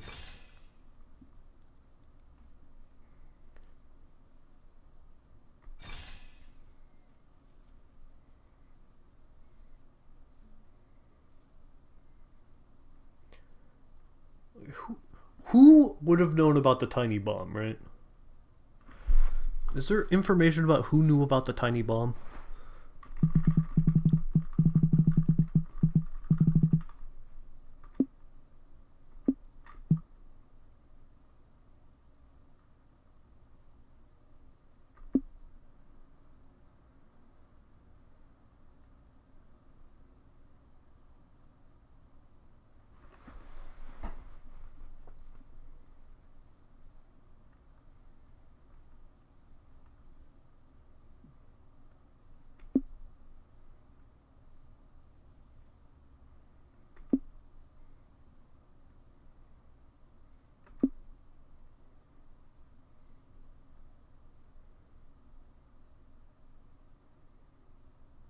Yeah, he heard the talking when he was going into the room, but didn't hear anything past that.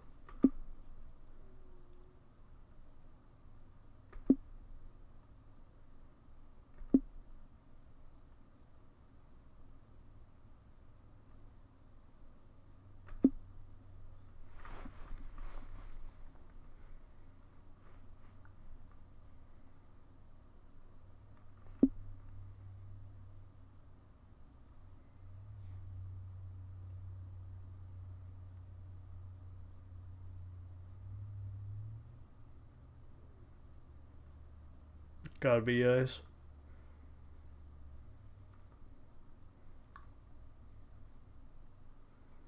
Could that dagger have been Alex's sword?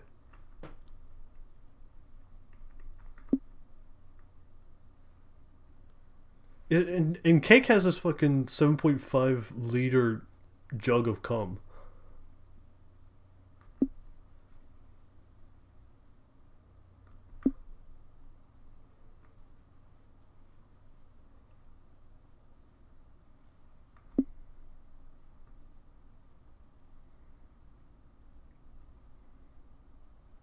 Also, who the hell would have a syringe?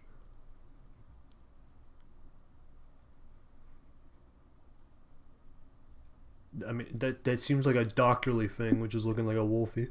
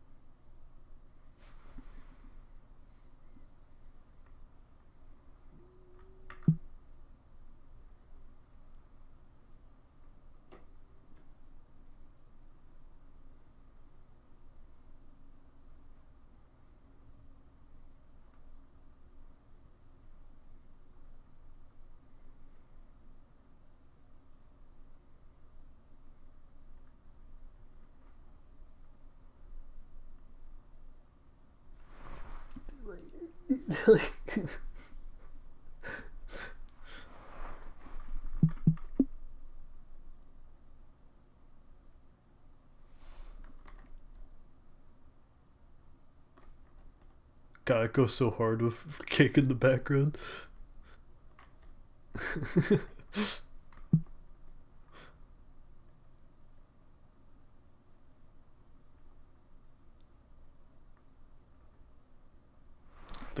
Okay, well, my playtime clock is ticking, that's true.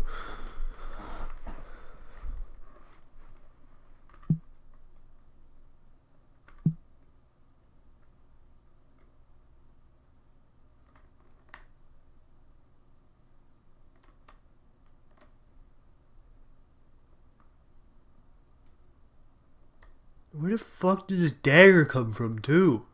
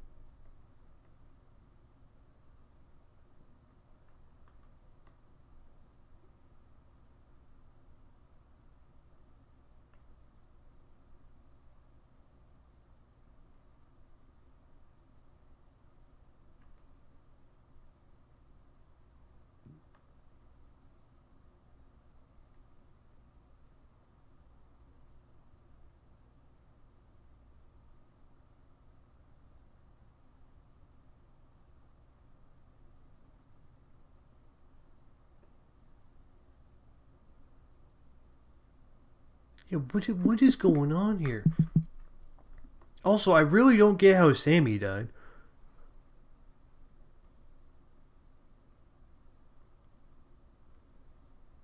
Because, like, Tapris's head got fucking clean chopped off. But Sammy is also dead? It could have been a bleed out, I suppose.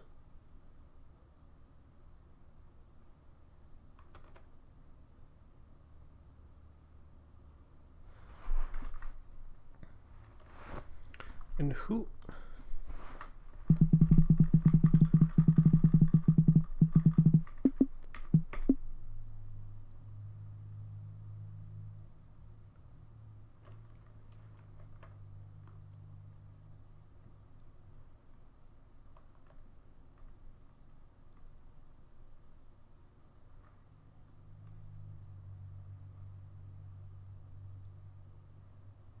Alright. This is simple. Someone messed with the clocks. Vorbanex. I don't know.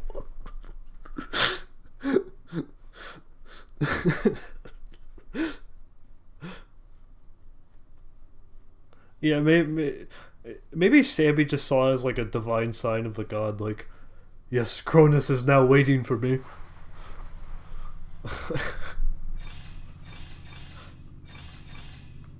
Like, the Wolfie Kiyoshi Vormanex alibi seems like shady at best. Cake is still coasting off this really old alibi, but it's like a pretty good alibi.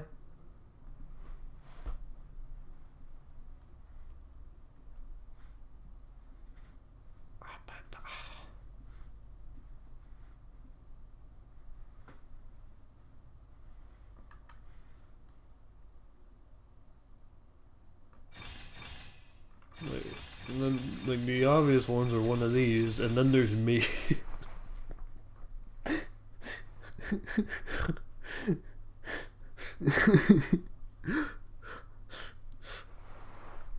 But I don't, I'm biased, but I don't fucking remember killing anyone.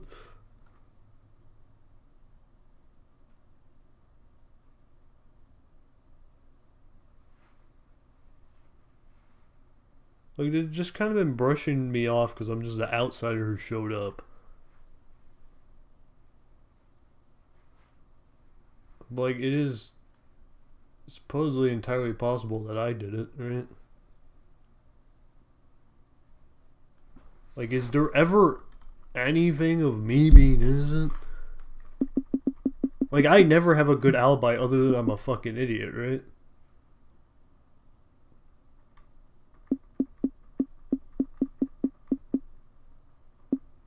I mean, I've been a pirate for Halloween more than once in my life.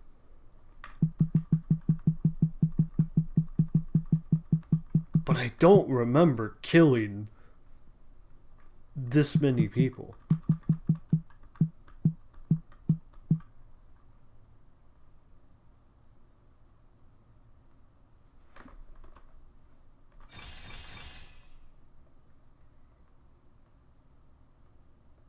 And you know what? We ride together, we die together.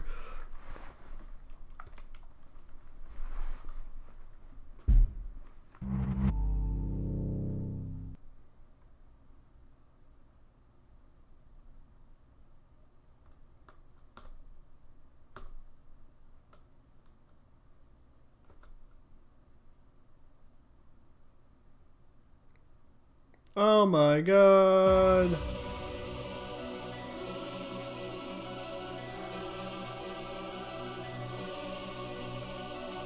How?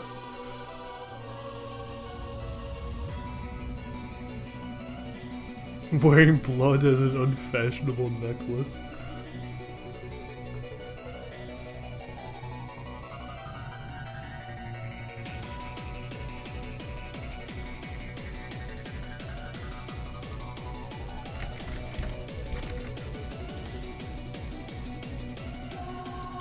Yeah, how is this room locked?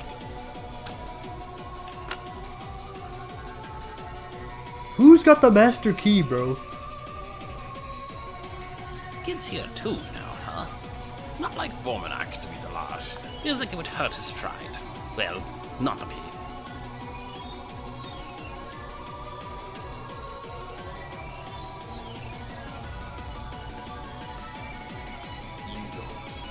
Fuck. Shit. I am a virgin. That is your dog that went to the farm. You fucking fuck.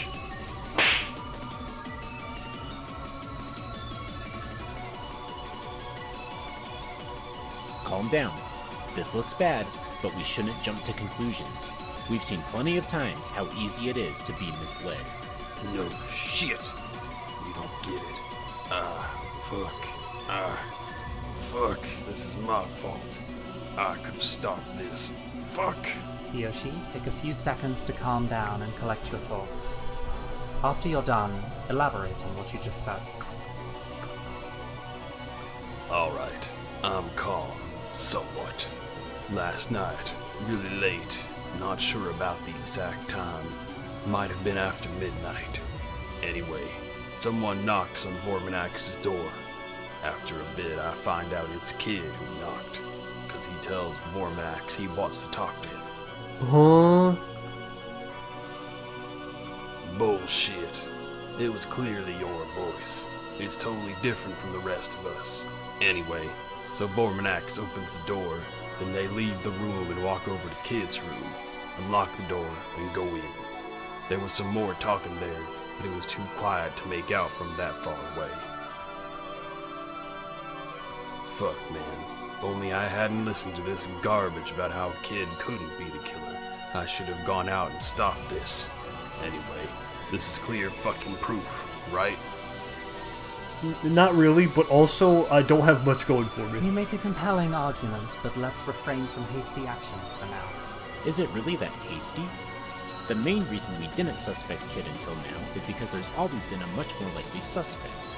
But that has changed now, hasn't it? I'm certainly looking pretty bad right now. Vorminax was clearly killed very directly, so the murderer must have been in direct contact. And Fiction and I, the only likely suspects left, have been together the entire time since we last saw Vorminax. This time around we do confirm ourselves with proper alibis. I agree with your line of reasoning.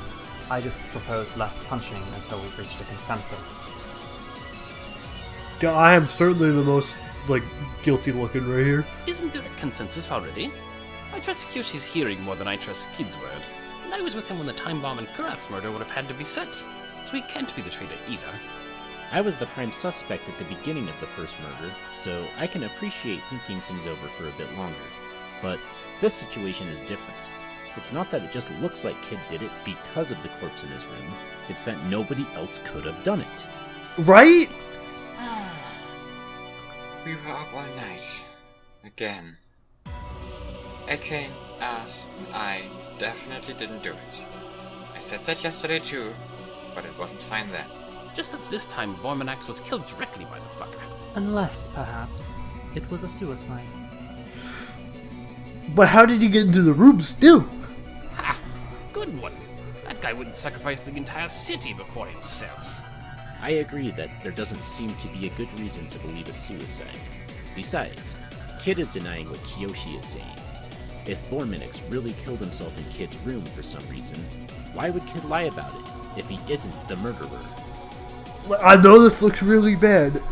And to be fair, I might be believing you at this rate. Whatever the case, for now we should probably address the fact that our prime suspect is armed. I do have a gun. Until now, we had no good reason to make you drop your way of defending yourself. But the situation has changed a bit. Of course, you also have the option to just kill us all right here. Oh, I'll drop the ammo. Drop the mags.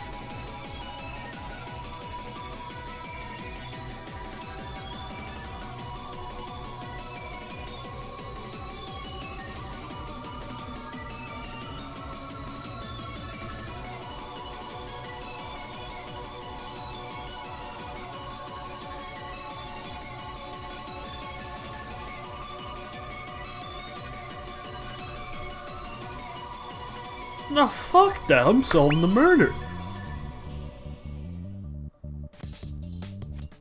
Hell no.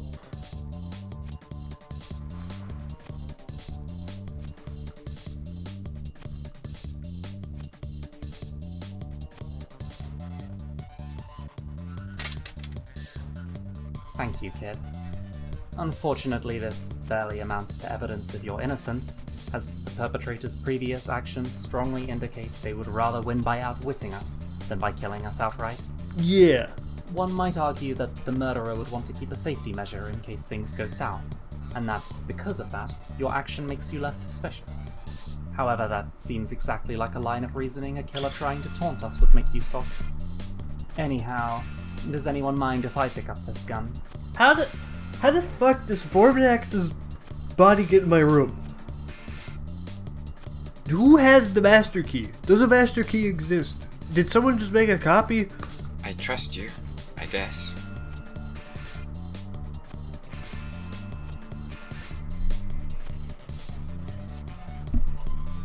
Unless someone, like, fucking lockpicked. Which could happen. But then how would they lock it? Unless it's one of those doors they can just lock from the inside and close. Not like a deadbolt. So I could have just picked it from the outside. And then went in. So long as Kid doesn't have it, I'm fine. Not like it really matters anyway. Kid's already shown us he could kill us all with those bombs, so whether he has a gun or not makes no difference. Same applies if Kane is somehow the traitor.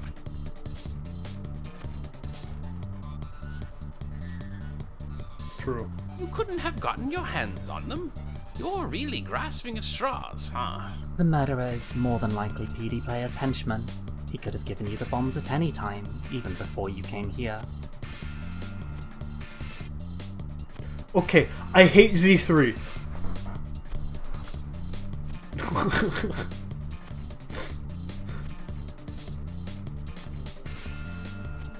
So, what are we doing now? You want to keep investigating shit until you're satisfied, or do we just accept it's him and kill him?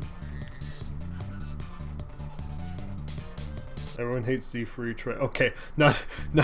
Okay, Wolfie literally speedran Z3 for a time. Like, I'm not gonna let this stand. I believe in the previous cases, we have always found relevant clues by discussing how the murder happened and how the murder fits into the whole taunting business. That is how the rest of us have attained our alibis, after all. Show proof you hate Z3. The only proof I have is my word. No, beating Z3 shows I can have an accurate opinion of the game on a whole. It's not good. The taunting thing is just your pet project. Not like it's actually gotten us anywhere. We might have condemned fiction more easily if her being the culprit fit the motif better. Or at least, I wouldn't have agreed to chain myself to her, in which case who would have readily kept watch on her? So, since I'm not a suspect anymore, can we get rid of these cuffs now? Certainly fine by me. Wolfie, I believe you took Cosmo's keys? Sure. Turn around, hands behind your back. Nice. Don't know if this really does anything. Helps with some peace of mind, though. Can we get back on track and get this over with? Do your investigation or reasoning or whatever. There is probably little to be gained from it, but we should look at Vormanax's room. Alright, let's go.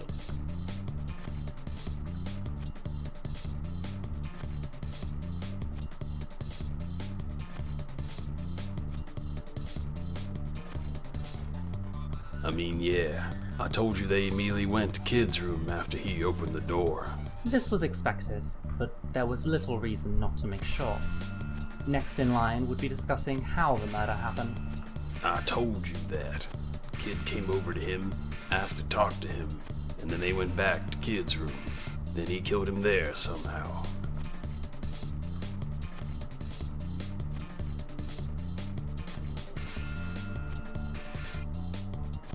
Maybe the real culprit can change their voice? Who got the voice modulator?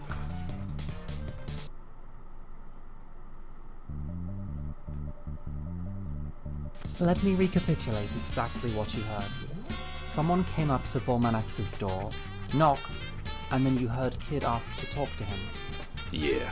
And Kid's voice certainly came from in front of Vormanax's door? Yeah. I can generally tell pretty accurately where the sounds are coming from. In that case, did you hear where Kid came from? What path he took to get to Vormanax's room? Man, Yeah, no. I keep telling you this. I don't pay attention to all the sounds all the time. Footsteps in the hallway are totally normal, so I don't pay any attention to them. I only started actively listening when he knocked on the door. How much do the footsteps leading up to this matter? Even if somehow they didn't originate from Kid's room, he could have just been somewhere else at night. Yeah, what if I was just talking to you?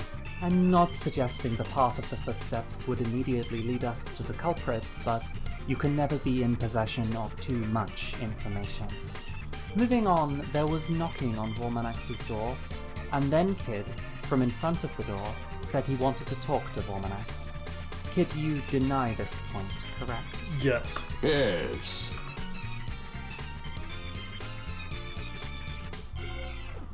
Then Vormanax opened the door, and with a complete lack of further exchanged words, the two made their way to Kid's room. Yeah, I guess there was some pause between Vormanax opening the door and them walking to Kid's room, but they were talking again in Kid's room. Right, one thing at a time. The two of them quietly walked to Kid's room. Before entering it, did Kid have to unlock his door? I think he unlocked it. I don't know. I was paying attention, but that's really specific. That is really specific. They entered his room. Did they close the door behind them? I think so, yeah. Otherwise their talking wouldn't have been so quiet. That is the next point. You said you heard them talking, but it was too quiet to make out the words. Are you certain you heard Vormanax and Kid talking? Yeah, Kid has a really unique voice, and I've been around Vormanax long enough to tell his voice pretty clearly. Alright, that gives us a more detailed version of your account. Now about what you haven't mentioned. What happened after this? What do you mean? They were talking in Kid's room. For how long? What happened after they stopped talking? Did you hear any struggle? A body hitting the floor? I kinda zoned out the talking after a while. Like an hour later or so, when I still wasn't sleeping because of this stupid full moon, I noticed they weren't talking anymore. But I don't know when they stopped exactly. I didn't hear anything that sounded like the murder then either. Did anyone leave or enter the room after that? Not that I heard. Is this true for the entire night? Between the two of them entering the room and you going to the dining room, were there no other sounds? Well, I fell asleep at some point.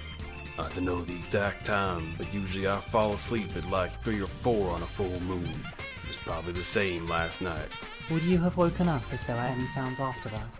Well, depends on how loud the sounds would be. Would you wake up from a door opening and closing? From someone being stabbed with a knife? Probably not, unless Vorminax yelled after being stabbed, of course. My sleep's fairly deep, I guess.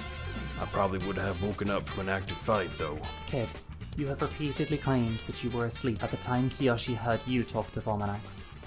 When did you go to sleep last night?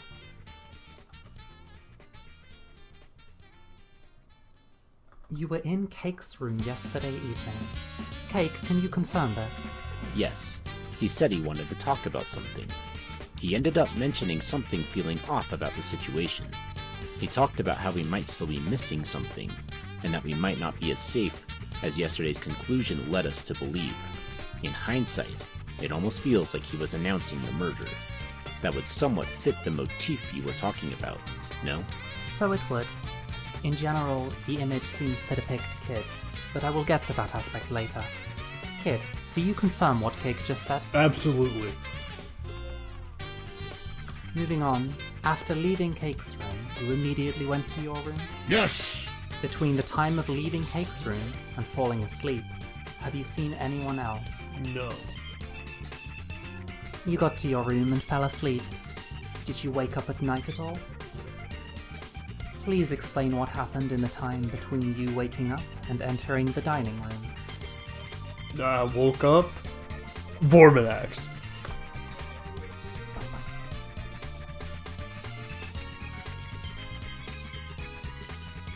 You say you had to unlock the door. Did you lock the door before going to bed last night? Yes. Yes. What? Are you suggesting that someone killed him and then teleported the corpse into his room? Absolutely. Let's check Sammy's room. Locked doors are of relatively little relevance, as fiction has shown us. I presume a door could be locked just as easily as unlocked. Yeah, same deal. Okay, that solves my question. Irrelevant. Does anyone else have any account on what happened between 9 PM yesterday and, say, 5 AM today? Nope. Then let's move on to the motif. As I have reiterated in abundance, PD player is trying to taunt us, and I believe Kid fits the role of murderer here quite nicely. Yeah, because the kid wouldn't even know. To begin with, so far we had only been suspecting one another. With the perpetrator being an outsider, they would be completely safe to keep enacting their schemes without having to worry about the scrutinizing eyes of all the others.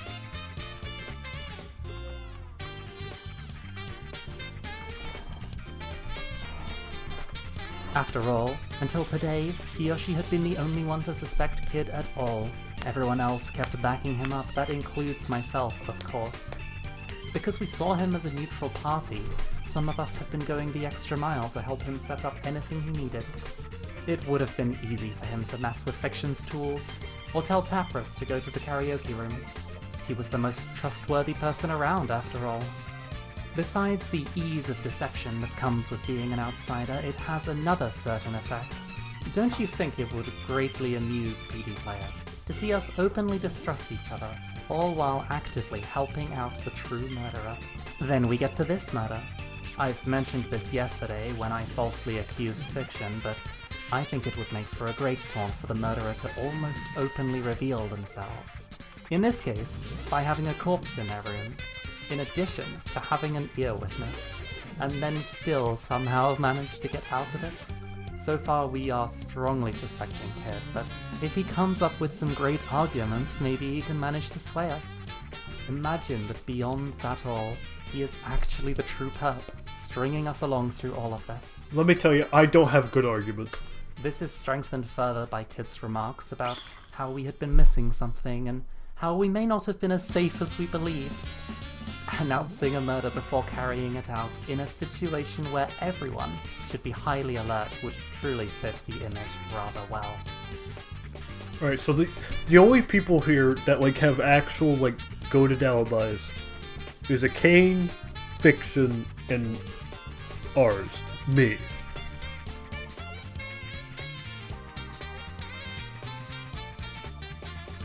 The rest have like sketchy alibis.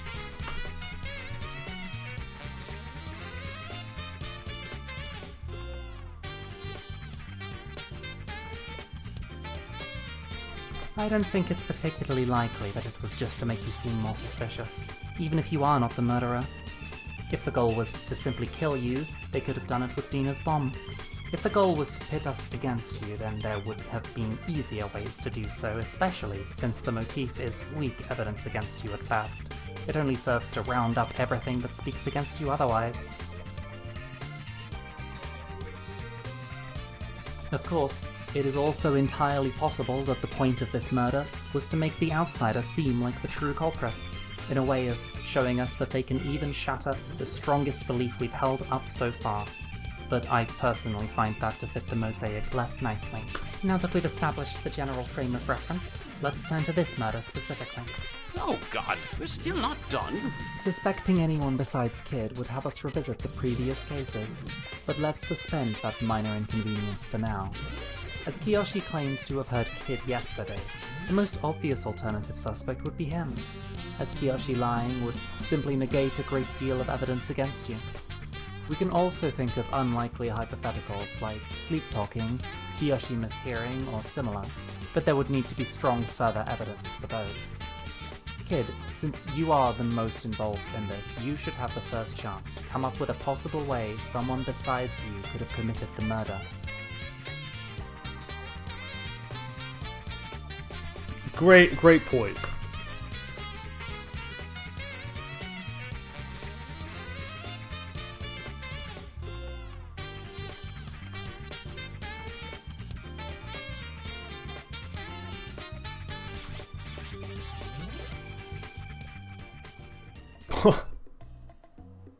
Pause the gym.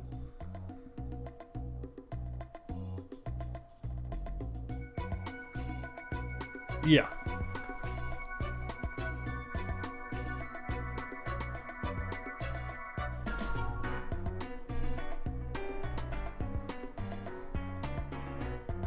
Yeah, I know this is Ubineko. This is the classic.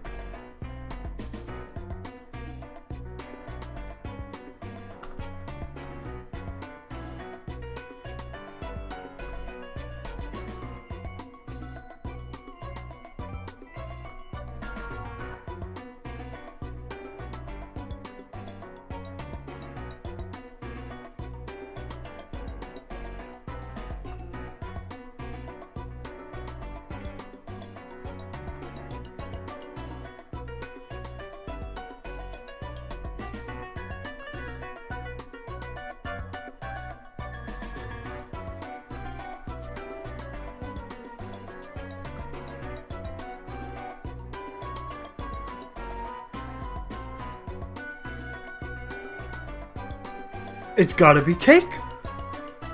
Fucker put like a recording device outside his door, so when I came to talk to him, he's like, bingo.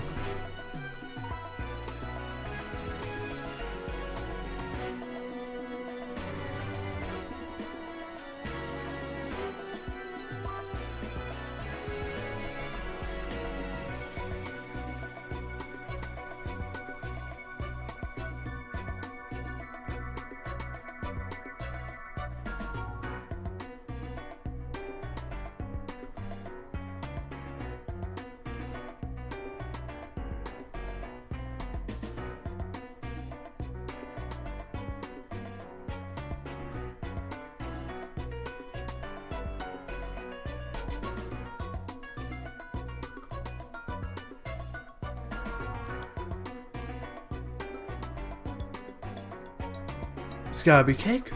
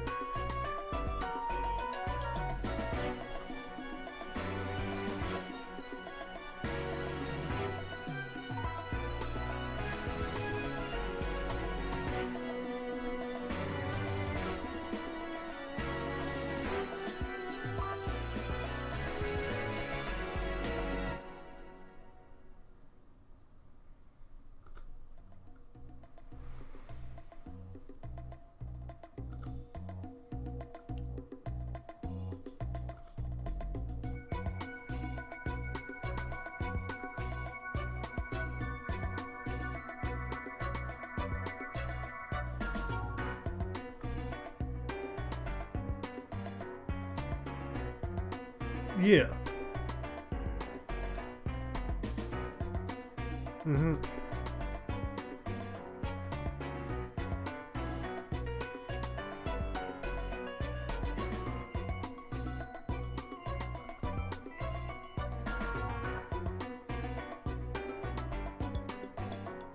Mm-hmm.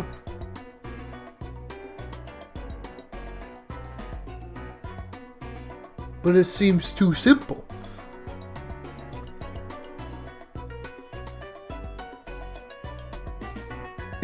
It just seems too simple though.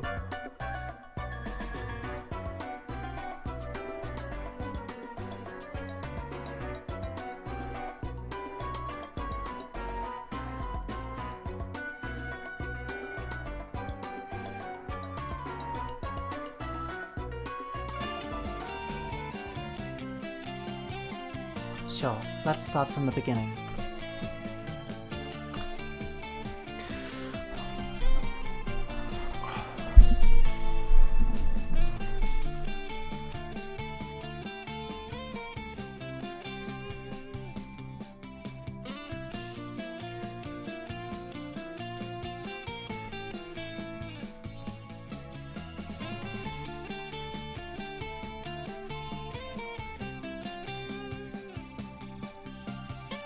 There was a bit of rambling in there, but nevertheless, Cake, do you confirm everything Kid just said? I don't exactly remember saying I was going to do chemistry yesterday, but I might have forgotten. We did benignly talk about trivial things for a few hours. I've been feeling the itch lately, but I didn't get to yesterday in the end.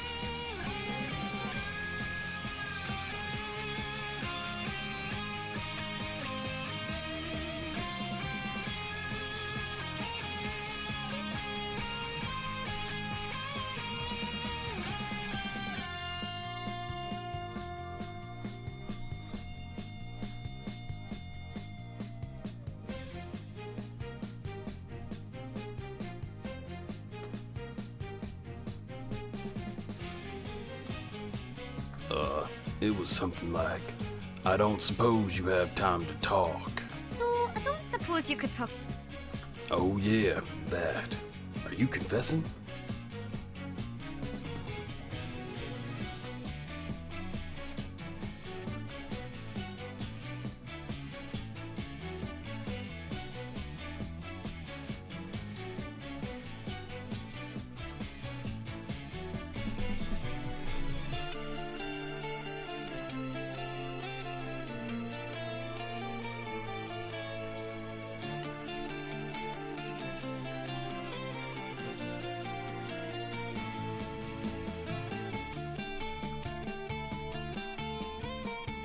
Now that's an elaborate way to accuse me. Yeah, sure is. I agree that we have overlooked the hole in Cake's alibi, and that the situation you describe is a reasonable way Vormanax's murder could have been committed. Sounds like bullshit to me. I wouldn't be so sure. In Kid's explanation, the spying device meant to stay hidden and furtively relay information is used as an aggressive tool to commit a murder. This fits the motif, in that they show us they are capable of using anything as a weapon against us. A further taunt would be the lack of reliance on planning. If what Kid says is true, then this murder could only have worked because Kid came to Cake of his own free will yesterday. So Cake would have had no way to plan this murder beforehand. Whether this actually benefits Kid's story or not is not quite clear, however. The murderer would also know about Kiyoshi's sleeping issues on full moons, ensuring that he would overhear the conversation. Regardless, it seems that we're back to having two possibilities. But there are a few more things that speak against Cake here. Oh yeah? Let's hear them. First off, we concluded that in Kurat's murder, the culprit had to have accessed Fiction's toolbox in a rather narrow time window, shortly before Fiction went to take care of Kurat's breakdown. But if it was Cake, that window's way wider. In particular, the culprit must have messed with her tools between the time Kurath broke down, and Fiction was informed of the breakdown. What's your point?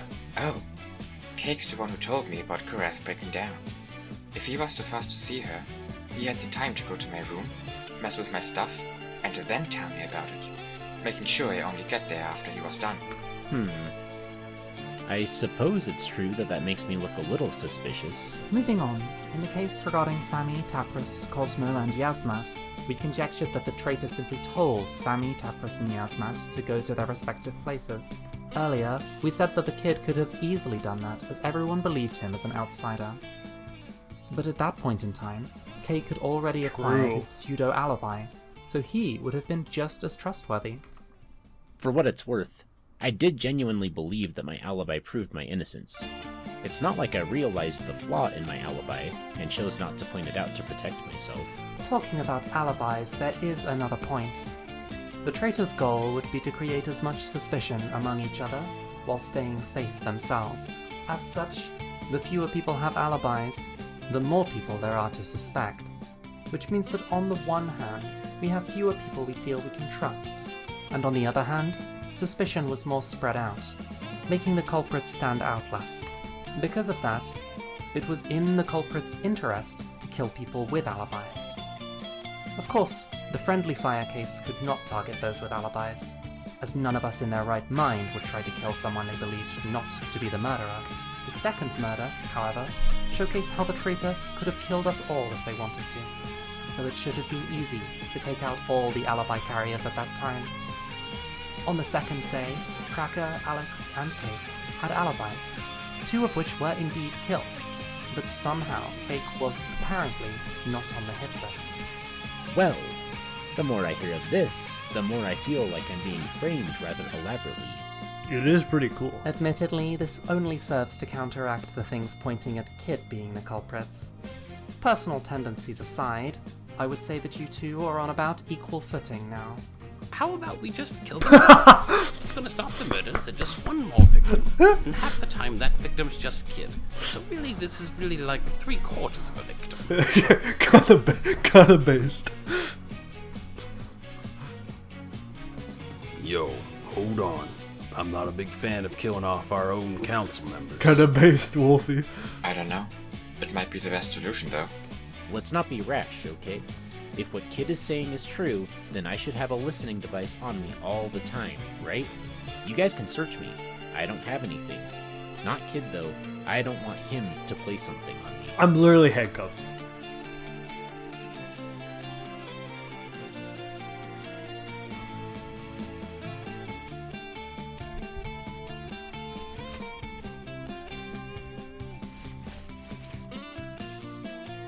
See?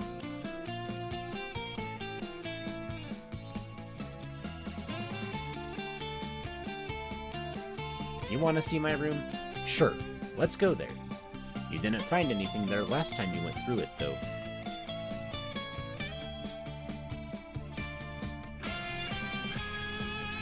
Alright, let's search this place.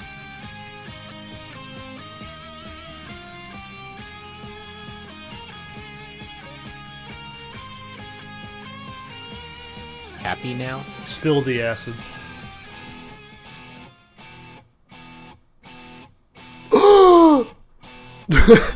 It gained milliliters.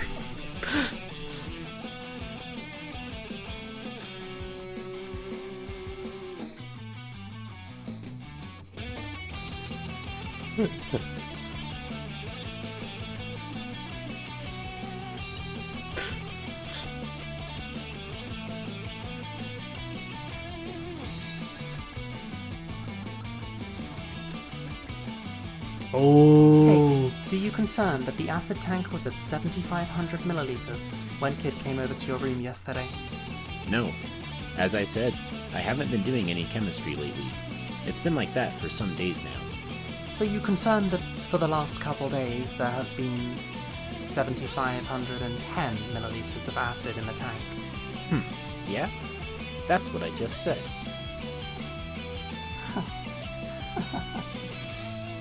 Nice work, Kid.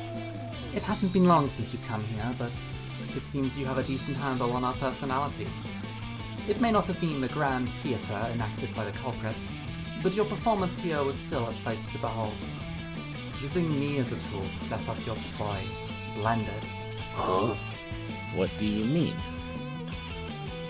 I've said it before, have I not? You can never be in possession of too much information.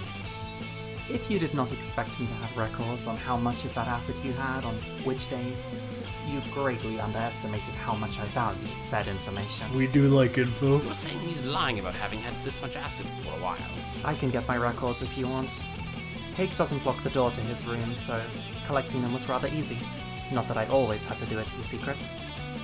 From the first murder until yesterday, there have been 7,500 milliliters of acid in the tank. No more and no less. So that's why you've been coming to my room so frequently. And here I thought you were actually curious about chemistry.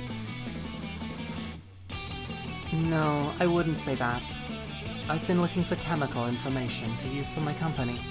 Keeping track of things in your room was only a small reason. Does this mean you have a bunch of stats on me too? Of course. So, Cake, any counter-arguments? There is hardly a point. I can contest Ikane's records and claim that they are inaccurate, but nobody would believe that. Everyone here knows about Ikane's meticulous attention to detail. I simply underestimated her addiction to information. Not that that is really why I was found out. He admitted. Fuck. I can't believe this. It's been you all along. You've been with us this whole time, man. Weren't we bros? We were hanging out, talking about whatever.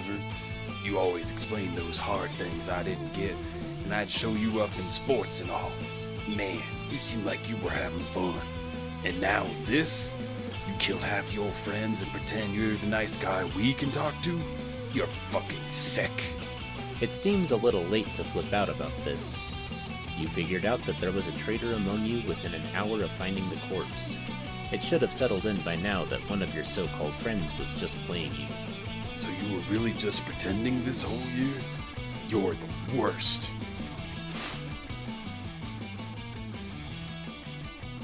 I must say, it was rather tiresome to constantly play the role of being physically unfit.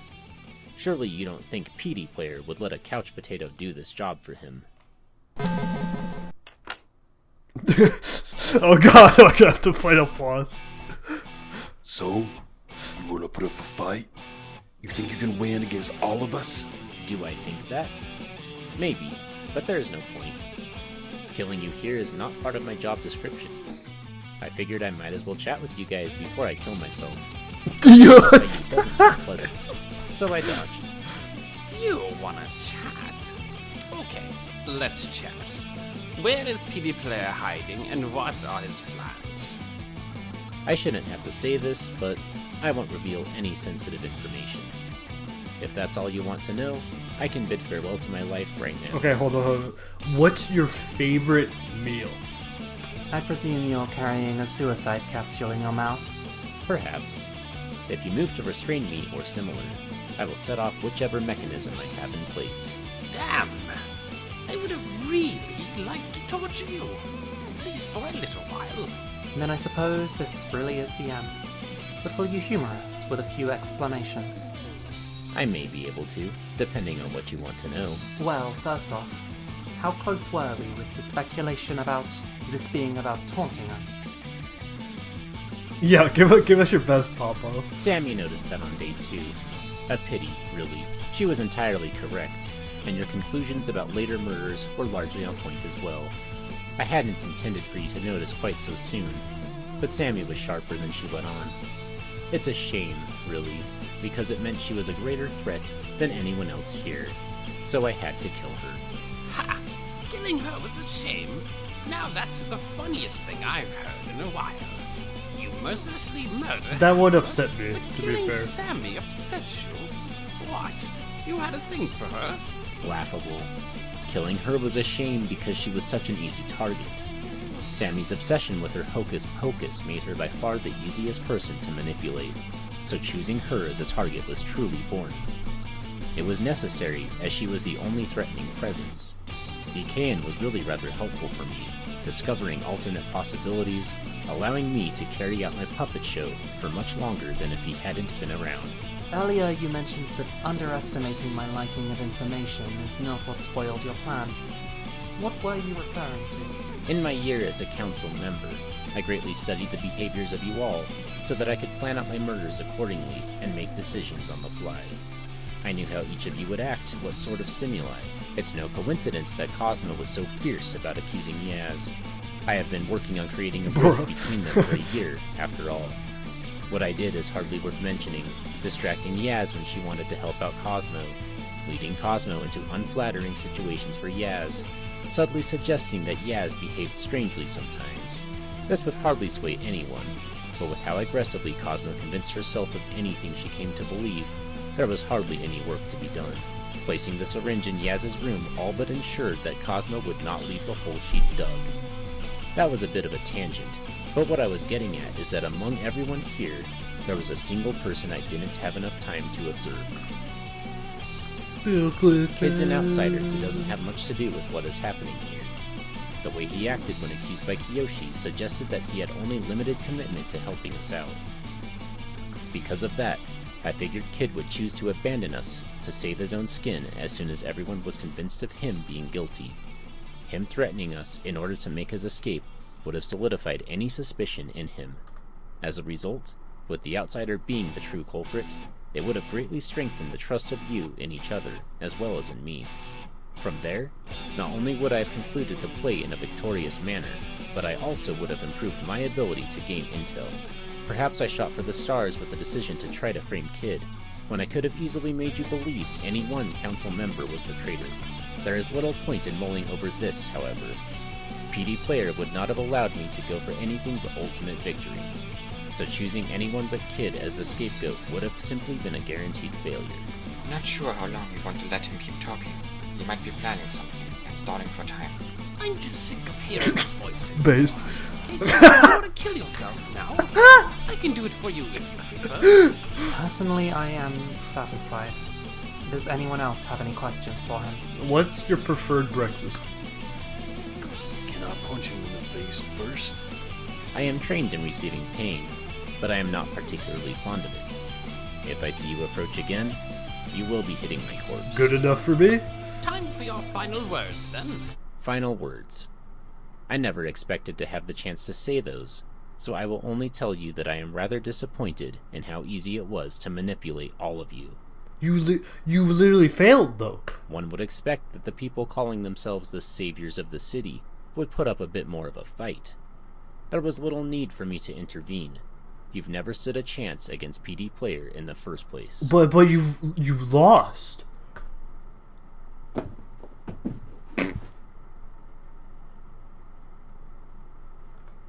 Yep, dead. Thank fuck. It's over, right? Yes, this is it. Oh man, finally. Fuck, I still can't believe he got this many of us. Operating the council will certainly be more difficult now. Hey yo, Kid. Sorry for accusing you and punching you in the face earlier. No, yeah, he had a legendary KD ratio, for sure. Like he's out here talking, it was so easy to manipulate y'all when he fucking lost. You're a bro.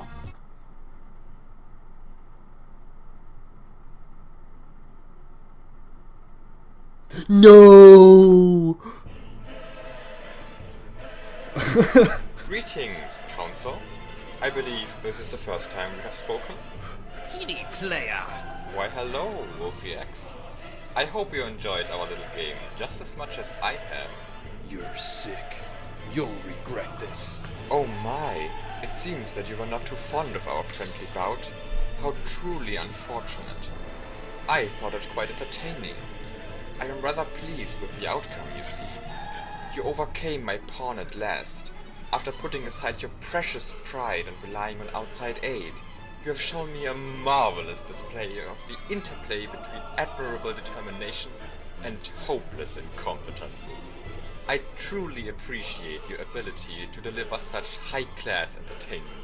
If you're really so appreciative, then get your ass out here so we can shove your face into it. Believe me, I too have a heartfelt desire to play with you in person, but most regrettably, I have more important matters to attend to.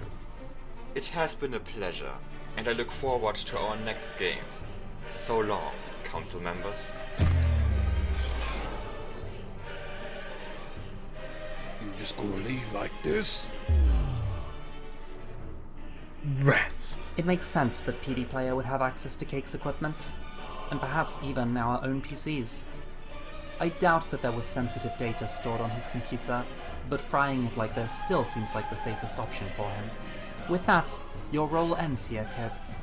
It appears it was thanks to you that we ended up finding out the traitor. We will take the rest from here. Yeah, right. If Kid wasn't here, it never would have come this far. Cake was only able to set this up well because he had the outsider to fall back on. If it had only been us, we would have solved this much quicker. Hey, maybe. Alright, guys. We've had enough fighting the last days. Let's just take a breath. We haven't been sitting on our thumbs for the last year, so we will launch a counterattack as soon as we've recovered from this incident. Suit yourself. In that case, I welcome our continued cooperation, even if we might not meet again directly. Well, I'll finally go and get some sleep. I've been awake for almost 3 days now.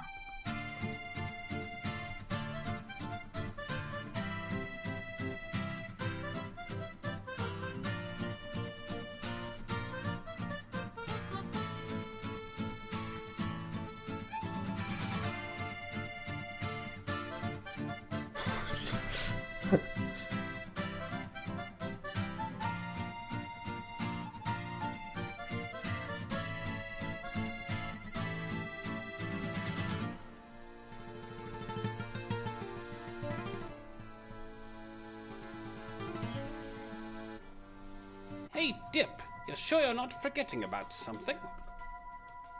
For Christ's sake, did all that thinking earlier run you out of brain cells for the next week? I'm talking about why you came here in the first place. I feel great. I'm glad I didn't forget about killing people.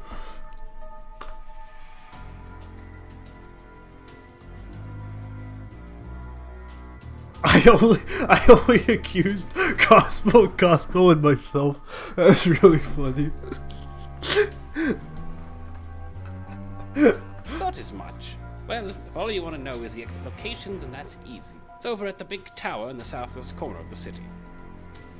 Just sucks that knowing that doesn't do jack for you. The exit doesn't lead to where you came from or to PD Player's doorstep. You'll be stuck in a directionless nibbler between all sorts of fucked up worlds. Without a way forward or a way back here, you'll quickly lose even your sense of self, forever doomed to wander the disfigured horrors. Well, it's not like you'll even make it that far. No shot Asher will let you through. It's his tower, and he's rather peculiar about who gets to use it. Oh boy.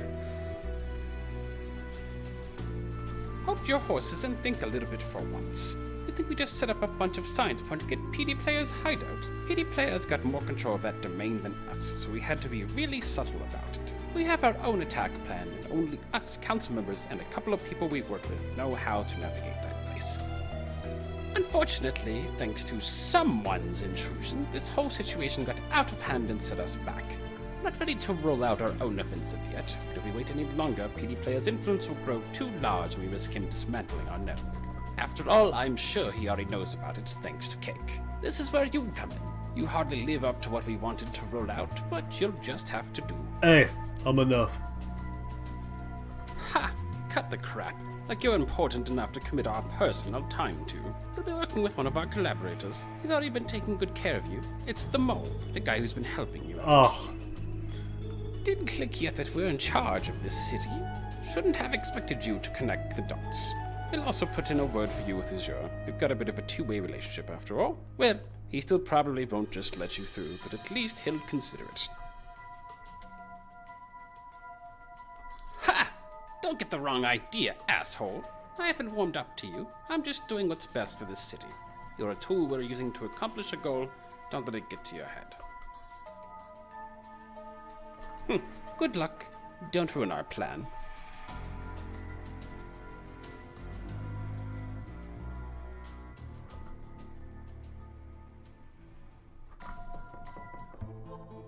That's the best fucking thing I've played in the fan game in a long time.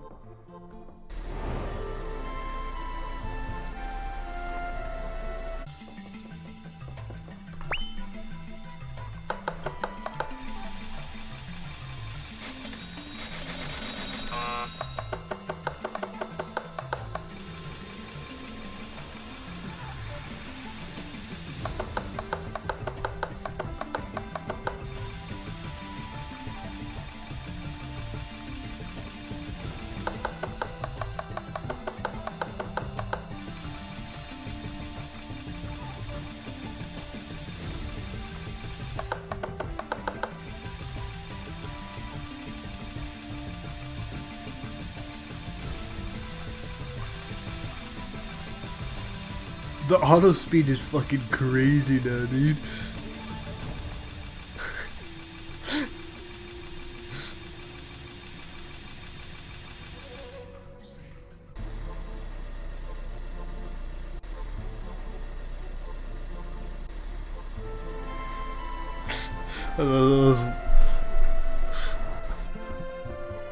This is one of the best fucking things I've seen in a fan game.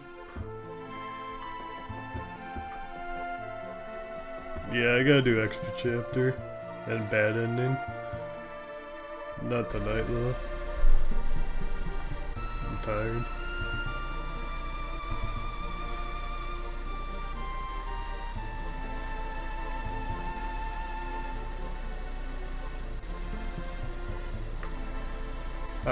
There's also the piano, but I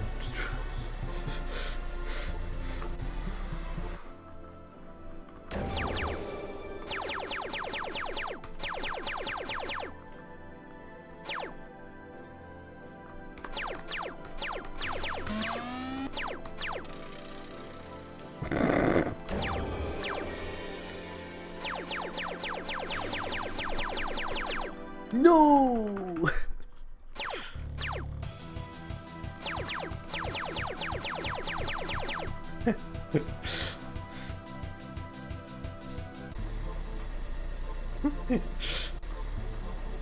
Alright.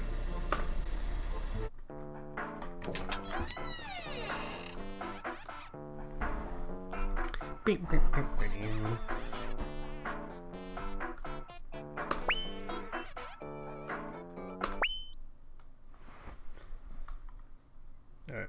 What do we roll? Oh! Okay, that is an audio jungle. That is true. Anyways, that's Kermit. Alright, what do we roll next?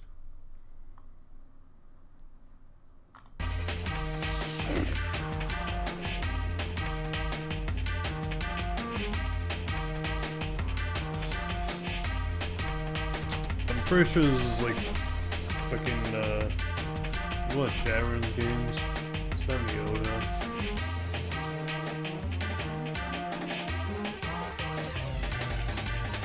Guy Cosmo?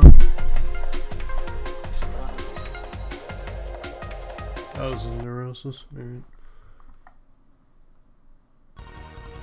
Oh.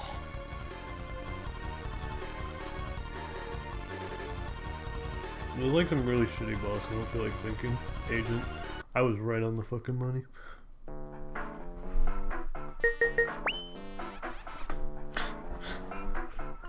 There you go. That was a... Vienna was great. Jesus Christ.